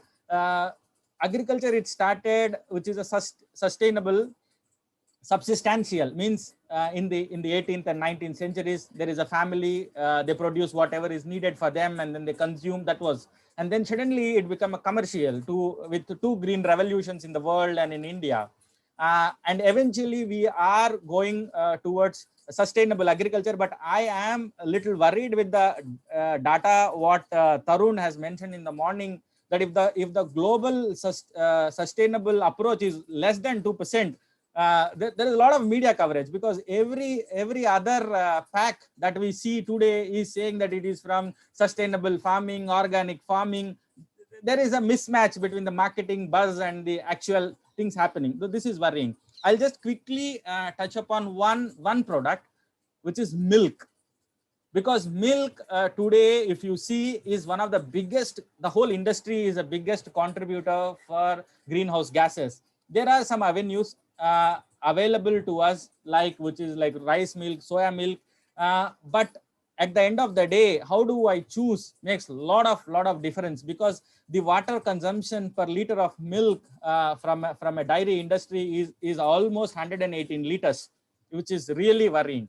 Now all said and done, we have been all trying to say, like, this is what has been happening, this is what is the biggest problem, but we see some steps from startups, some steps from corporates. So at the end of the day, how do I contribute, right? I mean, as an individual, we have been spending 3 days. So what is the final take home? I want to submit in 3 simple steps. Let's all do an energy audit of our homes, because electricity is one of the biggest contributor for greenhouse gases. And then in any position of your corporates, try and see if your supplier or your supply chains can use any little bit of non-renewable energies, which are better for all of us. And then second thing is, let's try and see what is the total carbon footprints from your consumptions for your families, for your individual. So this can give you a glimpse, or make you understand like what is the impact that I'm giving out to the environment. And third thing is, let's encourage more of reuse and recycling. Here are some 10 points that I just jotted down. And one short solution for reduction of the carbon footprints is, plant more trees, which is very easy. If you can't do it, no problem. You maintain your indoor plants, your vertical gardens, balcony gardens and all. Then coming to food, eat local, seasonal foods, because every packaged food has a lengthy process in the background and then a lot of transportation cycles behind it. Now, as an individual, let's reduce the food waste. If possible, start in-house composting. And the sixth point, I think, is the next 1.5 hours that will be half an hour we'll be talking, is on avoiding fast fashion, because this is something which is creeping in faster. Use your cold washing machines, and then reuse bottles wherever possible. And one important thing I want to tell on the technology front, because as a generation, all the millennials have never got their hands dirty in repairing anything. All they knew is, okay, let's get a new one, okay, let's take one step down and ensure that there's a good amount of repairing and unplug the devices. So I'm going to conclude saying, let's at least leave this world a better place than how we find it, right? So the whole emphasis is to educate ourselves properly in the total carbon footprints and the understanding that what is that I can do one particular set of the green economy, which is more to do with plastics, agriculture, and little bit on technology. So that's all from my side. Thank you. Thanks, Ajay. I think you told us so much that we are not left with any question. So, no, thanks. Yeah. So we are running out of time, actually. Yes, please. Yeah. But you touched upon a lot of good points. We'll just go over all of them again once we are closing, but let me just move on to Chinni. Yeah, please. What do you think about green economy? I think Radhaji touched upon so many aspects of it in his long presentation. But what have you have to say about it? Um, yeah, Sumit, that was a wonderful presentation from Rajaji sir, I guess. So good afternoon to everyone who is here today, to everybody who is on the panel and to everyone who is watching.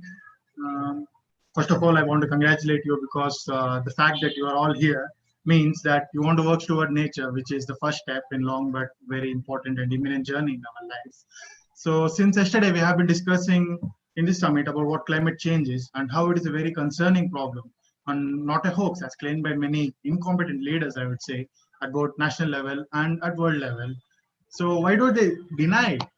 Is there more to it than just sheer ignorance and arrogance of these lawmakers? Today, I would like to view it in an economic perspective and why the idea of green economy is perceived to be complicated, and also try to put out some examples of solutions that various cities and countries who have taken a strong stance against climate change have come up. So firstly, climate change is a wicked problem. So wicked in the sense it is hard to identify the real essence of the problems and hence to arrive at common solutions. Attempts to address these problems hence leads to unforeseen circumstances, which is to say it is a risk factor. But economists do have risk factor, right? Like businesses succeed or fail all the time. Economists depreciate and appreciate over time. So it's a real, it happens in real life. So the ups and downs are always there. But the problem with green economy is there is a gap between awareness and technology. So the ease of business is not really high, and this has to be improved by implementation of better policies, I guess. The understanding of green economy is also not very lucid. It's not easy. Green economy is a variable economy. So just like how the climate change is different, it's not same across all regions, even in the same country. The definition of green economy also varies from place to place. And this is a challenge that not many leaders want to take up or look into. And they choose to ignore the fact that there is a need to change because they're struggling to hold in place the current system itself. So to actually implement a change, it's a little bit forward for us to ask them. And hence there is very little progress in terms of green economy. But as Rajaji sir mentioned, due to the involvement of many private entities in the field, there has been progress that's been happening since since recent times, the last few years maybe. But there is still a long way to go. Now, the progress of Scandinavian countries, I want to point out here. Scandinavian countries, in the sense, Denmark, Finland, Iceland, Norway, and Sweden. So these are the countries. These are also called Nordic countries, the Northern Europe countries.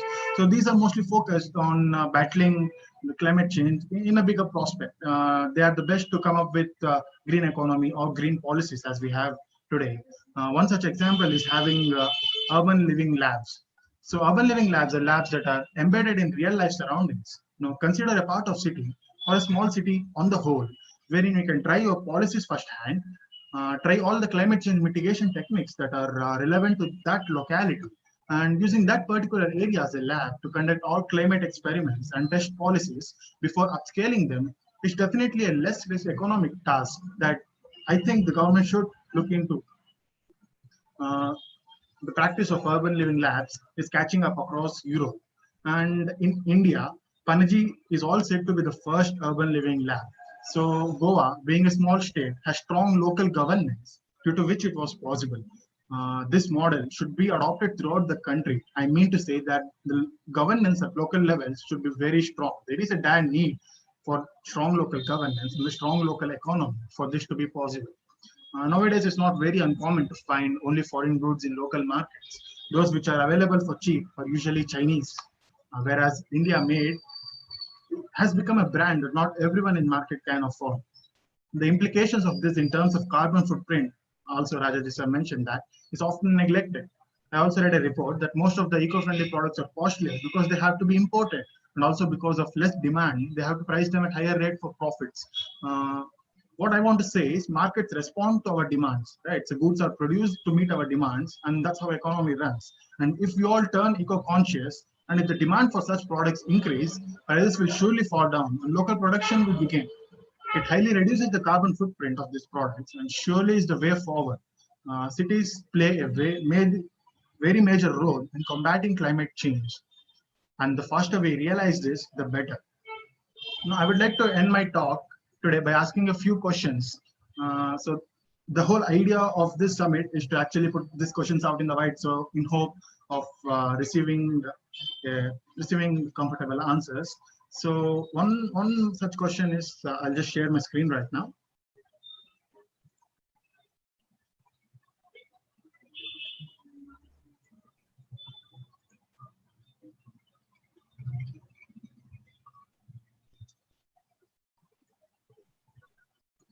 Yes, Sumit, can you see my screen? Yes. Yeah, so first question I want to actually ask, this is very disturbing. Are we actually paying to destroy our environment? So in terms of subsidies that the government is giving out to petroleum industries or the energy industries in common, yes, we actually end up paying to destroy our environment because subsidies is possible due to our money, the taxpayers' money. And the UN recently reported that $500 billion of government subsidies resulting in direct environment damage have not been scrapped yet. So it's kind of concerning. And yes, it's not like directly we are involved, but it is our duty to actually hold our leaders who are responsible and ask them questions that are hard to answer. And in this, the next question is, in this depreciated economy, in my eyes, how important is it to rebuild with the green agenda? I mean, there is talk about green economy being disruptive, and hence it's actually lagging behind. So, in the wake of coronavirus, I guess our economies are disrupted enough, and we are trying to rebuild now. And how important is it to rebuild with green agenda? As we have recently seen, coal minings are again opening up, and Indian government is encouraging mining of coal. How harmful it is in this global timeline of climate change? It's something that has to be addressed. And there was one question, right? Like how developed countries are blaming on developing countries to now go green but they are actually earlier used fossil fuels to actually get developed. So leapfrogging is something that has to be done, I guess, because there is a lot of tech available, and we don't actually have to follow the steps that developed countries did by adopting to fossil fuels and other such practices, which resulted in detrimentation of economy. So we can actually chart a different path for development and leapfrog because there is tech available, and there is a lot of experimentation done in the field. So I think it's better for us to leapfrog our way in terms of implementing green economy. And I would also like this question to be answered by any of those who are watching today, by any experts out there. How good is it for us, and how feasible it is economically for us to do this? So thank you, Sumit. I think I kept it short. Thank you, Chini. I think you touched upon some very valid points. After the industrial exposure, what Rajaji gave, and then your experiment, your information on how urban living labs and other things are coming up, I think a lot of inputs are there. But I don't want to get into conversation now because we are running out of time. Gitanjali. Hi, Gitanjali. Would you want to showcase what you have to say on the green economy? Hi, thank you, Sumit, and I would like to thank both of my panelists who put forward wonderful points. I would start by saying generally, like the term green growth has seen a surge in popularity and has become almost ubiquitous when we mention it in any economic development discussion. It is a challenging concept that focuses on achieving economic growth all the while preserving and conserving the environment. Time and again, when it comes to economic growth, environment has almost always taken a back seat. But the sense of urgency now is imminent, and it is time we take a hard look into our priorities for aligning economic development along the principles of sustainability. I come from an energy background, and I believe energy transition sustainable consumption and production, green finance are some of the major ways that we can do right by green economy. Apart from that, social inclusion also forms a significant dimension because economic development means growth in terms of employment, infrastructure, capital, skills, apart from economy. Current energy trends in the business as usual approach are unsustainable in relation to the environment, energy security, and economic development objectives. From 1990 to 2000, global CO2 emissions increased by an average of 1.1% per year and have jumped to a substantial 3% annually over the last 7 years. I recently did a research on clean energy transition in India, and I found out that even though the country has put forward several initiatives, policy and policy instruments wise, but the sector largely suffers from implementation issues. And these hurdles are mostly created because of any socio, political, or economic reasons. Moreover, there is not much awareness or incentive for people to go for cleaner source of energy and use energy efficiency products, and even for companies to set up domestic manufacturing to enable a greener economy. Where some countries, like my previous panelist mentioned, some Scandinavian countries, mostly in Europe, have pledged to completely phase out coal by 2050. India is still sending mixed signals with sometimes promoting coal-friendly measures. Therefore, a lot has to be done by the government in framing of stringent and ambitious policies implementation plans in order to combat climate change. The next aspect is sustainable consumption and production. The first panelist has very wonderfully explained all the aspects of it. We are currently in an economy where the attitude is more is better, but this is hurting us in the long run, and there needs to be a large scale awareness of where our product comes from. Like he mentioned, the life cycle analysis and what is the carbon footprint. The world is rapidly changing, and consumer trends is changing, and that has brought us to this huge colossal problem of single use plastics. So like he mentioned, circular economy is one such concept that can help us close this loop of consumption and production, and effective waste management is one of the largest crises that the world is going to face. And in order to tackle this issue, we have to find out better ways to handle our waste. In order to encourage resource efficiency and eventually greener economy, consumer behavior needs to change.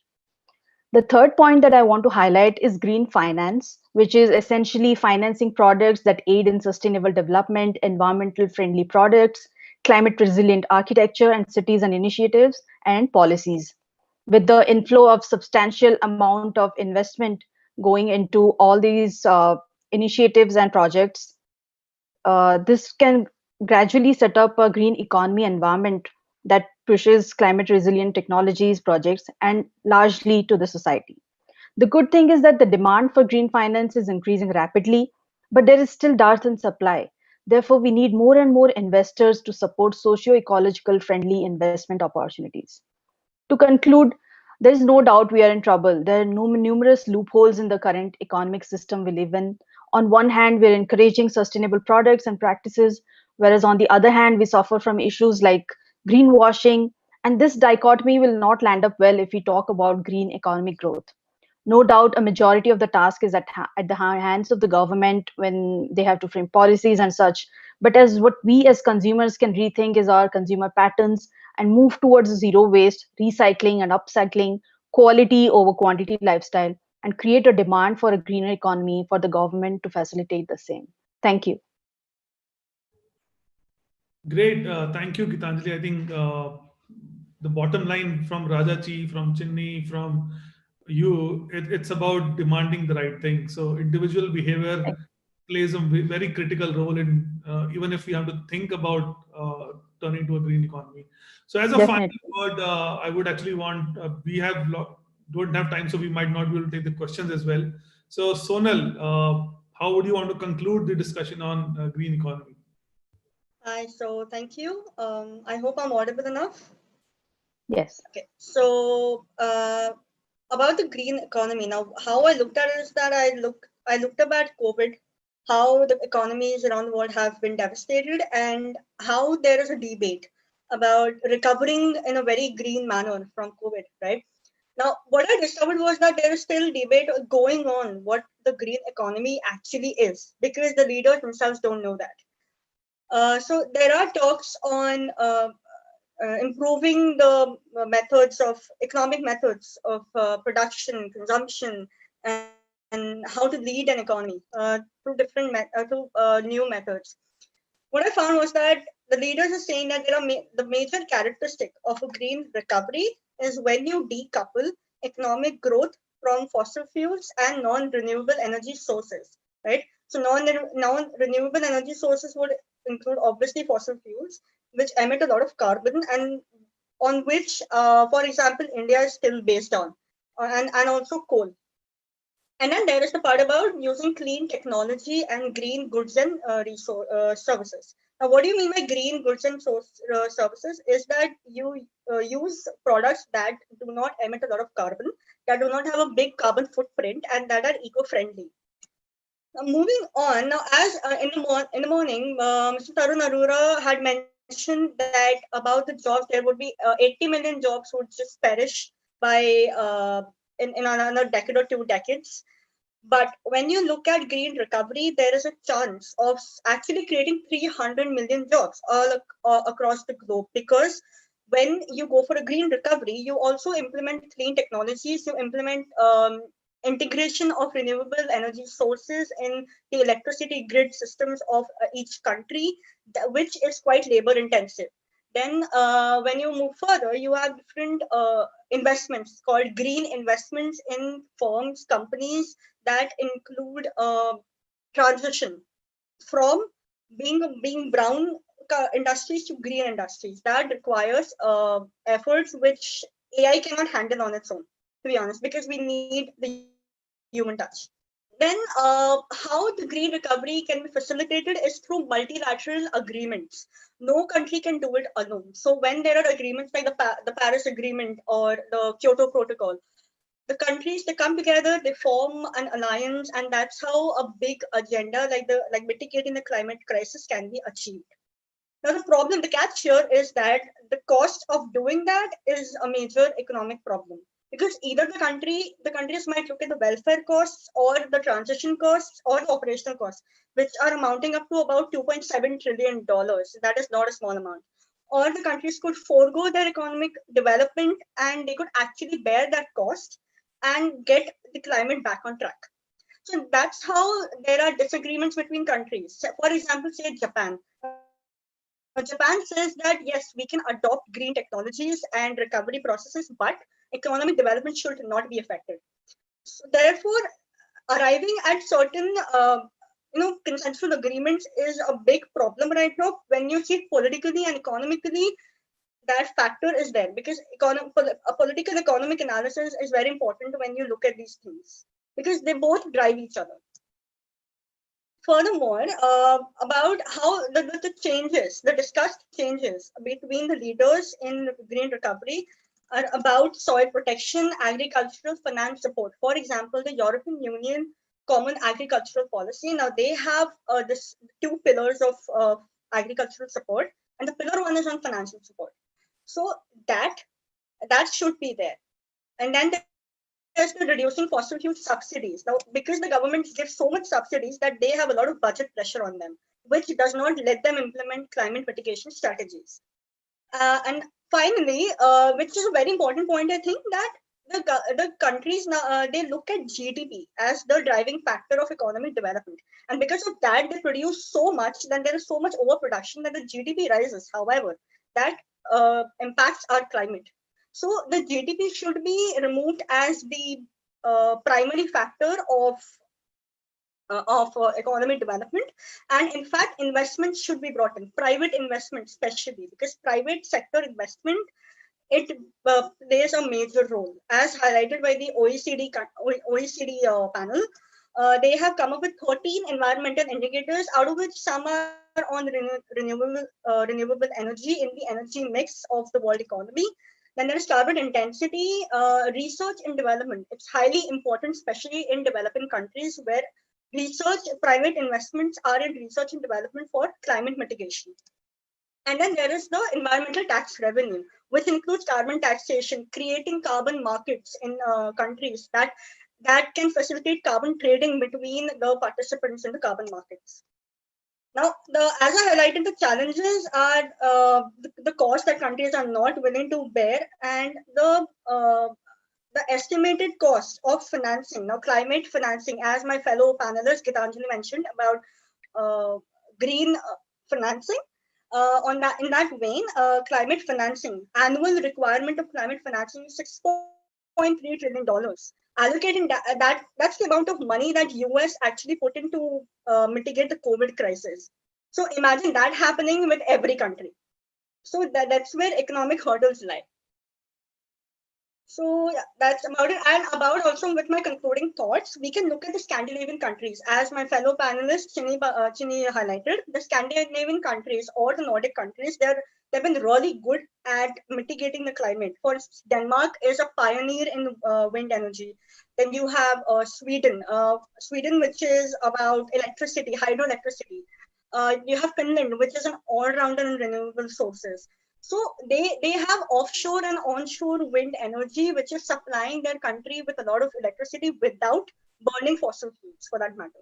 And another example in Europe can be Spain, where you have a lot of solar energy. It's in abundance. So Spain has solar taxes, solar policies to mitigate and or maintain the use of solar electricity.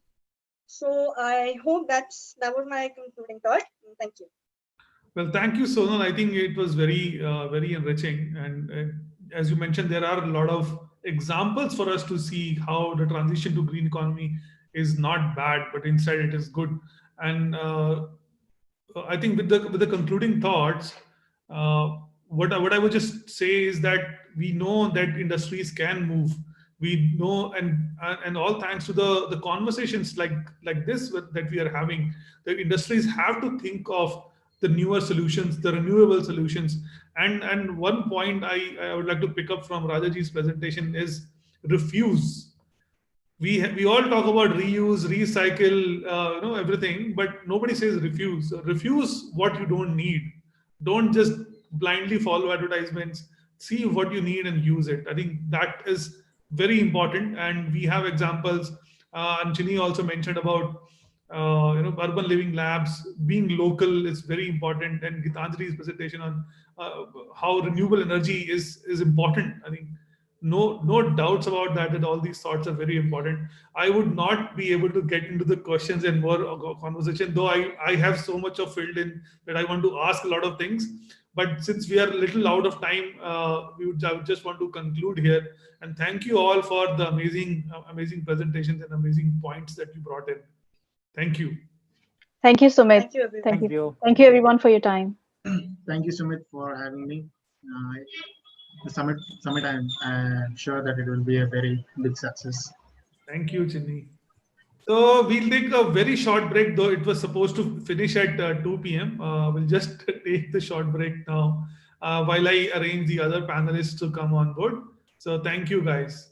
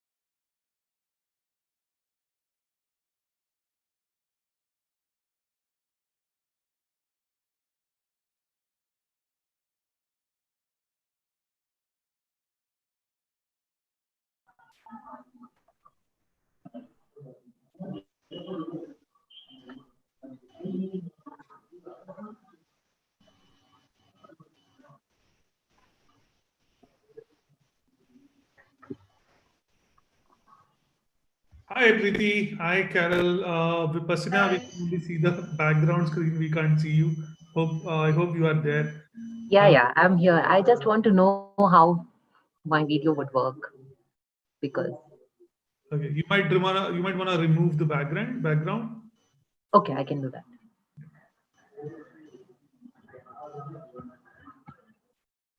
I have to ask you, I only have 5 minutes to talk, or I can talk more? I think you can talk more now because the two panelists are not here. So, but Oh. Preeti is will be handling the show. I'm going off. Over to you, Preeti. Yeah, I think Shiv will join in couple of minutes. So yeah, Carol, you can speak more than 5 minutes. We'll just start off because we a little delayed. Uh, so I just start off the session in terms of the fact that just putting forward a couple of pointers around how the panel will go about. So a warm welcome to each one of you as the panelists and the viewers on the session. It's very interesting to know that the fashion industry is like very popular, but the second largest polluter in terms of production to distribution. And the whole process is very draining. Sadly, the beauty of the fashion world does not get back in the same manner to the environment. About 40% of the clothes that are made are never ever worn. And they absolutely land up in landfills, getting burned. uh, Dr. Tarun today made some significant points while speaking on the economic thinking in mitigating the climate change when he said that approx 4,000 liters of water was being used to make a pair of jeans. Interesting, right? I mean, who would have really thought that it would be so massive a scale?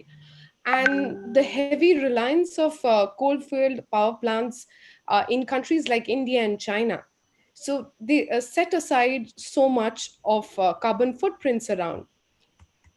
So today we'll be starting off in terms of the discussion around the latest fashion trends and climate change. And our panelists out here are Carol, she's an actress, Miss Earth, and Goodwill Ambassador from Lebanon. Vipassana Reddy, she's an urban development professional from India. While we do have Shiv Goel, who will be joining us in a couple of minutes, he's the deputy director from One Up Action, United States of America. So, with this quick words, I'll leave the floor to Carol. You have been everywhere in terms of globally taking up more attention of people, knowing how big an influencer you are. We would like to understand what really fashion means for you, and how can you bring about a change in the whole system when we think about from the environment perspective. Okay, first of all, I have to introduce myself as Miss Earth Lebanon 2016. Miss Earth is an international competition that its main cause is our Mother Earth. So we're not just a beauty, we have a cause that is our Mother Earth. And here comes the social responsibility. So we don't have to only look beautiful, we have to work for a cause. So I will be talking a bit about the latest fashion trends and climate change. Um, and I will be explaining how we can make a difference in this field. Because as you already mentioned, fashion is the second largest consumer of water. We need like 2,700 liters of water to produce only one cotton t-shirt, and almost 3,400 liters of water to produce a pair of jeans. So we annually have 46.7 billions of unworn clothes in UK closets. This is the part of production that when we go to consumption, and you know now we're on social media, and the media sites nowadays are now the most effective in advertising, since it fastens communication between brands and consumers, and also it gives the chance for everyone and anyone to be a follower and a creator at the same time. And once we're already connected to social media, we always want to be number one. We always want to follow the trend, to have what we see. We don't all the time, do we need this? Do we really need it? No, we just want to get to number one. So fashion and media industry influence our lifestyles every day because it attempts to build awareness about products that we may never need, but it makes us feel like it's a necessity to be trendy, stylish, and acceptable. Also, being a creator gives us the chance to have our own brand and to promote it. So why not choosing a sustainable brand and to promote for how to protect our Mother Earth? So if we talk about economics, social media leads to higher needs. Higher needs leads to higher consumption. Higher consumption leads to higher production, and this line will never end. So I will be talking a bit about how we can find solutions. Solutions can be found with our 5 R's. I will explain a bit how we can use the 5 R's in the fashion industry and social media platforms. 5 R's are rethink, reuse, recycle, reduce, and respect. And the most important is respect. Rethink is that first of all, we have to rethink about our selfish consumerism.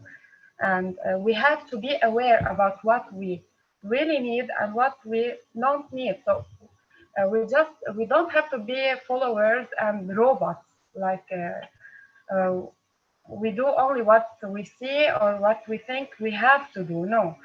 And if you are an influencer, you have the right to accept what to promote and to refuse what not to promote, because it's not only about money. We have the right to get paid, but we have the right to choose what we really want to represent by our image. Second, reuse. First of all, we have to reuse our creative thinking because it's all about what we think. We can act and react after we think. We can also use the reuse by wearing our clothes more than once, and we never have to be shy to go to another event wearing the same clothes because lots of people are shy to post a picture with an outfit they already posted before. No, we don't have to be shy. We can reuse it.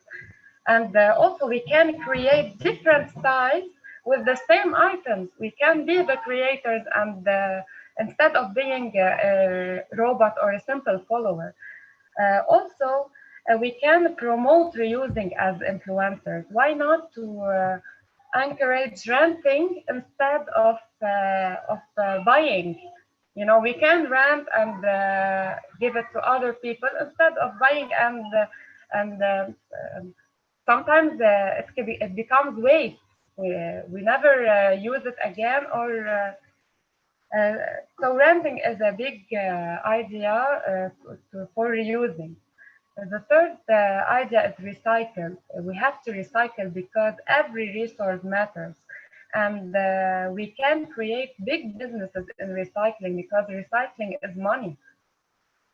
Also, as influencers, we can be promoting biodegradable or recycled items. We can focus on sustainable fashion. Now, when I talk about respect, first of all, we have to respect our Mother Earth because we're on Earth passengers. We don't own the planet. We have to respect animals, especially in the fashion industry. We don't have to kill animals to take fur. We can create lots of trends that are animal cruelty free. Also, we have to respect other generations. We are passengers here, and others will come. We have to leave our home clean and healthy for them. Also, as influencers, we have to respect people's mental health, where we have to clarify that they have the right to choose and they're not just robots who follow trends without thinking. I will say again, it's a necessity to gain money. It's good to be in the flow, but what is more important is to have a cause, is to work for a cause. And what's more important than thinking about our home? I think our Mother Earth is the most important.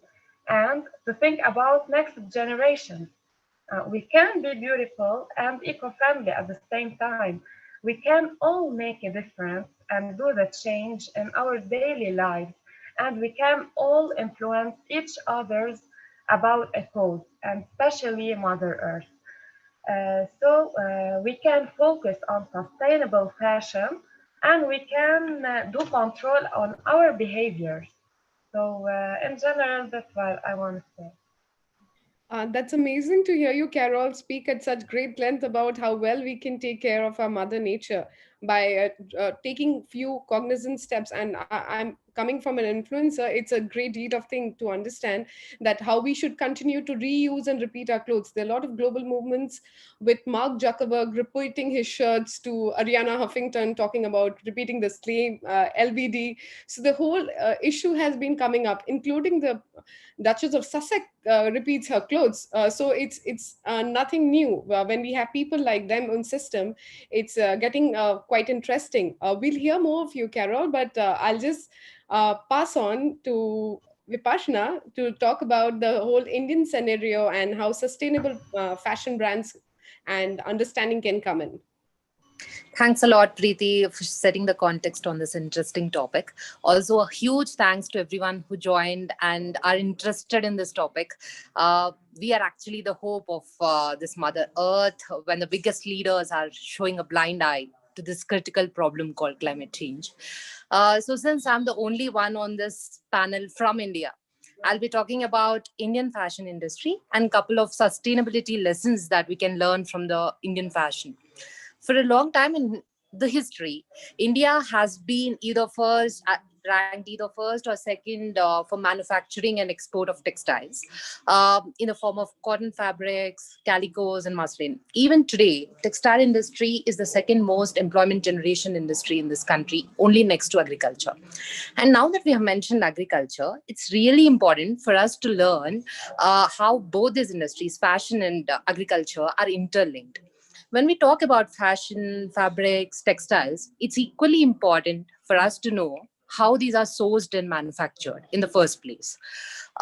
In India, cotton is the fifth most important contributor, only to the agricultural produce, only after rice, cow and buffalo milk, and wheat. That signifies the importance of the textile industry in this country and how it impacts our lives. And when I'm talking about cotton, I cannot not touch upon GMO's introduction in India and how it affected the lives adversely in India when BT cotton was introduced in the year 2002. So BT cotton essentially is a genetically modified organism, GMO, a version of cotton introduced in India, and promising a better yield and also pest resistance. While the BT cotton delivered on the yield part of it, where it has improved the yield, it did not really deliver on the pest resistance part. So what did the farmers do in order to actually control the pests? They had to administer a lot of fertilizers, and after a point, the pests get resistant to these fertilizers, and the farmers had to administer in more fertilizers, and it just became a vicious trap. So vicious that the land which was earlier used for traditional production of cotton can no longer be used, and they had to only go for BT cotton crops, and they had to economically purchase these fertilizers which they could not afford. And what was the solution that they were looking at? Unfortunately, the farmers' suicides in the country had risen multifold in the year 2006 and 2007, especially in the cotton manufacturing, like cotton producing states like Andhra Pradesh, Madhya Pradesh, etc. And not just that, when they are administering the fertilizers, a lot of carcinogens were released into air, water, and land, leaving, which led to the cancer being a next epidemic in this country. And not just that, the poor children who are born in these cotton farmlands, born with a lot of mental and physical deformities. And this is a classic example of science being administered without much wisdom and without much thought. And who is the biggest beneficiary out of all this? It's just the seed manufacturers and the fertilizer firms, not the regular farmers of the country. This is one of the key lessons that we can learn from Indian fashion industry and cotton production especially, or any crop production for that matter. And no, it's not all grim. We have some beautiful lessons from Indian fashion industry as well, which can be deployed across the world. One such beautiful example is a sari. Again, history of sari dates back to Indus Valley civilization, according to various archaeological surveys. Sari is traditionally an unstitched woven fabric, which is about 4.5 to 9 yards long. Traditionally worn by women in India. The versatility of this fabric lies in its design. So, of course, as it is, since it's an unstitched fabric, manufacturing is quite easier compared to the stitched clothes. And not just that, even the usage. There's a saying that says ki sari can be draped in a million ways or more. And this is absolutely true. It's such a beautiful fabric which can be worn in so many ways. And the most importantly, like Carol had mentioned, the significance of reusing and recycling. The importance of sari not just lies in manufacturing and usage, but also how it can be used once its life is complete. Once you're done with the sari, you purchase the sari, you're bored of using it as a sari, then you can actually convert into any piece of clothing with minimal wastage. And not just that, a lot of self-help groups are involved in making bags, making a lot of clutches, and a lot of other fashion elements out of sari. This is another brilliant example of how we can think right from the design, manufacturing, and and supply chain, throughout the supply chain, about how these fabrics can be reused and recycled once their life is complete, and how the life of fabrics can be increased disproportionately. So these are two lessons that I wanted to share with you all from the Indian fashion industry. Thank you, Vipashna. That was amazing to hear. I'm sure there are tons and tons of examples from the Indian fashion world and more sustainable lessons. But in the constraint of time, thanks for sharing this. I would move on to Shiv. And Shiv does pretty interesting work for a young guy. He's doing amazing work, and we would love to hear you. And it's not his time zone. He's in the US, and he's taken the pain to stay awake. Great. Over to you, Shiv. Thanks, Preeti. Yeah, so it is 4:30 in the morning for me, and actually my power cut out, so I apologize for the darkness. I'm using light from my computer, but I will jump right in. So my name is Shiv Goel. My pronouns are he, him. I am 16 years old, young, but I'm the executive director of the Green Consumer Project. And many of us buy clothes from the biggest retailers like Zara, Nike, and H&M, and they have the coolest designs. But what a lot of you might not know is that these companies exploit their workers in countries like Bangladesh by paying them very little and making them work long hours in disgusting factories that are literally on the verge of collapse. What you also may not know is that these factories, called sweatshops, and other similar centers of textile production are the source of over 1.2 billion tons of carbon into the air every single year. I don't know about you, but that sounds like a little bit of a problem. Thankfully, there are plenty of amazing alternatives to these big name brands that kill laborers and the environment. The fashion world over time has molded our thinking to value cost over ethics. By abusing laborers and using toxic materials, these companies are able to cut costs significantly and get consumers clothes for cheap prices. Alternative sustainable brands, however, use materials like virgin cotton or hemp to make their clothes, which are all organically sourced and have low carbon emissions. The main argument against buying ethical clothes is that they are, quote, expensive. And that's honestly the most simple principle of economics. Companies produce goods in the most efficient way possible, at the lowest cost possible, and consumers purchase whatever is most beneficial for them, which usually involves price as a factor. The reason that sustainable brands are slightly less cost efficient is because sustainable brands have fewer customers, and thus they have to increase their prices to stay afloat and generate a profit. If we can draw more consumers to these sustainable brands, they will be able to make their products for cheaper prices and in turn create a more positive impact on the environment. Now, how do we do that, you might ask? I'm here to offer you a solution. I'm a nonprofit, as I mentioned. The Green Consumer Project is the only organization in the world working specifically to draw more consumers to these eco-friendly brands. I don't like to brag and I don't want to use my speaking time as an advertisement, but I do believe that using our website is a great way forward. And I want to tell you about how my organization came to be, and I'm sure a lot of you can relate to how it all started. I'm a devout Hindu. My parents are from India, and I've been Hindu for my whole life. A crucial aspect of Hinduism is the worship of cows, and thus I've never eaten beef. Growing up, I was always confused as to why my Indian Hindu family, friends, cousins, even my own parents used leather products, since leather comes from the cow, and we still refuse to eat it. So during the summer of 2018, I became especially uncomfortable with that, and I decided to distance myself from these practices by cutting all animal products out of my outfit, and I stopped eating red meat completely. To do so, I found myself sifting through hundreds of blogs and brand websites that all advocated for their products of choice. I was frustrated by how difficult it was for me to find things that I liked, and even more difficult to find clothing items within my price point. For example, the average pair of swim shorts created with ethical or recycled materials is around $90 US, or 6,600 Indian rupees per pair. Through this search, I noticed a trend of vegan leather products, things that I was looking for, that simultaneously advertised themselves as environmentally friendly or sustainable. After looking more into these effects of the leather production and fashion on the environment, I realized just how important making a change is. And so I founded the GCP, which is an organization that works specifically to turn the textile industry green by streamlining consumer access to eco-friendly brands and products. Now, how do we do that?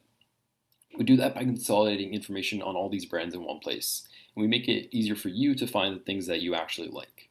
By promoting companies that are conscious of their environmental impact, we hope to shift the consumer market to account for carbon footprint with our list of environmentally friendly brands, which right now is actually the most comprehensive in the world. And you can find that at greenconsumerproject.org. Now we have 17 incredible youth volunteers from across the country who pour hours of their time each week into optimizing our organization's impact. But for your benefit, I would like to apologize for advertising. I don't do this for the benefit of my organization. We don't benefit from views, but I'm doing this all for your benefit because I want the public to know about this website and how you can use it as a resource. And although our website is still in development, officially launching on October 18th, I'm sure that it can and will become an invaluable resource for those concerned about the environment like you and me. Thank you. That's great to hear you, Shiv. And I remember while we were conversing before the panel, and it was a candid conversation. And the beauty of the fact was that how you nicely looked into the consumer behavior of saying you need to have all information in one place, because there could be series of brands you would never know about it. And in the constraint of time, what normally happens is that we go in for the first product, which is cheap, available, and that's where a genuine habit starts breaking up. On this note, I'll also move on to Carol, asking her, because I mean, it's a very fascinating thing that you can always be in front of people, camera, and how be a big influencer, how easy it is to really repeat clothes. I mean, a lot of youngsters would want to know that. Is repeating clothes that easy? I mean, saying it and doing it. And how far have you done that, Carol, in your life? Actually, I've been doing this since I was a kid because I have a creative mind. I use a skirt as a shirt. I can I can do the transformation with my own clothes to create another style. And no, I never be shy to post again the same outfit, because you can be sharing this image, you can be sharing this I mean, uh, uh, we don't have to focus when I post again the same outfit. I'm not focusing on my style, but I'm focusing here on my code. It's not always about the look. It's about the content. It's about what you are, the message you are trying to share with people. And I have to mention that we never have to be rich to be eco-friendly or to make a difference. We have a small behavior change can do the difference, and we can all make the change. Oh wow, that's really interesting to know. And Vipassana, I just want to know that what do you do in your personal life in terms of, do you reuse? We have great lessons from India in terms of repeating clothes, reusing them till the last thread, actually. So how do you do that? I mean, just as panelists, do you actually practice what you profess? So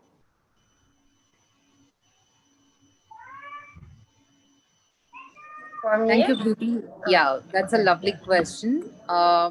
So I'll first talk about how my mom reuses her saris, and then I'll talk about what are the lessons that I learned from her. So in the first stage, when you're using the fabric that I spoke about earlier, sari, uh, you use it till the fullest of its life cycle, and once you're done with, you're bored of using the clothing, you just can turn it into a skirt, or turn it into a salwar, or anything, any other clothing that we Indians would wear. And post that, once we are done with using that, we can make fine toys out of it. My mom is really good at crafts, and she used to make a lot of toys out of the clothing. And not just that, she even uses in the complete end stage, she even uses it as a cleaning cloth, for various cleaning purposes.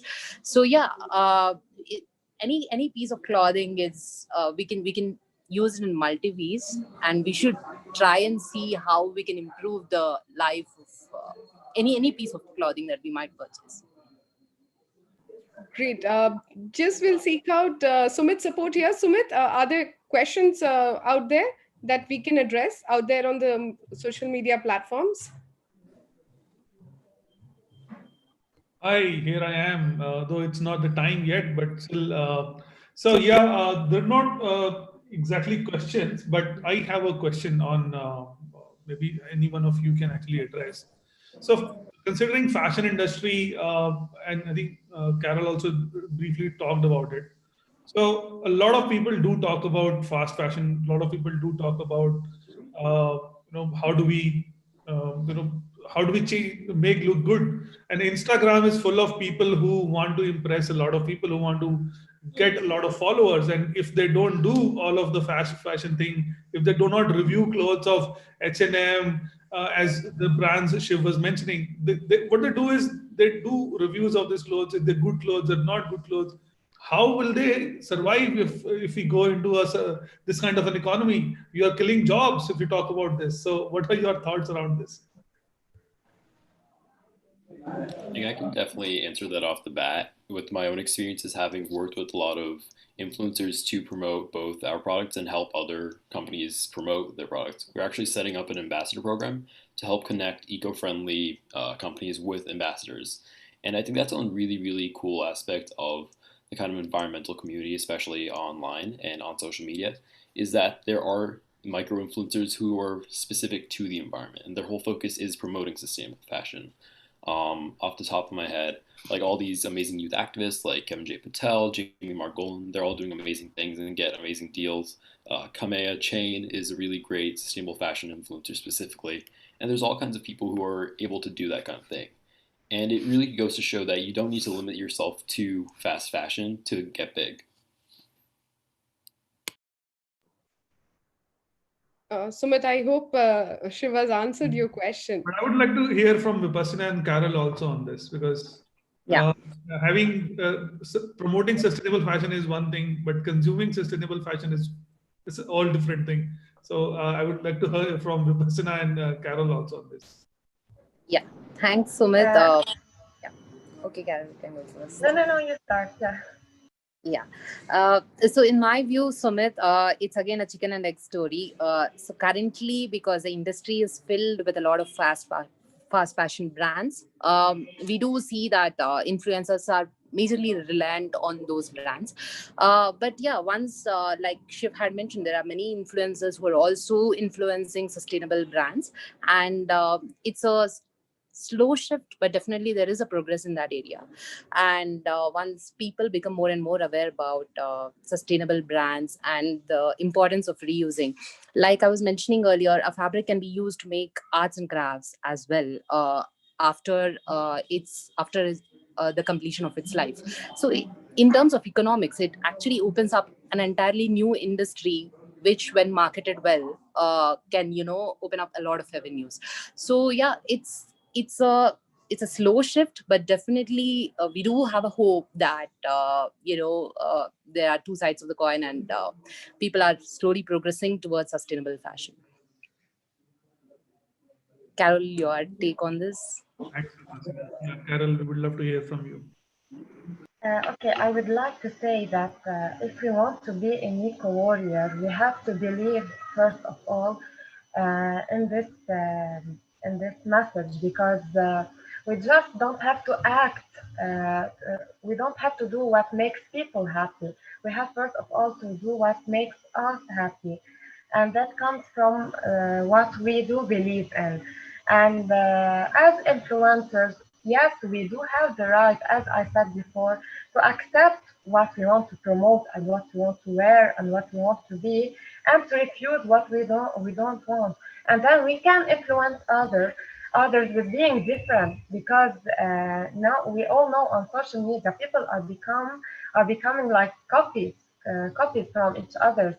No, we have the right to be ourselves, and even if we're not gonna have like millions of followers, because people don't often focus on. I noticed that people don't focus on causes. They focus more on looks and what makes them popular, and they always want to be number one. No, we have first of all to believe in what we are, what we want, and then to believe that we can influence others without buying followers and or looking so much popular. And another simple way would be, Sumit, when the world learns in first-hand experience, gets into first-hand experience with the landfills that are happening because of these major fast fashion brands. I think people will realize themselves and stop or reduce using such brands. Well, thank you. I think a lot of what you just said, all of you said, is more about how every individual changes. And I think we tomorrow have a detailed panel discussion on individual choices and behavioral change. So we'll discuss more that in the deep. But I hope the tips that you shared with all the influencers and all the fashion people around the world, they're going to address and live by what you were just saying. So thank you, Preeti, and thank you, Carol, for coming online. And sorry, Shiv, for inviting you such late, so early morning. And thank you, Vipassana, for your time here. Great. So this brings us to the end of the day 2. And we'll just quickly do a short quiz.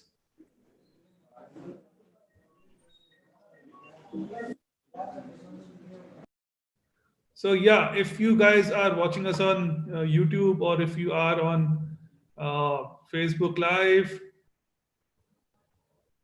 this is the question for you. Do you think by end of this decade, second-hand fashion will overtake fast fashion? Do you think people will ever support second-hand fashion or thrift fashion, as we talk about? So we'll just take a minute while you respond to us on different channels.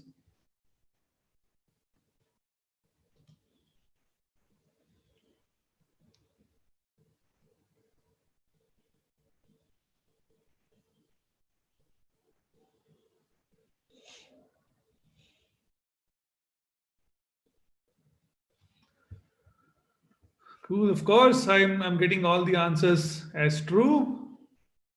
So this brings us to the end of today's day of on economics and the economics of climate crisis. I think we heard very amazing sessions since the beginning of the day, where Dr. Tarun talked about the impacts and he raised some very hard-hitting facts on economics, the job, and how the industry is going to not last very long, and if they don't change right now, because the future is there, and if we still continue to force the older fossil fuel based economy, I think we're gonna lose it very badly. And then we had amazing panel discussions on environmental sustainability versus sustainable development. So how do you do that? We all talk about development and environmental development are sort of fighting with each other all the time, but there is a way that these two can work together. And then we also heard about green economy just before the last session. So it is very important that we all talk about economy. We see what is the impact being, where the economy is progressing in the future. What are the things that are going to impact the economy which is coming now, and how youth can actually intervene. The economy of renewable energy, economy of fashion, there's so many industries, livestock, farming, agro food. So there's so much to actually understand from economical perspective. If we don't move to a renewable or green economy, the future is very bleak, and we don't want our younger generation to face the brunt, knowing that we could have done something today.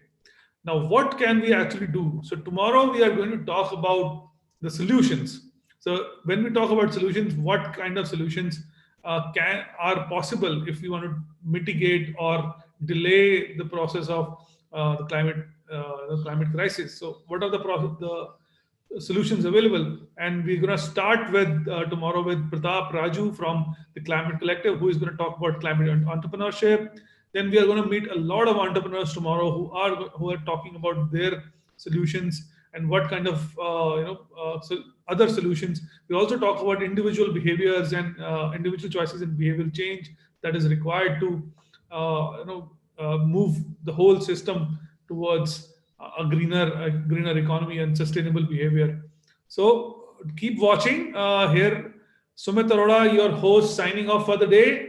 We'll send you a reminder again, but be on time, 9 a.m. We'll see you tomorrow on YouTube, Facebook, and those of you who are on Zoom, you will have the link with you already. Thank you, guys. See you all.